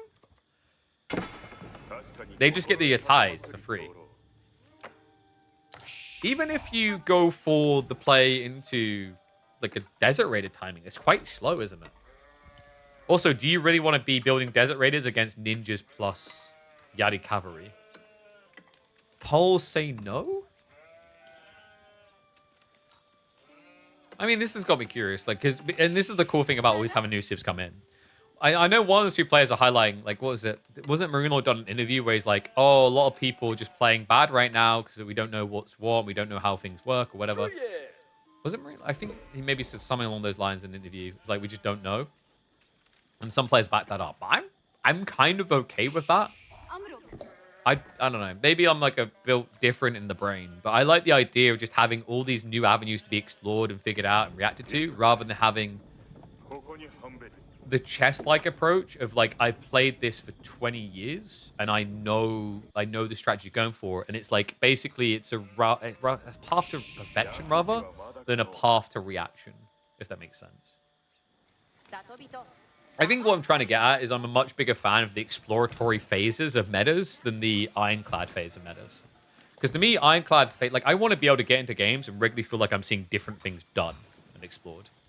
You know, I get bored when I'm at a casting point where I don't think I know everything in Age of Empires 4, but when I'm able to call the exact strat, the overarching strat at the start of the game, I feel like that's when we're at maybe kind of a boring point. It's just not as enjoyable to me then because you just don't get that gleeful aura of, wow, this is different. So I'll always be for adding more crap to games. Whoop, whoop. He's more mad at the sniping format, the multiplayer matchups by 4. Yeah, like, I don't know. Like, sniping is kind of intriguing in some ways. It's like, you have to think of sniping as the drafting format changing with new civs. Maybe it's a bit overloaded. But the whole concept is kind of intriguing. Like, we were highlighting, I think we had one series where Sengoku got let through. And yeah, I remember actually towards the end of the S tier tournament, my memeful like go-to is how many games do you think Sengoku's going to get sniped in? Because there is an interesting strategy there where, like, because Sengoku was seen as, like, borderline OP, if you kept trying to ram it down your opponent's throat, you knew what he wasn't going to ban, your other pick. So then you just draft something that was really good. So it's kind of unique. There's loads of different approaches. It reminds me of the strategies in the early days where we had throwaway civs, you guys remember? Where, like, you'd pick a Bastards when you were 2 games up because your opponent would have to waste a good civ. That's why I find, like, our format with this grand final interesting. Like, for example, if Wham starts to reverse sweep and we go to a game 7, what would then happen is they could reuse civs they lost with before. So that's another thing that has to be in your mind. It's a very crazy kind of twist for that game 7.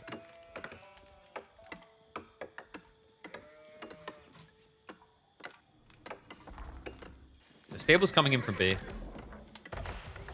I guess it's going to be adding in a Desert Raider then. We wondered if he'd actually bother to do it with Yari Cavalry on the other side. It is only a double your tie build. So Wham wasn't crazy greedy. But he's going to add in the third one as he techs. Yeah, he was quite tame as well, no? He didn't go for the boar at all, which did surprise me. Because technically the boar's your free meal ticket at the start of the game. Because your opponent will not build anything in the Dark Age.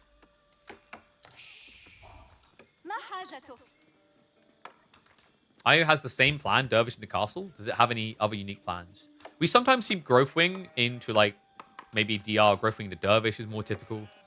We've had, like, I think in KPMM in the last month worth of games, we've had Is it 1 or 2 gamble win games? It's a bit rarer.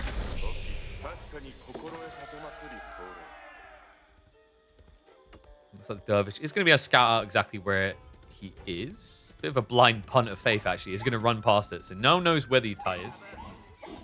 With double Desert Raider, technically you can kill Yatais quite easily, guys. Because you have good base damage on your melee, and you have good movement speed as well as attack speed. So with double Dervish, you can just keep body blocking his snipe. So yeah, wham, if he's naked castling, he's going to end up losing a Yatai. But there we go. It's going to be stables plus the racks. Okay. Spear, Yari. He, of course, moving across. So this is cool. He can use the Dervish to body block. Is he actually going for worker kills? He is, which is a bit unusual. He doesn't know about the deer at the back either. So this is a bit of a blind punt of faith. I guess he didn't see the Yatai.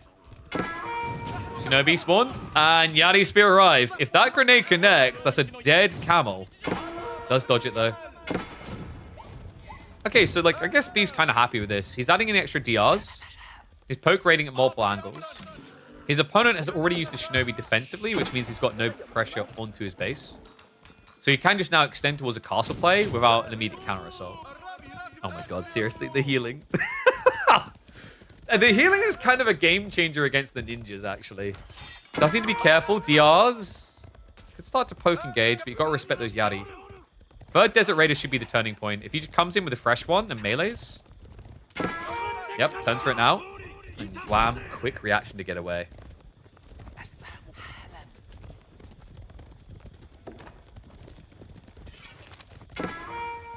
Yeah, like there's an argument that Iabids kind of have more options on the landmark choices than any other civ in the game, because there's at least 2 options that I'd say are on the menu. Doesn't sound like a lot, but when you remember that most other civs only have 2 landmark choices per age, you know? Like Vortex's castle industry build where he sold the stone and dropped a lot of production. I don't even... Was that Vortex's build? I'm not even sure who done that first. Because for me, I'm pretty sure B was the first person who sold it. I don't know, though. There's always the weird thing when we go, oh, the Vortex build or whatever. A lot of the time, it's not like not necessarily that person first. But, you know, my favorite one is when you're like, oh, yeah, actually, that's kind of true. But no one ever remembers that Tommy 6969 420 done it first.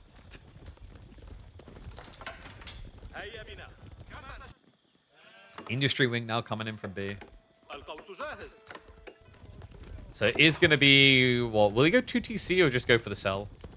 I think tempo is pretty important against Sengoku. I've seen Iabid players die from just trying to greed this. In fact, B had this problem, Iabid versus Sengoku, I think last week or the week before, where a dive came in and he just died to Mounted Samurai with 2TC play. So that one's got to be fresh in his mind. I think the army was bigger from the Sengoku player by now, though. Yeah, he's just trying to be a nuisance. I'm going to get blocked out on the easy dive in.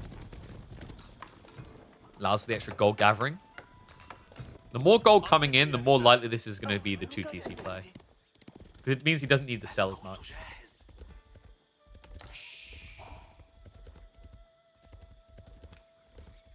Tommy 69, 69, 420 is a tear on the ladder. I know, right? He's tearing everyone up.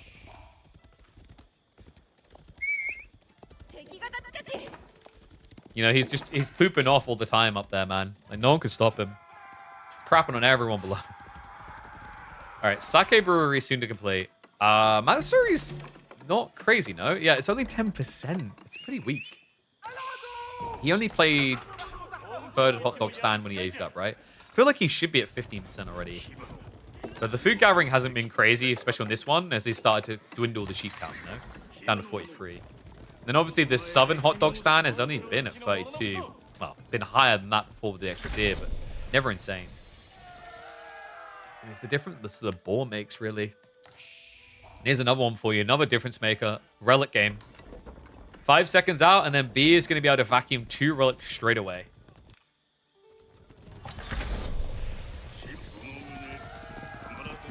Yari aren't going to be quick enough to stop that either. In fact, the Yari could easily lose the fight if they even try here. 4 Desert Raiders should definitely beat that.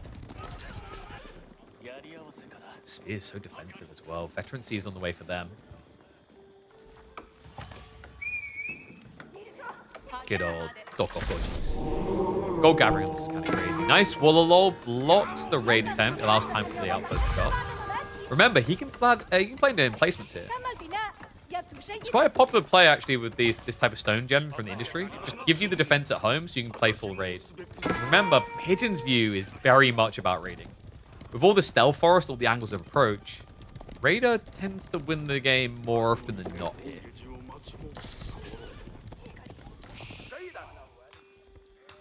I think he's balancing out the idea that he might be able to get away with 2 GC.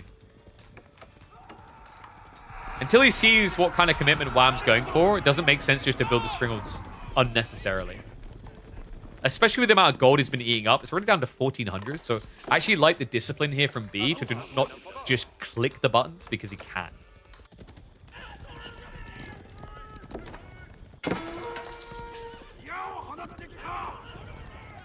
This would have been a cool little ambush, apart from the fact B has full vision.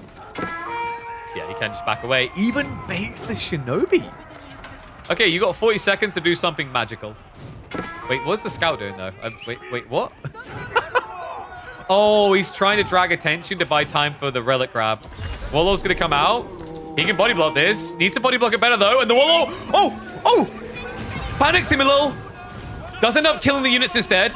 But buys a lot of time. Camel Lancers do need to keep running because the grenades have connected.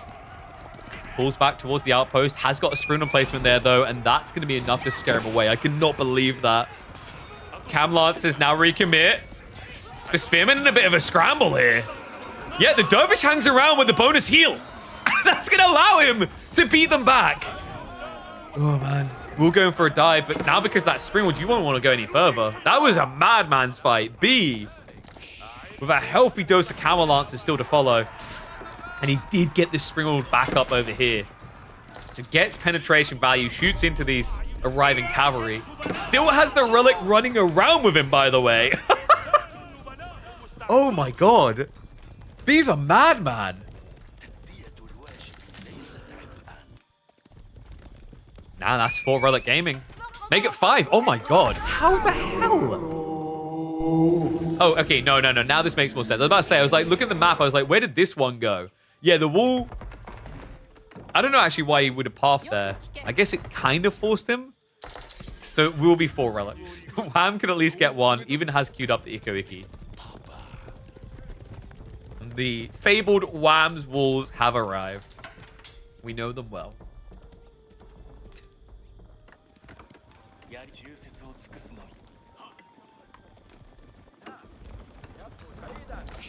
What's next for B? Never went for the second TC, remember. He chose the emplacements instead.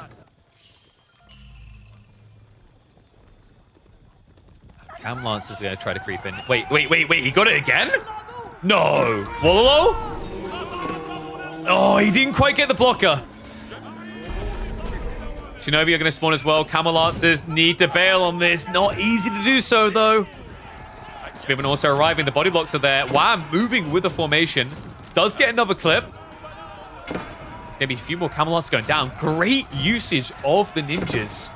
He even gets the follow-up connect. I mean, it didn't split up the micro tool. Just thought he'd get away with gluttonously clicking off. Sprint placements will stop any continuous assault from Wham. Actually baits a few Spearmen into their death, so balances it out a bit more, but still a great fight for Wham. Diving will at least find 1 worker kill, but costs him a knife.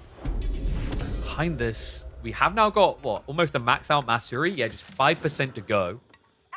And that's when we can start thinking about farms here. B, on the other hand, is still just playing pocket economy, limited resources. I mean, it's paying off in some ways. 14 Camel Lancers now. But always never forget this healing. Like, this is a really important detail. Sengoku, unless they go Ryokan, which you don't tend to do if you want to win, they don't have healing. The only way they're going to heal is if their Iko Iki fights. Because remember, their Monk, when he attacks, gives a healing AoE.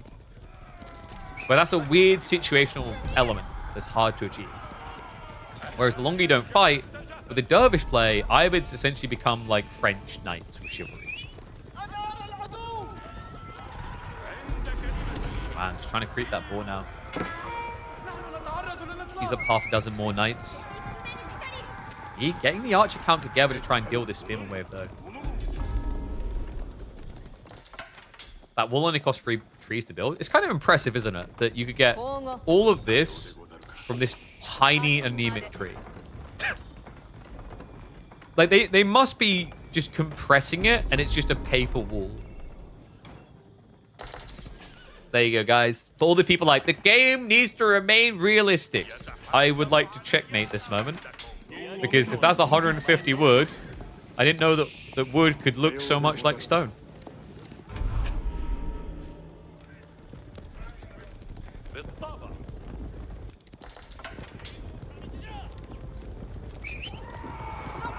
Mind you, actually, now that I think about it, it's Japan, isn't it? So, you know, masters of origami and whatnot. Believable. Double six strike rather now locked in. Has got the abandoned outpost division. Grenade connect again. B. Oh, God. Is he just going to try to run away? He is. Might want to bail off the last few at the back here just to escape. The ninjas are just so fast like this. Looks like he has broken away successfully, though. And what is up, Log? Appreciate the raid, bud. Last turn to poke him back. I've got to give it to him. Wham has been impressing with these ninjas. Ninjas that have been heavily nerfed. But showing you what you can do if you're on point with the APM. Another worker will go down. But he's still just kind of getting exposed in his flanks a bit. Outpost party will begin. Wham setting up to lock in that boar. While B is now switching into the crossbowman. So looking to directly answer the samurai. Wham has a bit of a fragile build here, though, folks. He only has 1 estate, thus only 1 attack speed buffer. And with crossbows added in by B, the daimyo is very easy to stun. Which means you could lose one of your biggest boons in these fights. It's the thing that basically makes them favored against camel lancers, actually. 15% attack speed buff versus 20% debuff on attack. Then you add in the health difference. It makes sense why Mad Samurai can beat the Camel Lancers. Still no sign of farms, actually. Oh, Lancer is at least going to scout this out, but will end up dying to the combo meal. Does at least take the Mount Samurai with him. So that one Spearman should really be able to do anything. But it is a little warning to B that his flank is not safe.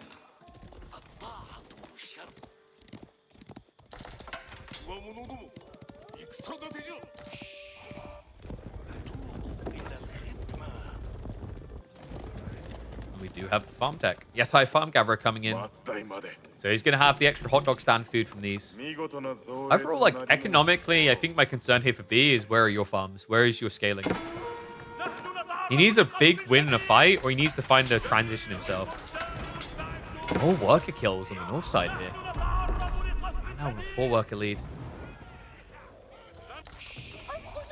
Army value lead isn't crazy for B either. It's starting to make this game pretty weird. I do like these burnt in. I'd love to see him just pull a few camel lancers rather to go raiding. But wow, he's already insulated himself in the corner just in case. That samurai. Well, hold on a sec. B sees these. They are alone. Wham sees that it's been scoured. We'll just run by.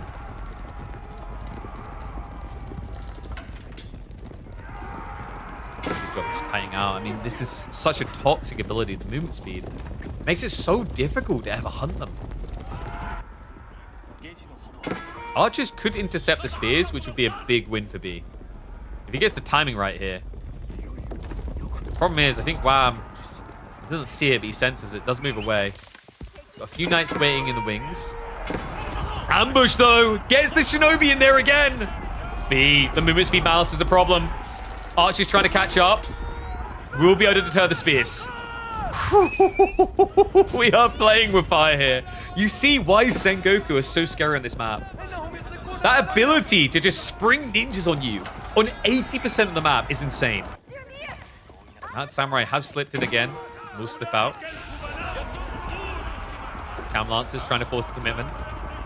Wham, looks to retreat. His army is a little bit split here. This isn't the full count. The B, what just happened to the numbers? Oh my god. He's blobbing so fast. Archer Spear's coming out of every orifice possible. And they're even in the engagement already. He commits to the clash. The AoE healing's going to go a long way. And Wham ain't going to go any further than this.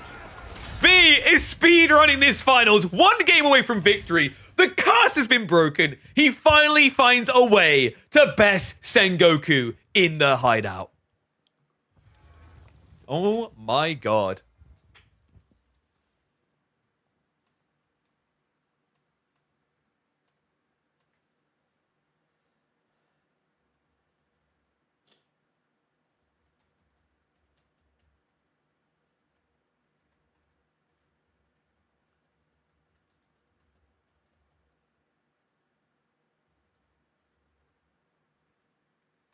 Dude, what a monster. How do you spam so fast suddenly? Probably Military Academy, which I didn't quite see, but I imagine he had it. Plus, you get the production speed increase. I don't know if he got that many buildings yet. But Spearmen come out really fast anyway. That was crazy. B's just so good at these timings, though. I've seen it so many times. Like, he just goes from 20 to 50 military in the blink of the eye. Scary boy.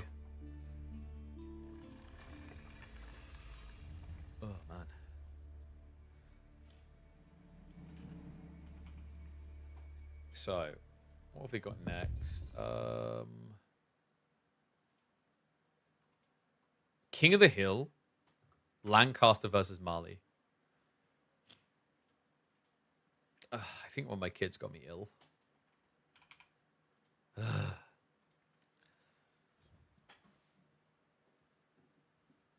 I can't believe that. I feel like Wham played the ninjas so well. And it felt like it caught B off guard so many times. But still. Laying House of Lancaster fruit? Yeah, but he got his Malians, so he's like he's on cloud 9 right now. He's so happy. He's like, he's just kind of like nodding his head. IAR music playing in the background. All right, push up cam. Ugh. I mean ass cam. Woo!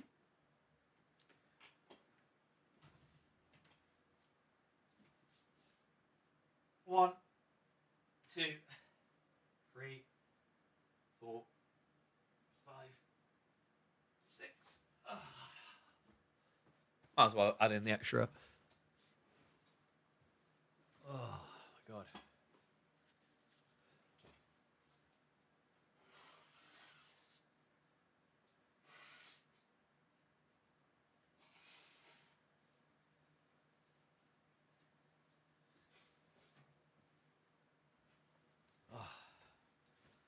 Chat cares about streaming. How's your wrist feeling? Wasn't too bad from that. I don't know. It might just be now stiffness because I haven't used it at all. I know what chat's gonna respond to with that. Dude, when you got 2 kids, you ain't got time for that. But yeah, I don't know. We'll see. Maybe I'll climb. Maybe. Maybe. Little climby climb. I'll have to see. I'll have to check the person's even available.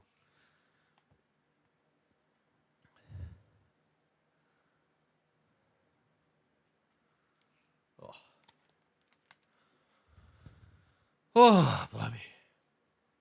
Yeah, I need to figure out what our plans are going to be for next week, actually. Maybe I'll try and get some... we'll have the third place for Monday, I guess. And then maybe we'll do some pub games. I think Tuesday, especially because we didn't do today, will be variety would make a lot of sense. And then obviously I'll take Thursday and Friday off because Christmas and Boxing Day. Maybe I'll see if I can organize something for the weekend. I don't know. I'll weigh it up. I want to get more variety streams. Hopefully, I'm hoping a lot of people actually give it a try instead of just being like, it's not AoE4 and leave. Because I think there's some things in there that people would enjoy interacting with. Especially when it involves trolling the crap out of me. Because I know what you guys are like. Alright. Have we got them lined up correctly? We have. Why ban all the broken stuff when you can just let it through and beat it anyway? That's what B's doing right now. He's on course to 4-0 Wham, and he looks to end it here to prove that he's the king of the Christmas Hill. We hop into G4, B on match point with a Malian pick. This is about as cozy as he can get. Lancaster from Wham, and what the duck am I seeing? Wait, what? Huh? No. What? But like, it's not a Rax Rush, B. What? He's building Donzos for no reason. Wait, what? Okay, this is crazy. What the hell? Did B play Beast in the semis? Yep, we cast that already. He 3-0'd him. He skadooshed him. He blind cold knocked him out. As B has been doing... See, everyone but Louis, actually. Louis almost beat B. It was a 3-2. Only for them to then 3-0 Beastie, and now potentially 4-0 Wham. B's having a hell of a week. I think this is a good start for Wham. Like, the fact that a Rax was even built, it just doesn't really make much sense. Curious why B done this instead of just prepping an outpost on his gold. Because that's the idea, is like you save the wood for an outpost in case you are getting Dark Age rushed. And then you're fine. I guess his concern here, though, very different map, is the tree line. You have a small tree line, but the primary tree line would be out of TC range, so you could still get harassed there by a Dark Age rush. And I think B just kind of got in his own head here. That's bode well for Wham, and it needs to remember anything but wins from here on out would spell disaster, as this is a best of 7, so he cannot afford any more mistakes. Stone gathering already from Wham. Ooh, oh, wait, I just realized this spawn is disgusting. This is actually a vulgar spawn, guys. If he drops 1 mana here, he buffs his berries, his gold, his wood. He could even think about pulling sheep over if it wasn't for that 1 Donzo. Oh my god. Yeah, like that is the crown jewels right there. Compare it to if he got B spawn, where the gold is forward spawn, the berries are back here, and then the gold's all the way over here. Kind of nuts.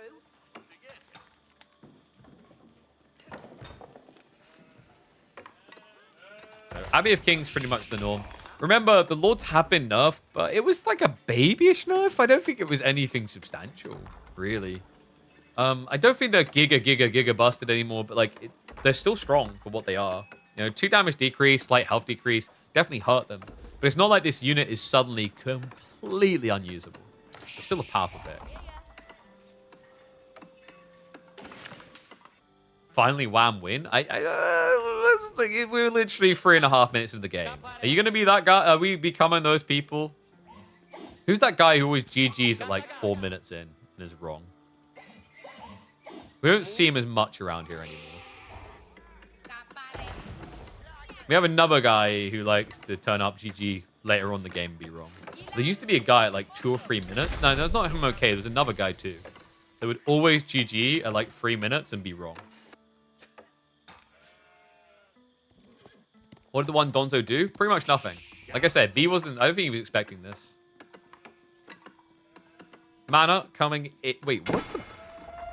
I guess because of the Donzo, right? Like, I don't know. You want a mana out here, but that 1 Donzo has at least achieved something, I guess.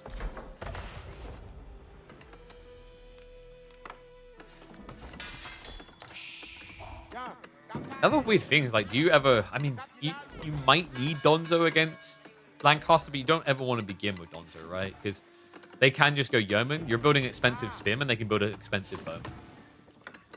Like, the logic is Donzos can become necessary and useful because of the Hobbler. You kind of want to reach the point that they've actually built the Hobbler first, not be at the point where they could just straight up open Yo.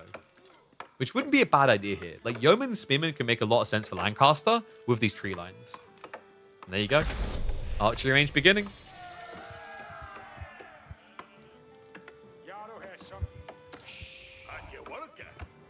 Nah, that can't be it. People can't be saying GG because they think the game being played is going to be a good one.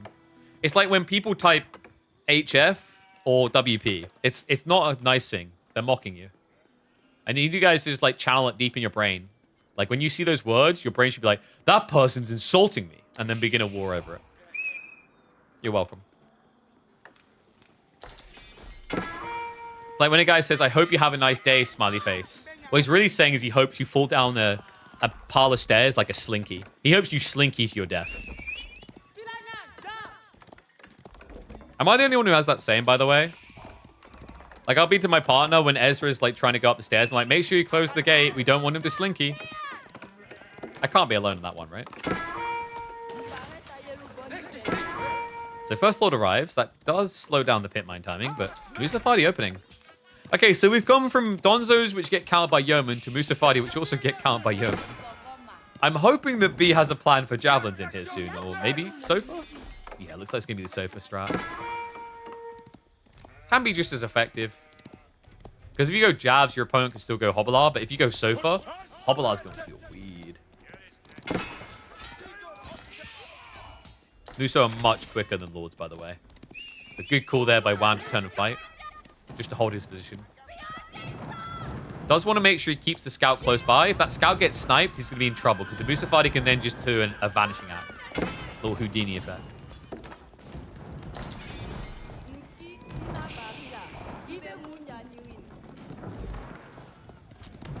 I feels like Wham has the edge right now. Oh, go straight after the first of the Yeoman. Get that guy! Yes, let's kill the unit that's meant to counter us. XP? Warrior Scout's pretty good at dealing with that as well with the 7 base. Nice turnaround on the Lord. He split them up. That was sick micro. Bait and switched on him. Muso is at least going to go down. Losing a Lord already is pretty expensive. Yeoman is also going to get sniped. He intercepts again, but there is a Yeoman to protect this time. So difficult, man. The burst on these Musafadi is kind of crazy. 18 damage in the Feudal Age.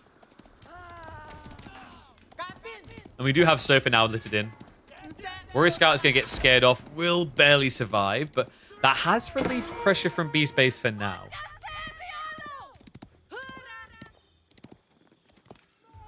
Yeah, just the littering of 1 or 2 Yeoman is actually surprisingly effective. But Musafadi, I kind of like where B's mind is at to a certain extent here. Musafadi are insanely cost efficient.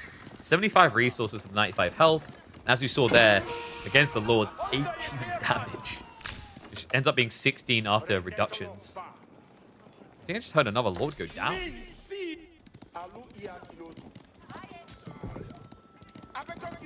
The destroyed value is a little bit crazy, isn't it, at this stage? Did Wham cancel a building? He must have. I mean, I felt like their numbers were closer than this.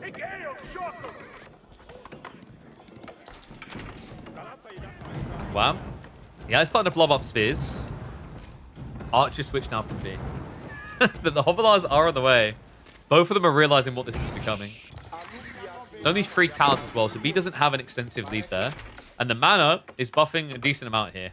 Yeah, 130 resources. Then he's got this one over here to give another, what, 50, 60 resources. Nice idea as well. B, with a better mobile unit, he's going to look to intercept reinforcements. Could easily catch the next wave, actually. It's coming at a pricey cost to him, though, with the pit mine going down. His army still feels a little bit small, so unlikely he wants a direct fight right now. I wonder if he just looks to go towards the base. Oh, it's actually 3 manas already. Yeah, check this out. Another one out over here. Not really doing anything, though. Yeah, I think he noticed the Sofa somewhere because he just pulled back from the deer. So that's a pretty wasteful mana at this point.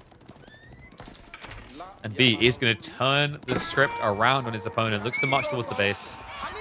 Does discover there's a lot of troops waiting, though. Great discipline from Wham. Yeah, just not trickling troops over. Really important. Scout is alive, so remember, you can't ambush. Even if you wanted to, it's still on cooldown. This is a surprisingly annoying composition, isn't it? Sofa plus Muso, just the movement speed. Reminds me a lot of Yeoman plus Hobbler. And great dodge. Because of the way the cliffs spawn, there's no easy intercept point here. So Wham comes all the way home. But in fairness to him, he is getting something out of this.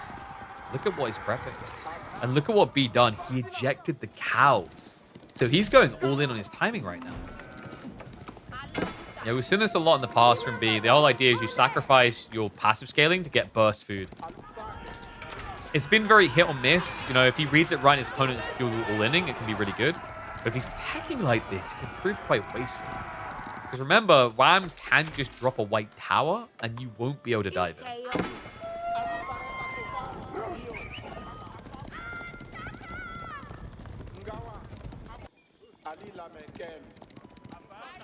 It's pretty impressive on the army size as well. 10 yeomen, 10 spearmen, being able to afford this. Oh, wait a second, the villagers. Wham! No, was he white tower in the center? He was, with just 5. Oh, sick grab by B. The rest were lagging behind. That's going to cost him dearly. I mean, in some ways, maybe it's better because at least these workers will get back to work sooner. But instead, it's going to be a defensive white tower nowhere near the sacred site. Great find by B. And now he knows what you're doing. When you see 5 workers walk up like that, it's pretty obvious what you're anticipating. So now you can think about his own age-up play. If he wants to, he's going to need a lot of cow. If he wants to attack, he's going to need to be a bit more aggressively positioned. Musafadi faster than Wolf. I mean, that makes sense, because like a Musafadi has 2 legs and a Wolf has 4. So a Wolf has double the legs, slowing it down.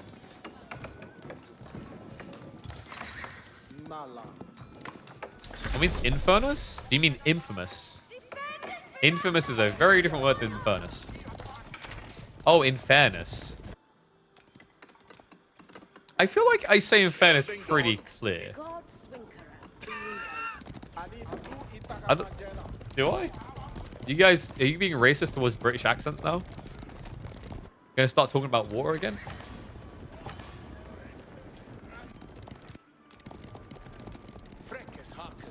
Oh, look at me. That's a dirty house more than the creeping. Yeah, he'd see him miles off. But remember, the white tower, like, it's nowhere near this. B. He hasn't hit anything yet. Wham's not reacting. He starts to pull back now, but this could be a disaster. There's no wheelbarrow. What a hit. Gets in on the workers. Gets the club down when he needs it most. Oh, my God. Chalk that up to one hell of a healthy lead. 13 eco ahead. The white tower needs to be avoided by B. Ends up diving underneath it, but only momentarily. However, his army is now full out of position. He needs to get home ASAP. Wham is committing in. B. Wait. Is this a Farimba strat? This is Farimba. He has no cow. This is a Farimba. Is he going to be going for the freeborn? It has to be. Oh my God, he got more. -3 more. Blocks a relic. Dive coming through, though, underneath the TC. Knights also now arriving. It's a bit of a panic. The worker's got nowhere to go. Is this going to be the breakpoint? Surely it has to be. Archers paid the attention. Knights are going to get chasing. So far are rallying back to try and protect. Remember, he's got no spearmen against Knights here. This is getting messy. B now has to reinvest. He can't just go for the tech up. So Sofa will intercept. There's a few spearmen in there. Archers need to turn a fight. The villagers get shivs out as well. He's sacrificing villagers just to keep the Sofa alive. That's so much for that worker lead. Both of them feel like they're on a race towards 0 workers. Yeoman's still raiding into the base. They're going to find and idle out more of B's workers here. He wants that 4-0. He can taste it, but it ain't going to be that simple. Deals with wave number 1, but still an age behind. And that worker lead that looked like it was going to be game-ending has been mostly neutralized. Sofa will clean up the last of the Yos. Workers will go back to building up a pit mine. It's now turning to Sofa versus Knight, but keep in mind the Sofa count is substantially higher right now.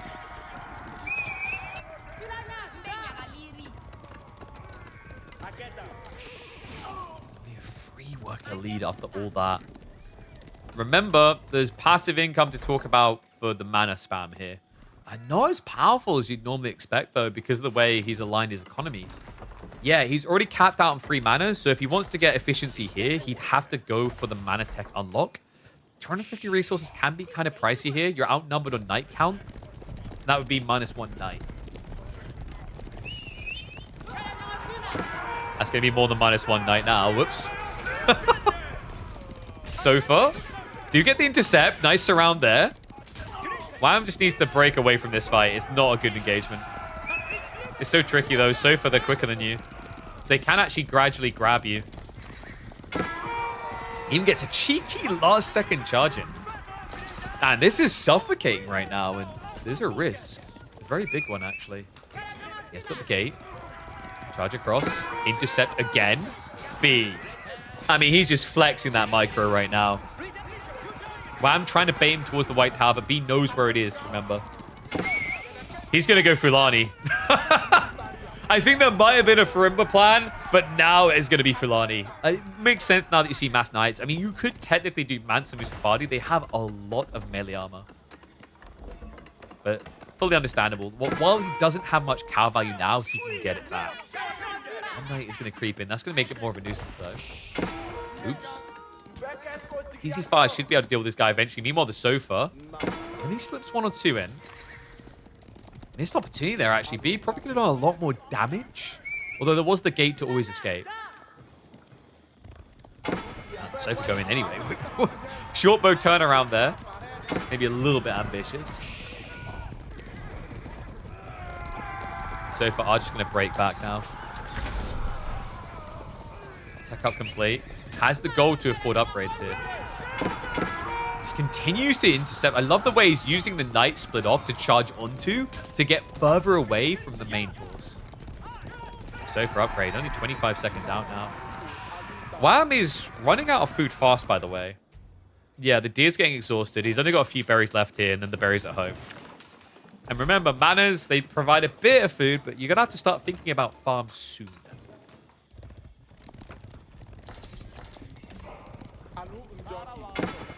You know, when you look back at this game, I feel like there's been 2 to 3 moments already that make you think, how is this one still going? That's what you love to see. We're almost 20 minutes in. There's no Sacred Site lock-in, which is impressive. Archers are at least blocking some of the relics coming home. Wham has already been able to achieve 2, though. So far. You get charged on 2. They bait the knights back a bit. That allows the Donzos to catch up. But the heavy cav lead for B doesn't really exist anymore. Needs to be respectful of this. Has got Musafadi queued. Interesting choice, I guess, for like flank raids, maybe? The challenge for B now is getting the cow mine. If he can actually sort the ranches, he's in control of this game, 100%.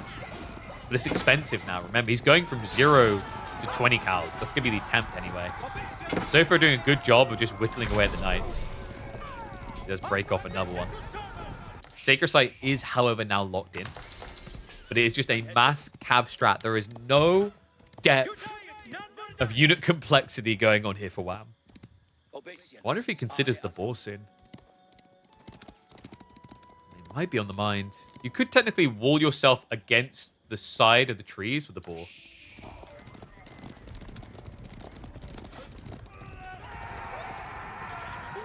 Nice intercept as well. Does find the attempt at the 3rd relic. B also now playing for relics too. Decap coming in the center. We'll just pause it and stay there.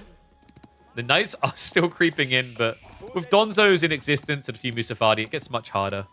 Good pull away, however. Hello. Nicely played. Yeah, it drags away the defending spears. Sofa will be able to waste the knight's time.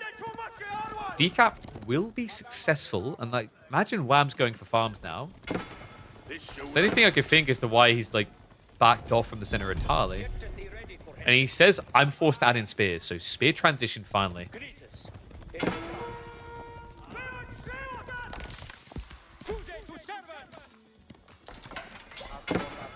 So I'm just going to throw away the knight. He's going to try. Shivs out. Wait, what? Oh, that was disgusting. So he runs the charge and then runs past him before he can strike again. That was kind of dirty. Knights on the back end are trying to find those woodworkers. Remember, Wham is still behind on raw economy. And the Fulani might not be filling up fast, but it's a gradual effect to worry about here. B, adding in more and more Donzos. I mean, that's fine against the Spears. Might want to consider some sort of range mass, though, just because you are up against the Lords. Technically, with enough Donzos, you can snipe those Lords, but it's challenging. And wow! That's a cut down. 4 Knights, dead. Almost a third of his composition of heavy cav. Military numbers are blowing. This is the classic Marleyan effect. The curtains look to be closing on the Lancastrian Empire. War of the Roses fast approaching for him. This feels like there's going to be a civil war just for these workers to find something other than wood to gather. Creep out from the next deer as Wham's wolves do come in. B will mirror the play, so the age of knights is passing.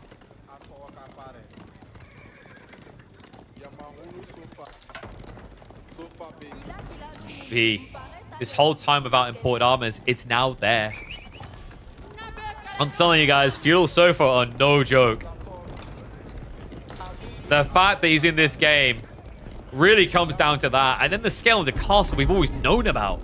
There's like 3 different power tiers of Sofa in games now that matter so much. We don't talk about the Imperial one because games are always done before that arrives.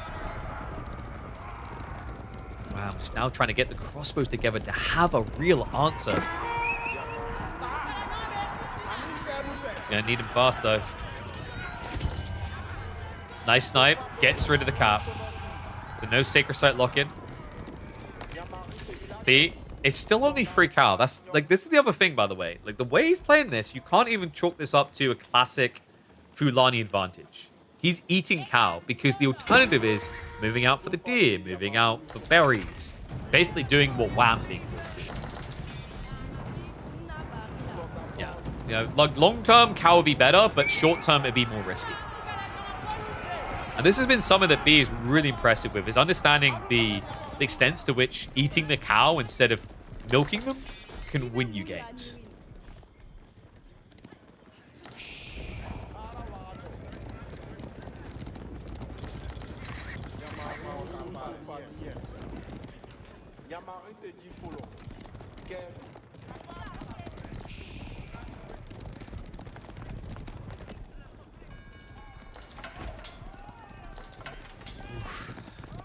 What does Wham do here? He's trying to go for a raid. I mean, B, much more delayed on getting his walls up, but a critical point. And while this is going to be his Hail Mary punt, he goes for the castle drop. B, unaware, unlikely to discover it in time. There is hope for Wham. It needs to be. His limited resources are running out fast. The farm transition has finally begun at 23.5 minutes. The castle drop is going to be a resounding success. B sees it too late. He's going to have to think about Trebs now. You technically could just bulk up army and burn dive in. Would be risky, though. It's the type of play you'd make if you had mass cow. But remember, he does not. What do you guys think? Ones if you think B is going to win, twos if you think Wham is. I think he's actively adding in the cow now. He needs to shift some of these workers away because they are eating through them too quick. Yeah, he's going for full volley.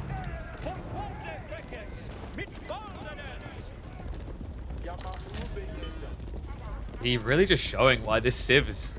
I want to say ban-worthy against... It feels like you have to snipe it. I mean, I've lost count of the amount of drafts where B picks this first. It really has given a masterclass as to why. Even after that blunder on the start, the Donzo didn't really pay off. Technically got baited by Wham doing nothing. Still. Musafadi, just a stroke of genius. Wham is going to be strong for a direct static fight because of the 4 lords being present when you defend the sacred site. So far, no, Musafadi instead. So far going north, Musafadi south. This is... Could this be a stroke of genius? I mean, If he was out on the boar or the gold, yes, but the way Wham set up his economy, I don't think this Musafadi can find much. Because the logic here is Sofa should be reacted to and Musafadi should go on seat. Break from the wall. He's going to dive in. B may have been found a bit thin here. However, that does mean the Sofa have no counterplay right now. Uh-oh. Pretty big commitment from Wham. However, we have to remember B put 75% of his Sofa in the enemy base. Which means that Wham, in a direct fight, has a military advantage. Sofa should just be able to hit all the back of his economy. It's his best move right now. Just find him, kill him. The Musafadi are on the way home. They have got the stealth. Scout is not being sniped by B, which means he's missing a pretty big opportunity here. Musafadi do arrive. That's going to be hesitation for Wham.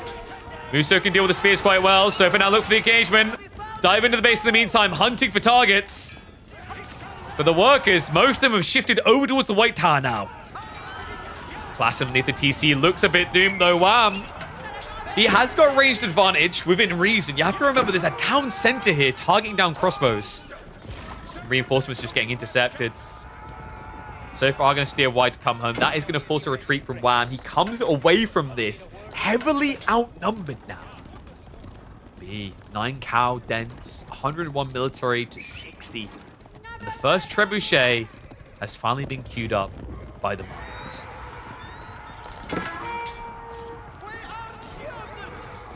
Army size differs big. How does B do it? I mean, it's Musafadi. It's just so efficient. It's 75 resources for each of these. He's paying less to build a Musafadi than you pay to build a spear. I do like the idea from Wham.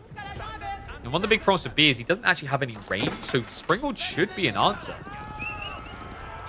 So far, are going to get intercepted by the Knights, but that Knight count is not great. No. Realizes it and tries to break away.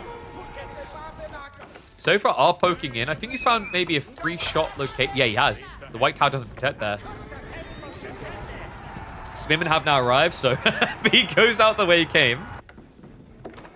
The Sofa is finally going to see the workers. This is the problem, actually, because he's really far away. Even just the idle time. He looks to recommit onto the Trickle Troopers. Sofa is going to go down, but definitely cost some idle time as well, some worker kills. Wham has almost got it down to 5 minutes on the clock, but the siege has now begun. First trebuchet arriving completely unguarded. This is some unhinged positioning. It's completely exposed, but because of the way that B keeps turning up with the Sofa, Wham has to keep himself back. He can't actually just dive and kill this. And now, oh my god, the size of this army. Wham has to be very careful. This can easily turn into a sandwich.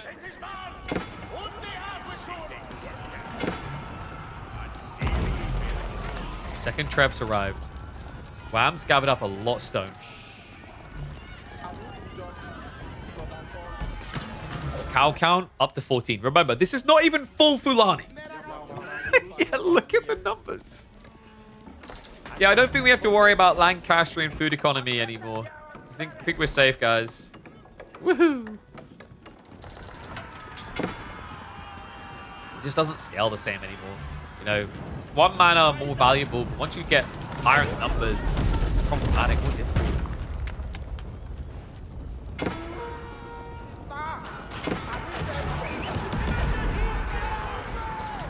This army size looking BEA beautiful. Almost 60 Sofa. And they're coming.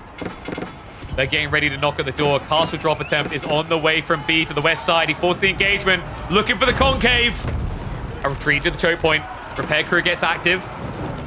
Gonzo Musafadi pull back. Sofa drag the army out a little bit. He's looking to rotate around the back. Mangonels looking for the snipe down, but it's not going to be quick enough here. And the Sofa can easily ride in onto the siege. Has to keep it safe. Has to pull it back. Castle drop succeeds. B now able to vomit out more gold. What the hell was this, B? A wacky castle drop. And the mangoes will begin to siege it down. The torch is out. Is ambitious from Wham. His military lead definitely shrinking here. From what, 60 so far down to 36. The siege, man. The siege is such a big problem. 7 Springalds means Musafadi, Donzos can't really do anything. The Trebuchets never able to really fully dent this, but Wham is now running out stone, folks. So repairing is about to become a lot harder. And B still has a miracle economy lead. Like, look at this. He's still 20 ahead. You should be afford to trash here. Sofa look for the dive in again. I think he's maybe jumping the gun. It's 3 minutes on the clock, which makes you panic a little.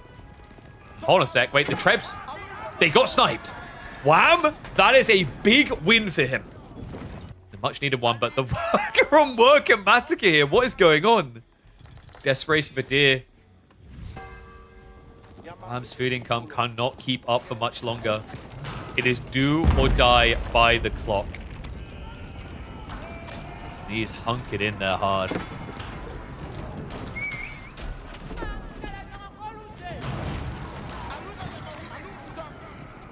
He needs more siege. Maybe some rams. He's actually going to go mangoes. He needs to be fast. Yeah, time is not on his side. He's got double siege workshop to try it. But he is going to be forced to dive soon. One of the risks with what Wham is doing is when you condense like this, mangoes become more effective against you. That's the logic that B's playing off of. And it makes sense. His gold income is double that of Wham's. I do wonder why maybe not Springles himself, though. I mean, Springles could have worked just as well here, the way that Wham has played this. And it is going to be one final Wham's wall to try and protect. I'm ringing the bell here. Sofa slipping again.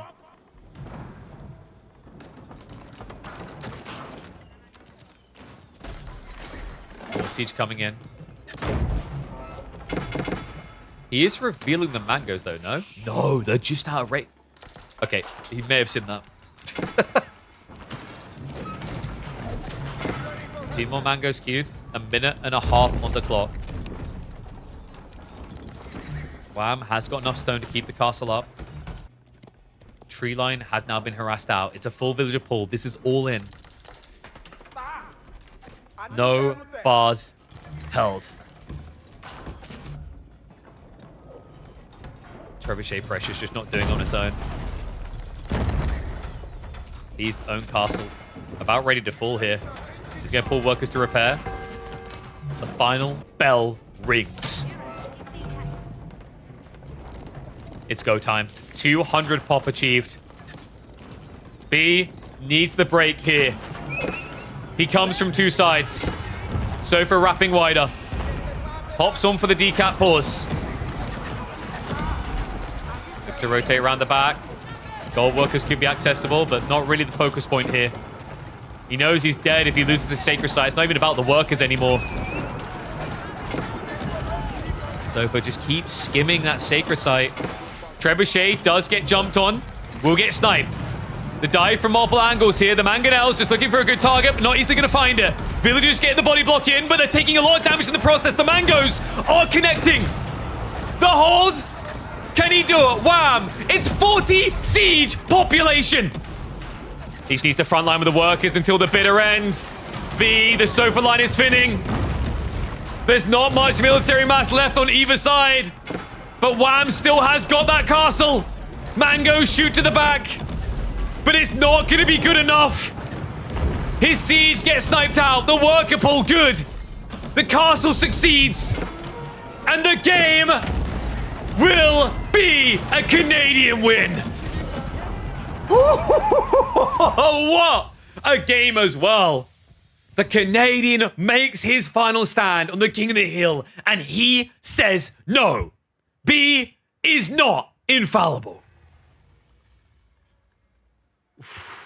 My God. That was freaking weird and wild and crazy and wonderful. But he does it. Wham. On the freaking board. What do you call that one? I don't know. Where to begin with that one, man?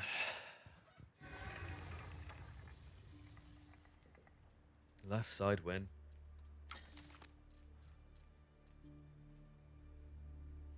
Can you send me a DM on Discord? Sure, go for it.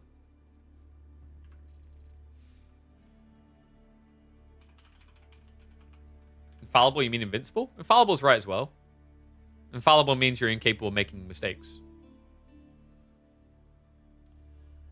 Oh, man.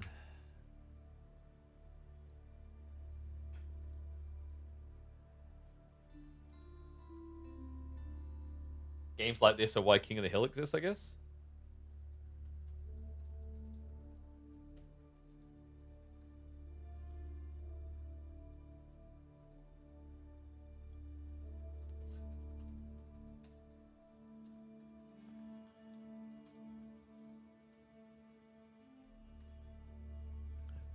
Be through that big time? Do you know how hard it is to break like direct fights when the castle goes up? I don't know if I'd say through it necessarily. I think that's like a discredit to the way Wham played that. Like, B tried to raid his economy to death, but he just couldn't find the economy anymore.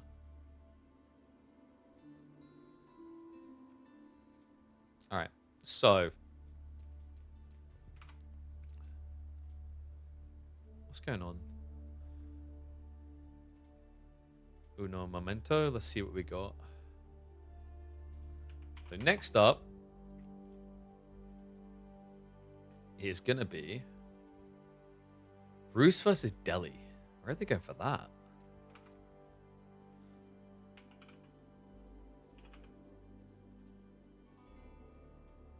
What maps have we got? Bruce versus Delhi, Bruce versus Delhi. Dry Arabia? Himiyama? Might be Himiyama, actually. That's true, yeah. He threw the Dark Age Donzo. Would have been his game otherwise. Saying 2 trips on defender is a bit too crazy. Yeah, I mean, I think he was just trying to think that he could, like, out-raid him to death. And that the trebuchets were just, like, a kind of distraction.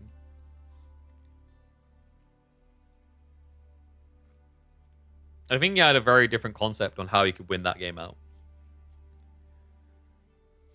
I would say the weird part is, like, if he actually put the trebuchets on the west side, I just don't think he was thinking about that because he was queuing mangoes out of the west side siege workshop and trebs out the east.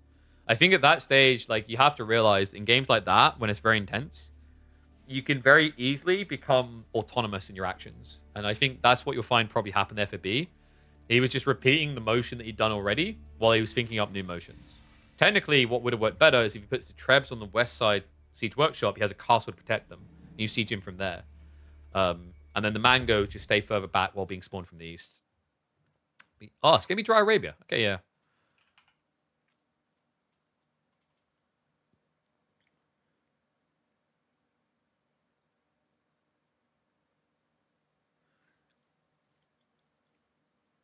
Remaining civs, Wham has the better lineup. It's interesting you say that, because I'm pretty sure he just gave feedback that he thinks the draft seems a bit unfair. Second player gets the first pick, second pick, third pick, fourth, fifth.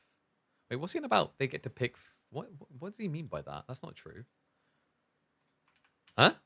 Let me double check the draft link. I don't think...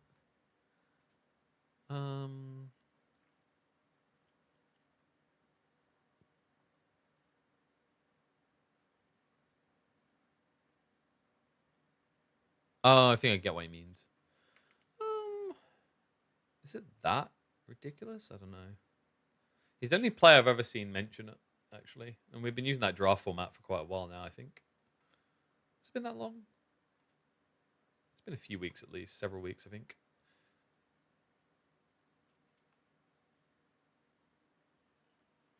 Oh, just I stretch quickly as well.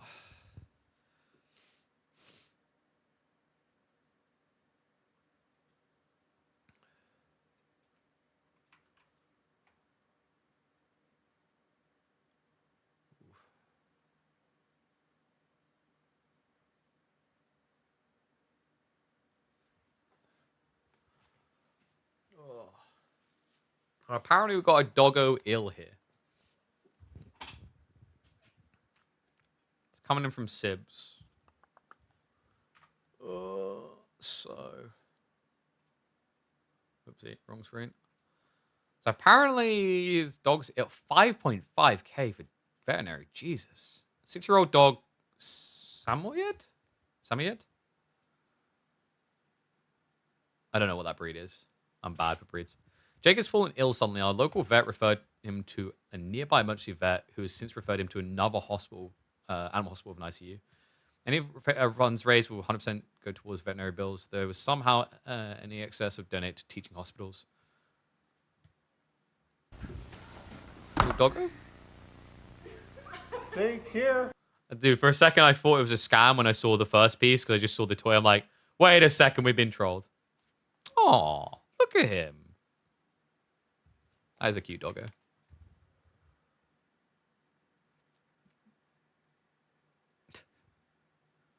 Bless him. Oh, crap, dude. I'm sorry to hear that. Yeah, if anyone wants to tap out Sips and his dog, the link, here, I'll drop it there. A lot of us are familiar with Thirsty Sips, so if you guys have got a little bit of something and you want to help a dog live, I mean, no pressure. Like, if you don't have money, you don't have money. Like, I'm sorry, Sips, I'd help you, but, like, legit, for me, I don't have the spare money, if I'm being totally transparent. But if someone does want to help donate a little bit, I'm sure I'd appreciate it immensely. Veterinary bills are freaking crazy, man. It's such a tough one because I know some people go like, oh, you know, if you can't afford a dog or whatever, don't have it. But it's not always that simple. That crap can creep up on you. Ugh. Especially about pet insurance. So I'm guessing in Americans, it's like you have pet insurance, but it only covers part of the premium or whatever, right? Which always just feels like a scam. Like I remember someone was talking to me recently about like car insurance and that as well. He's like, car insurance is kind of a scam because you pay it to cover like an accident occurring, but then when an accident occurs, you end up paying more your premium. So it's like a stupidly contradictive thing.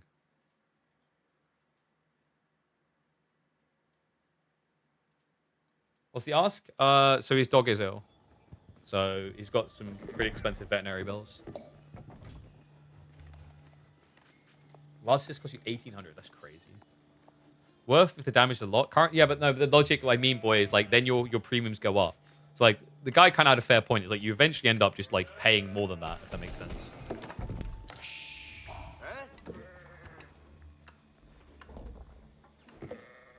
Tax the billionaire? Hell yeah. Can we make me a billionaire, please? All right, let me flip this around, as it is in fact be one game away from winning. It's finally happened. B can finally bleed, but it's only a light cut. Wham needs to cut a lot deeper if he wants to win this. A 3-1 scoreline. B looks to end it here with Delhi on Dry Arabia, while Roos will be the optimal choice for Wham, it seems. Dry Arabia to potentially end this. I'll get that double hunting cabin opening. I mean, technically with this type of spawn, it might even be worth a triple hunting cabin. Remember, they did buff hunting cabins recently from 100 wood to 75. So technically you pay a tiny bit more wood to get 3 out compared to what the old cost was for 2. Yeah, I like that the devs were very quick on that reaction, like, oh, we may have over-nerfed Roos a little bit. And they did adjust for it, so props to them for that. Generally speaking, insurance is betting against yourself. Isn't it hedging your bets against concerns for yourself? I know, it depends. Like, it's always a weird one. Every insurance is a scam? Yeah, but that's exactly, like, that's the thing. Like, technically there is an argument when it comes to insurances. Like, the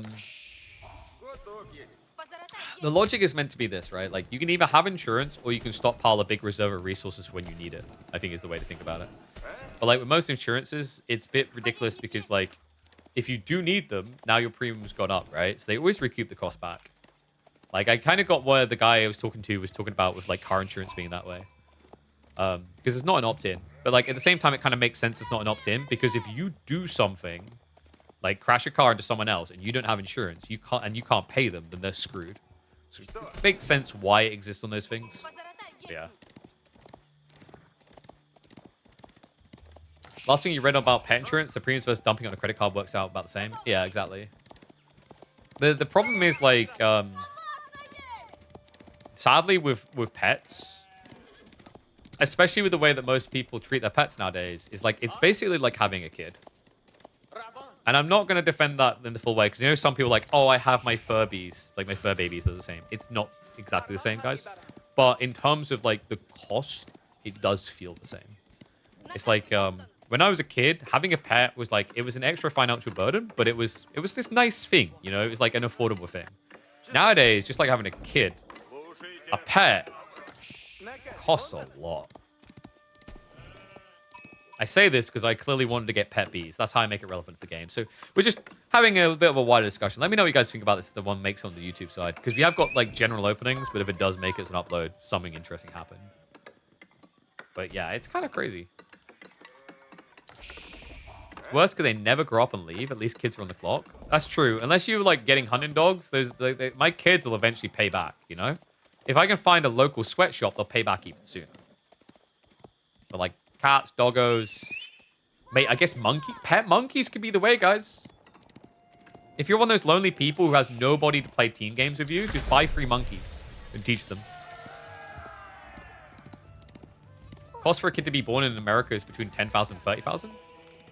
Yeah, but like even the pet cost of like basic surgeries is very expensive as well, right? And like depending on your dog or cat, whatever animal's going to be, there's things that are more typical, right? Like for example, German Shepherds more regularly get severe arthritis. This dog's worked off a little debt as assistant babysitter here. I mean, that's good. Like, you know, I feel like the first time you leave your dog to babysit your child, there's a 50-50 chance it becomes a babysitter or a baby eater. And, you know, like, I guess technically in both forms, it is saving you money. Just one of those forms is a lot darker. So if you're at the beginning, looking at the deer stacks, actually, this is like a pretty good spawn for Wham, no? He gets double retracted, and B gets double forward. So, got to be smiling when he realizes that detail, which you would have by now. Like, you've got 4 scouts out. You should see everything on the map. Sheeple, really good for B, by the way. He got 15 sheep compared to the 12 of Wham, but remember, he would have started on berries first.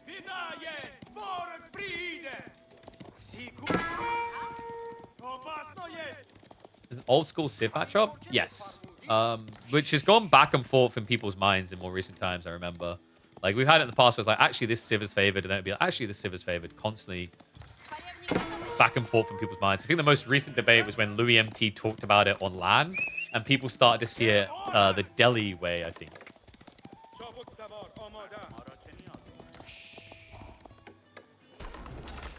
First scout soon to complete. Spearman has become the standard requirement here. 1, to protect your pro scouts play, but 2, also you're against Delhi, so you're expecting Ghazi. Tricky part, though, is, you know, if you try to do multiple deer pockets at once, your spearman can get cut down by the Ghazi. It's also, you've got this weird tug and pull. You're thinking about the deer stacks and multiples of them. You're then also thinking about sacred sites. That's going to become a concern in the next minute and a half. Wonder, is it going to be archery follow-up at all? Wouldn't be surprised if B just tries to stay on Ghazi for as long as possible. Any maintenance that a pet needs, arguably a kid does too. And a kid, just to be born blows any pet already blows. Wait. But that kid will eventually pay me back. Okay. Also, it depends on the animal you're having. If you're having like one of those very rare cat breeds, no, he won't. He will work towards paying me back. Okay. Look, I just need my child to become a billionaire and then like buy my house for me, and then they pay me back. I guess you could argue statistically, if you were lucky enough to get like a performing cat that can juggle, you could then circus clown that thing and make some money. But statistically, look, all I'm getting, okay, fair point here. If my cats will not be there when I'm so old that I need someone to wipe my ass for me. Although I hope they aren't, because like if they are, then that means that in the next 10 years I'm gonna be incapable of wiping my own ass. My kids, on the other hand, they have to suffer with that crap, literally and figuratively. Okay, so it looks like B is getting a really heavy dose of Ghazi coming through here. Interesting, with the Knights, it actually might force B to go into Spearman, which isn't the worst idea. And yeah, there you go. Rack's coming through. Nice thing about adding in infantry is it will give you a way of just walling in the sacred sites too. Kids raid your fridge, maybe start paying some rent past 18, then move on. Yeah, but eventually they're going to, like, when I need diaper change because I'm old, okay? They'll either pay someone to do it or like, they probably won't after use my own savings. Yeah, that's kind of cool. Also, jokes on you. Wait, you think animals don't raid the fridge? Guys, we legitimately can't leave food out on the counter because my cat eats through the bags to get to the food. You guys have heard stories about my cat that has bitten through countless electrical wires. And you're trying to... Like, Ezra and Freya don't eat through electrical wires, okay? They ain't costing me in that department. Looks like we'll have to put Dad down. He shot himself. No.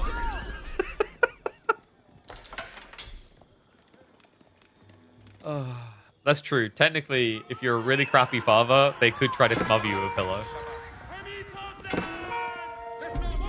But, like, I like to think that on the low end, like, at the possible ends I come in at neglectful at worst, not he's so bad we had to kill him. So I like to think I'm fairly safe. Some of you guys in chat, however, spear on spear in the center. Sacred Sight can still be locked in now. I mean, I'm doing a good job of just trying to keep pressure here to avoid giving this over for free. There's not many spears yet, so the Night Arrival is a big problem. Yeah, and he start peeling away. Micro a little bit late there from B. Additional Sacred Sight is now being blocked out. North and South. Does at least complete the capture on the south side. So there's 2 Sacred Sights locked in. B will now be forced to switch into archers, but already being mirrored by Wham.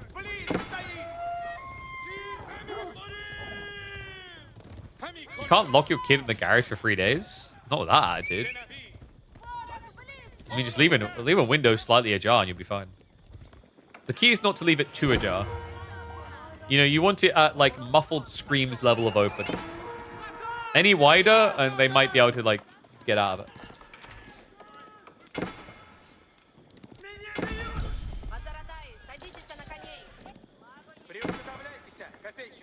This is all going to get clipped out of context, isn't it? All right. Wham, Archer's count is going up pretty fast, but the problem he's got is Undermesh Shield Arrow. He has failed to adhere to technology. That's right. Canadian people, they still live in cabins in the woods and rely on bears to get around, so he's not ready for this level of tech.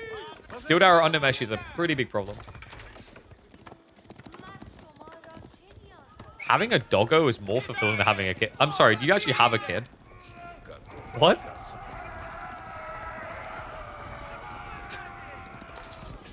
I'm not sure about that one. Especially when you realize how easy it is to convince your toddler to actually act like a dog. Anyway.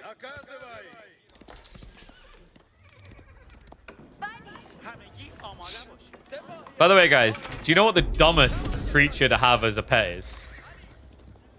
Raccoons. That's right. No one should go put a collar on Recon. Because raccoons are actually too smart. You guys know about this? So raccoons are one of few creatures capable of conceptualizing and executing on vengeance. They hold long-term grudges. So if you do something that raccoons don't like, they will find a way to screw you up. These knights, not very intelligent. Was not able to find anything there. Oof, he is at least pushing him back though. Like, quality of army-wise, I mean, it seems similar on the count, but Wham's definitely favored. And you remember there's 8 scholars in the mix of B.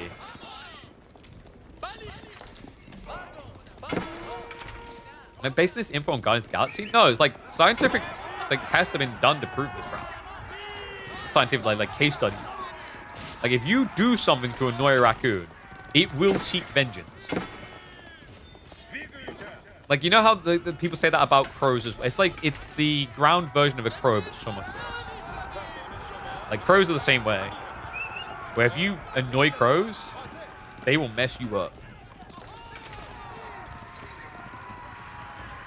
Also, the crows are really weird. Like, if you do something nice, you have to keep doing the nice thing. I was reading a story about a guy, he fed a crow once, and then every time he'd walk by, they'd screech at him. And then eventually, because he wasn't feeding them anymore, one of them attacked him. So he had to start feeding them every day. Oh, God.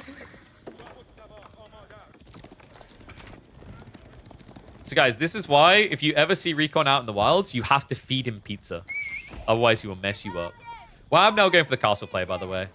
So we had some probing, but nothing that's required like a full annotation of the fight, right? It's just been poke prod here. No work is lost. Pretty clean, actually, by Wham. I think he got what he wanted out of this. He delayed the Sacred Site control. He's now ready to tech ahead.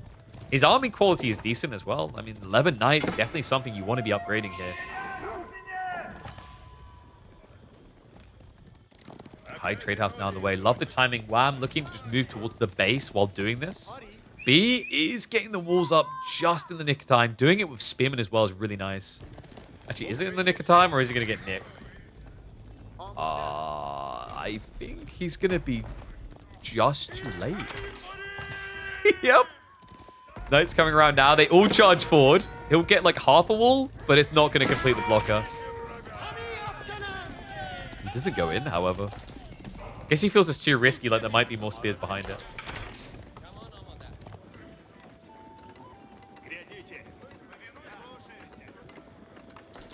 Dogs are good crop protectors. I mean, in fairness, so are kids if you just give them like those big gardening shears.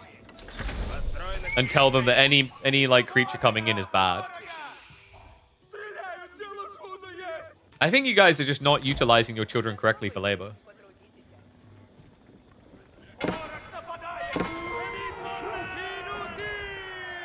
Veterancy on the way. P is now going to try and go for a castle play. Now, in fairness, if he can just get 1 or 2 War Elephants out, pretty koski. And he has got a decent amount of berries still to work with. The relic timing is going to be the more important thing here. He's bloating big military, by the way. Like, if he can get in position map-wise, the relic game could fully be his. Ghazi do get intercepted, however, so Knight's able to push that back.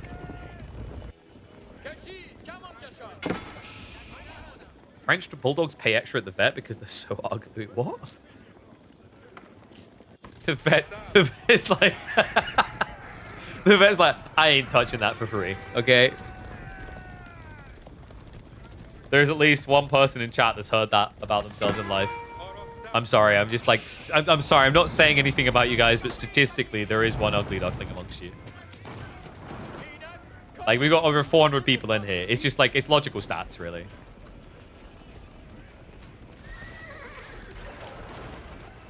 House of Learning now from B.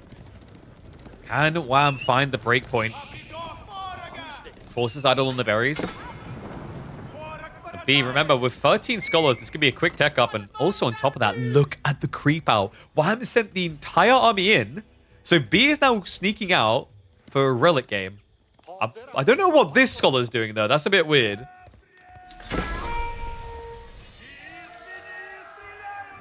I guess, like, if you send... Is this the Scooby-Doo logic? Like, send them out in pairs? It's less dangerous. Villagers are going to creep by. Ooh, about to be seen, though. Goes back the other way. One archer will find them. And that is a late retrieval. What? B was sitting there the whole time. Northside Relic will at least be picked up. Flash coming in, though. Wait, there's no... The veterancies aren't there for B. Did we forget to push the buttons? I think we did. It'd take a long time anyway. War Elephant instead on the way. This is unraveling pretty fast for B. He's gonna march his army now. Yeah, now you go veterancies? Ghazi forced to try and react to save some lives. I mean, Wham has been put in the corner.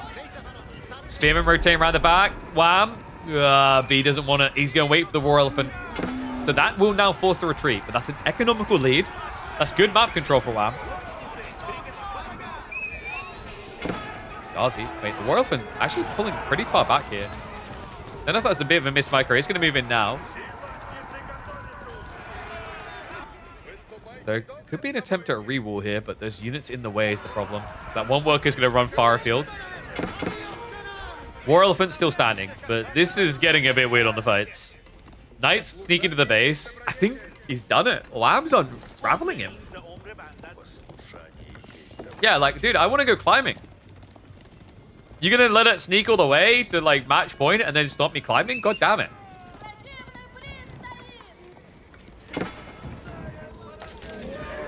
It's 2 War Elephants, though. That's a lot of war elephants, guys. Seriously. 2 whole war elephants. Like, we were just talking about what it costs to own a dog. Do you want to know how much it costs to own an elephant? You need a nearby village that at least has a general population curve of, I'd say, about plus 400 a year. Elephants are really hungry and babies aren't big snacks. So really important you have that type of scaling.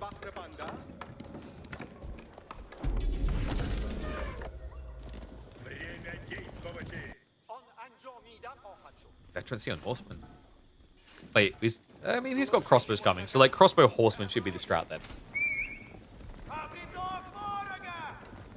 Well, this game is not over yet. One thing to keep in mind is B has at least retrieved 2 relics and could easily make it a 3rd. Yeah, this one down here is going to go Wham's way, so it should be a 3-2 split in favor of him. High Trade House also generating 112 gold a minute. The elephants earning their keep. That's true. The toddlers that they're consuming would have provided nothing to the Delhi Empire. But the elephants, they are literally and figuratively carrying people. Archer and Archer trade. More techs are on the way, by the way. Pake's about to complete, so that's going to give the Archer edge over to B. We have got Knights creeping on the south, but B did see that, so we'll have time to react. At least he should have time to react. Army is a go. He's trying to move in. This is very aggressive with the War Elephant timing. I think he just wants to try and find value before it's answered. And the Night Pass on the north side is going to block the Sacred Site cap. What's that? There's a lot of knocking at the door, guys. Honey, do not let the War Elephant in, please. Relic will be retrieved. Archer's not quick enough. What is B looking for right now? I mean, he's got more War Elephants coming. There's only 13 crossbows, which isn't a crazy amount for Wham. These knights are proving to be a pain in the ass, though.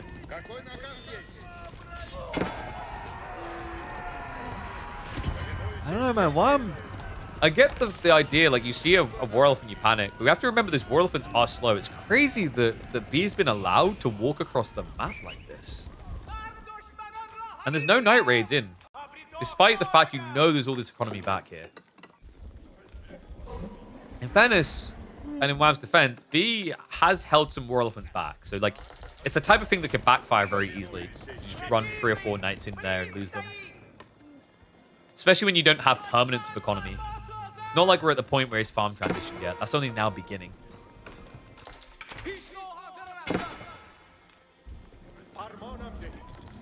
Okay. Looks like he's going to hunker down for the late game. We've got Stone Gathering, so it's going to be a castle drop soon. Yeah, so just Chuck E. Cheesing his way into the later phase. No second TC play from Wham, but he's gathering up stone.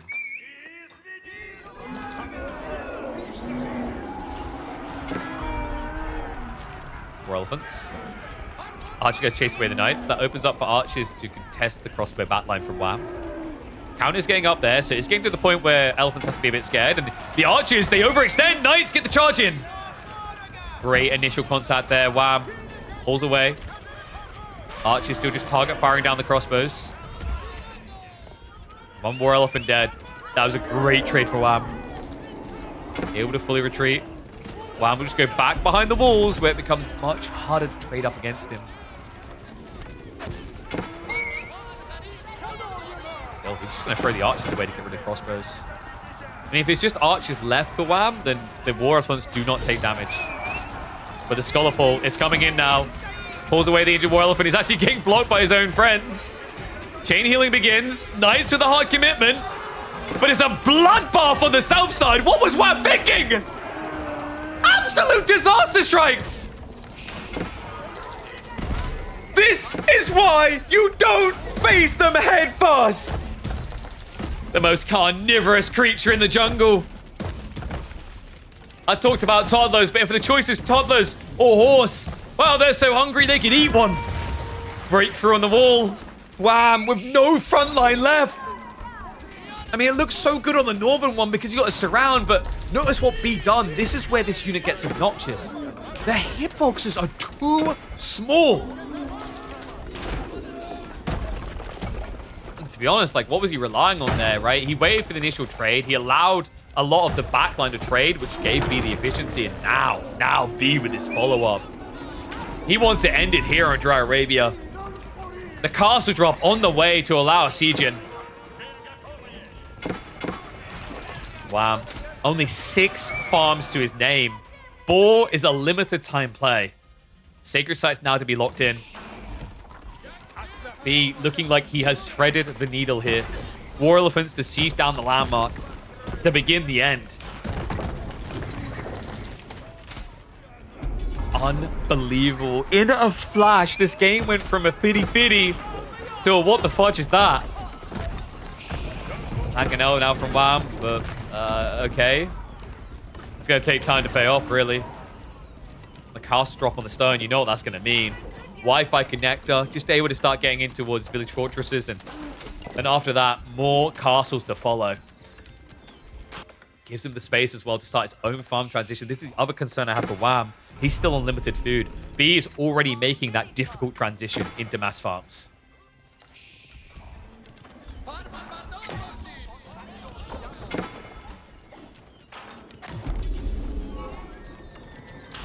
What an unbelievable series end this could be. I mean, if we look at the first half of this game, to be totally frank about it, the way you describe it is that King of the Hill game, B lost his flow. He got thrown off course.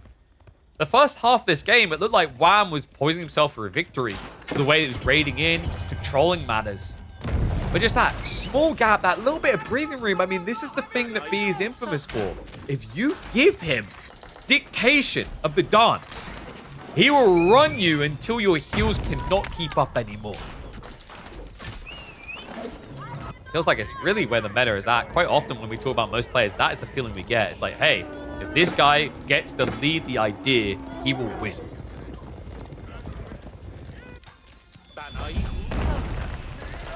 Rebel chase now from B. Wham has reacted with his own Treb strat. Castle drop in the back to give him somewhere to hide in case a dive occurs. Knights have peeled off. The War Elephants are already moving across. Oh, come on. 4 War Elephants? Sheesh. We'll just try to run by them. -1 Knight already. No new castle drop, so we'll force some other time here, but with the Elephants already in place, surely there's not much that Wham's cavalry can do here. I mean, Idol is cool and all, but it's not really going to change too much. Relic's also now on the ground. How much gold down here? Okay, he's got the free case. He's got some life. And the yoink! The double scholar yoink. It's a 5 relic game for B. Dive into the base though, the Knights are going to look for targets. War Elephant moves across to try to intercept that. So we'll find some raid damage here. Nicely played by Wham. Done more than I was actually expecting. It's like when B went for that dive in for relics, he got a little bit distracted. In some ways, it's worth it. You know, you lose 3 or 4 workers, but you gain the extra relics. It makes up for it. Village Fortress is now about to complete. This castle doesn't feel like it's long for this world.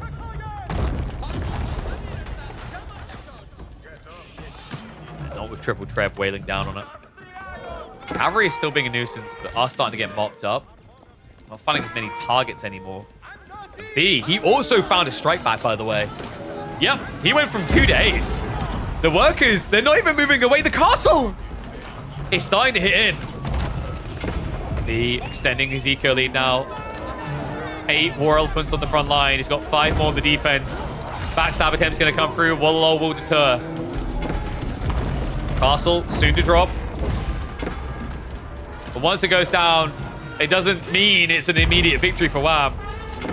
He has got 41 crossbows, 31 archers to try and answer, but B diving with the elephants first is a weird choice here.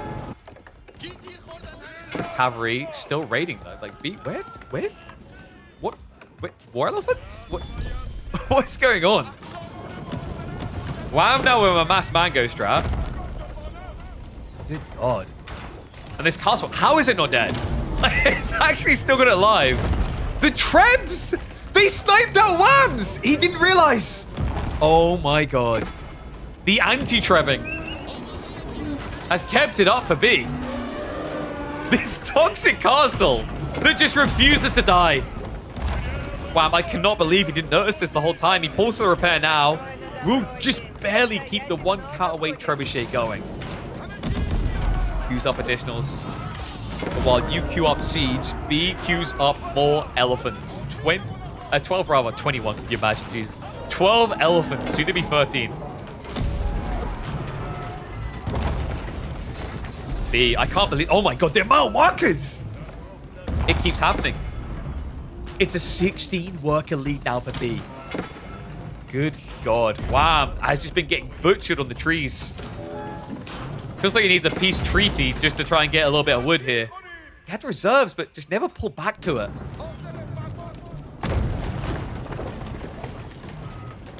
B is that weird guy who wears bee costumes.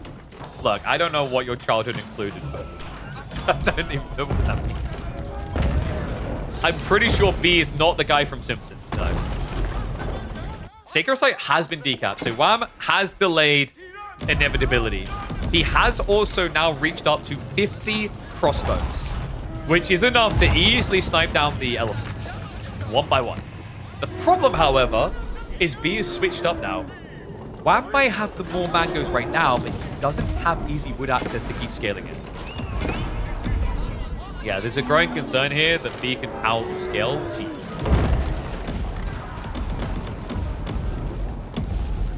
Just hurling rocks. If the War Elephant's hard to commit, there isn't a way for mangoes to run away here, by the way. And here we go. Goes in for it. Mangoes try to pull back, but the crossbow's getting in the way. Horseman looking for the turnaround. The mangoes. They continue to fire here. A lot of focus fire on just one mango kill. Remember, his crossbows are standing on top of the mangonels, giving double value. Almost gets another. Treb's even trying to snipe the siege. The horsemen trying to slip out, but the war elephants are going to catch them. I feel like we've been here before. It's happening again. It's all coming crashing down. Wham! Crossbow count down to 25. His food income just isn't there anymore. The inevitability is ringing here. The scholars just continue to be an absolute frustration. Wow, the trebuchets for him, like they've already filled their goal, but the damage does feel done.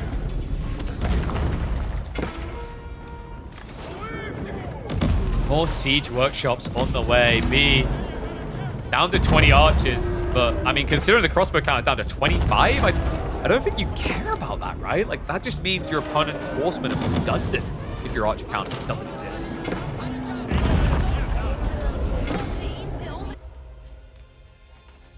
There's gonna be an attempt at a decap, but literally a war elephant to answer. Bit overkill, mate, but when you've got this type of military lead, I guess you can afford it. I mean, the army value difference is kind of crazy, right? It's an extra 8,000.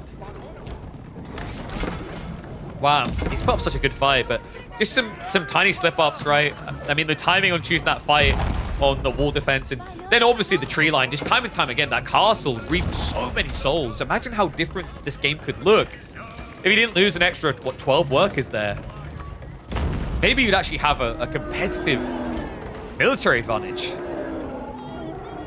But now, mango count, even Stevens, but a war elephant count of 17.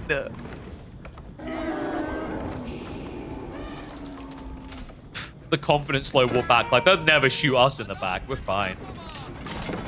Why not Ghazi switch? Because you have to send a message straight to Microsoft. Zoo Tycoon was an epic game. We need more Zoo Tycoons. All hail the elephant. That's the message.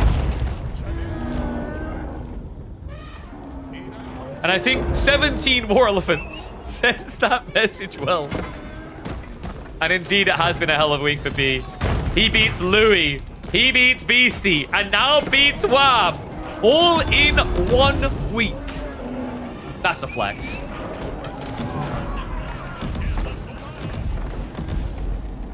These elephants, they could just go for the end, by the way. If you just commit onto the golden gates, he has to defend. You don't want to be down to one landmark. The trebuchets are getting there. One elephant sneaks in for a kill. It's going to be an absolute freebie. Mangonel equation equal B victory now. 7-5. Golden Gate down. One landmark left. For B, he doesn't need to rush this anymore.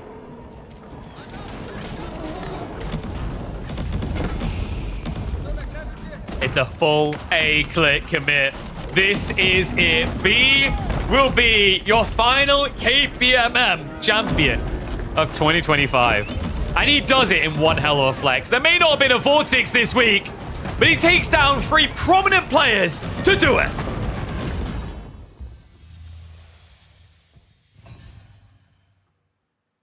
Oh, what a Chad. GG to Mr. B. A 4-1 victory. Ooh. And it wasn't easy, I'm sure he'll admit that. You know, it was a 3-2 victory over Louis. 3-0 over Beastie. But even here, like 4-1, you know, if you just saw the score, sure. But like I think the last 2 games show that Wham like can rise up to the equation. But B is just such a tricky bugger to deal with for sure. Do we do interview? We are not going to do an interview. It hasn't really been part of the format. Also, I'm pretty sure I made that as like a stretch goal thing. Once you reach a certain size, so you got to keep growing. Boop. But GG's to be all the same. Man, epic day of it as well. If you guys like what you saw, make sure you follow the channel. By the way, so KPMM, just to explain it for people, we're taking break week this and next week. I might look to organize some show matches or like a KPMM All-Stars like we done last year on the weekend after Christmas. I'll see if I can. Monday, we will have the third place matchup that we can cast. So that should be something entertaining to begin the week. And then like Monday, we'll probably look to cast some other pub games or maybe get 1 or 2 show matches going. On Tuesday, we're going to look to do some more of the variety streams. So we're going to do our games done in challengingly ways. Always recommend checking that out. That's only being streamed on Twitch right now. Sorry, YouTube. It's just like YouTube's a bit weird in the way it's formatted.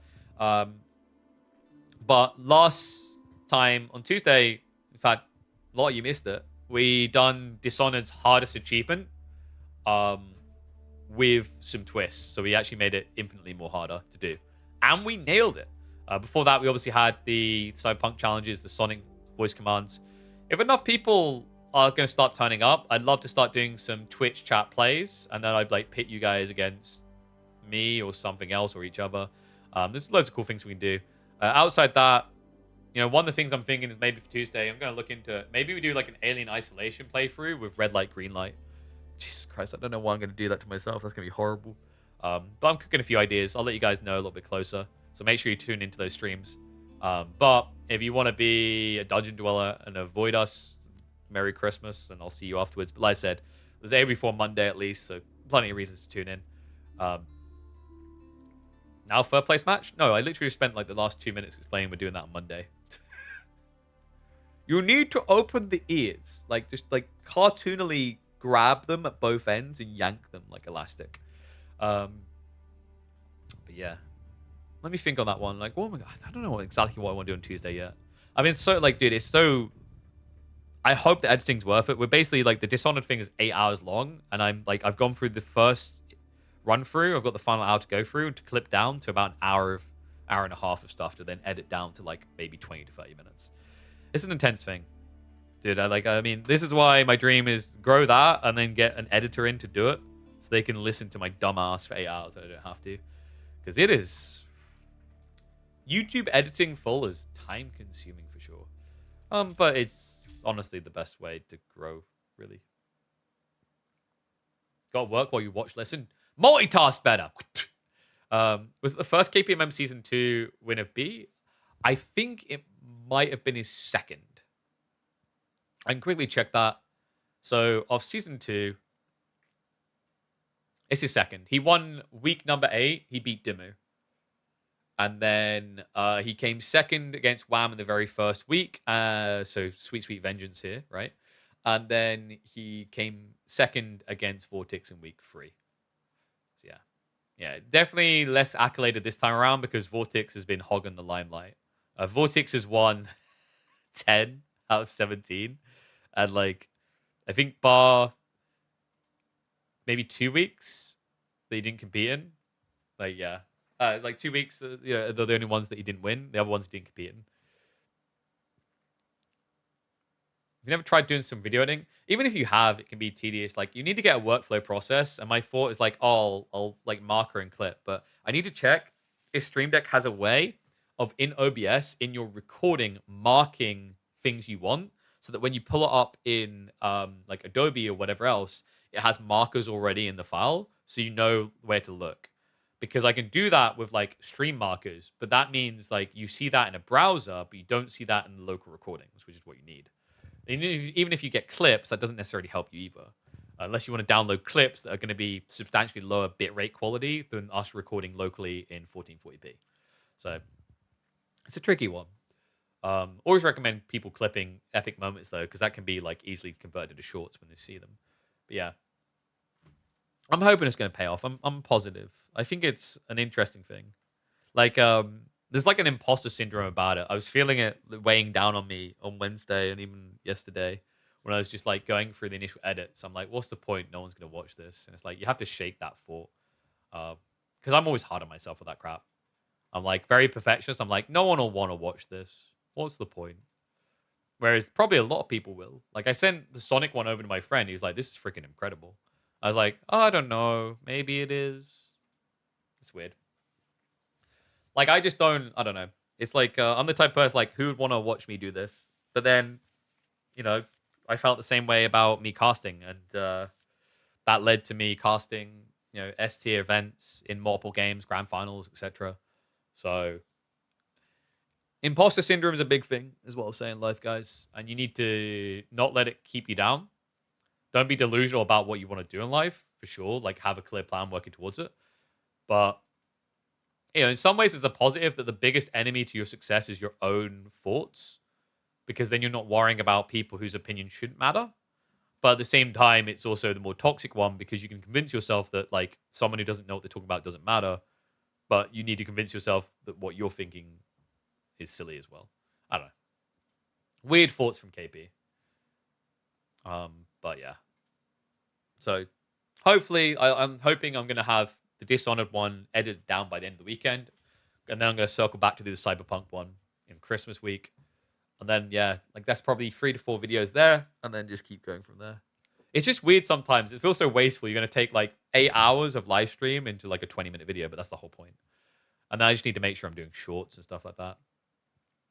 Who knows? Maybe 2026 will be a huge year of growth. And then I can just hire clip monkeys and editing monkeys to do it all for me. Ah, the dream. But what we're going to do now, like I said, we'll be back on Monday. We'll have the third place matchup as well as some cool pub games. YouTube, be well. Thank you very much. Enjoy your weekend. As for Twitch,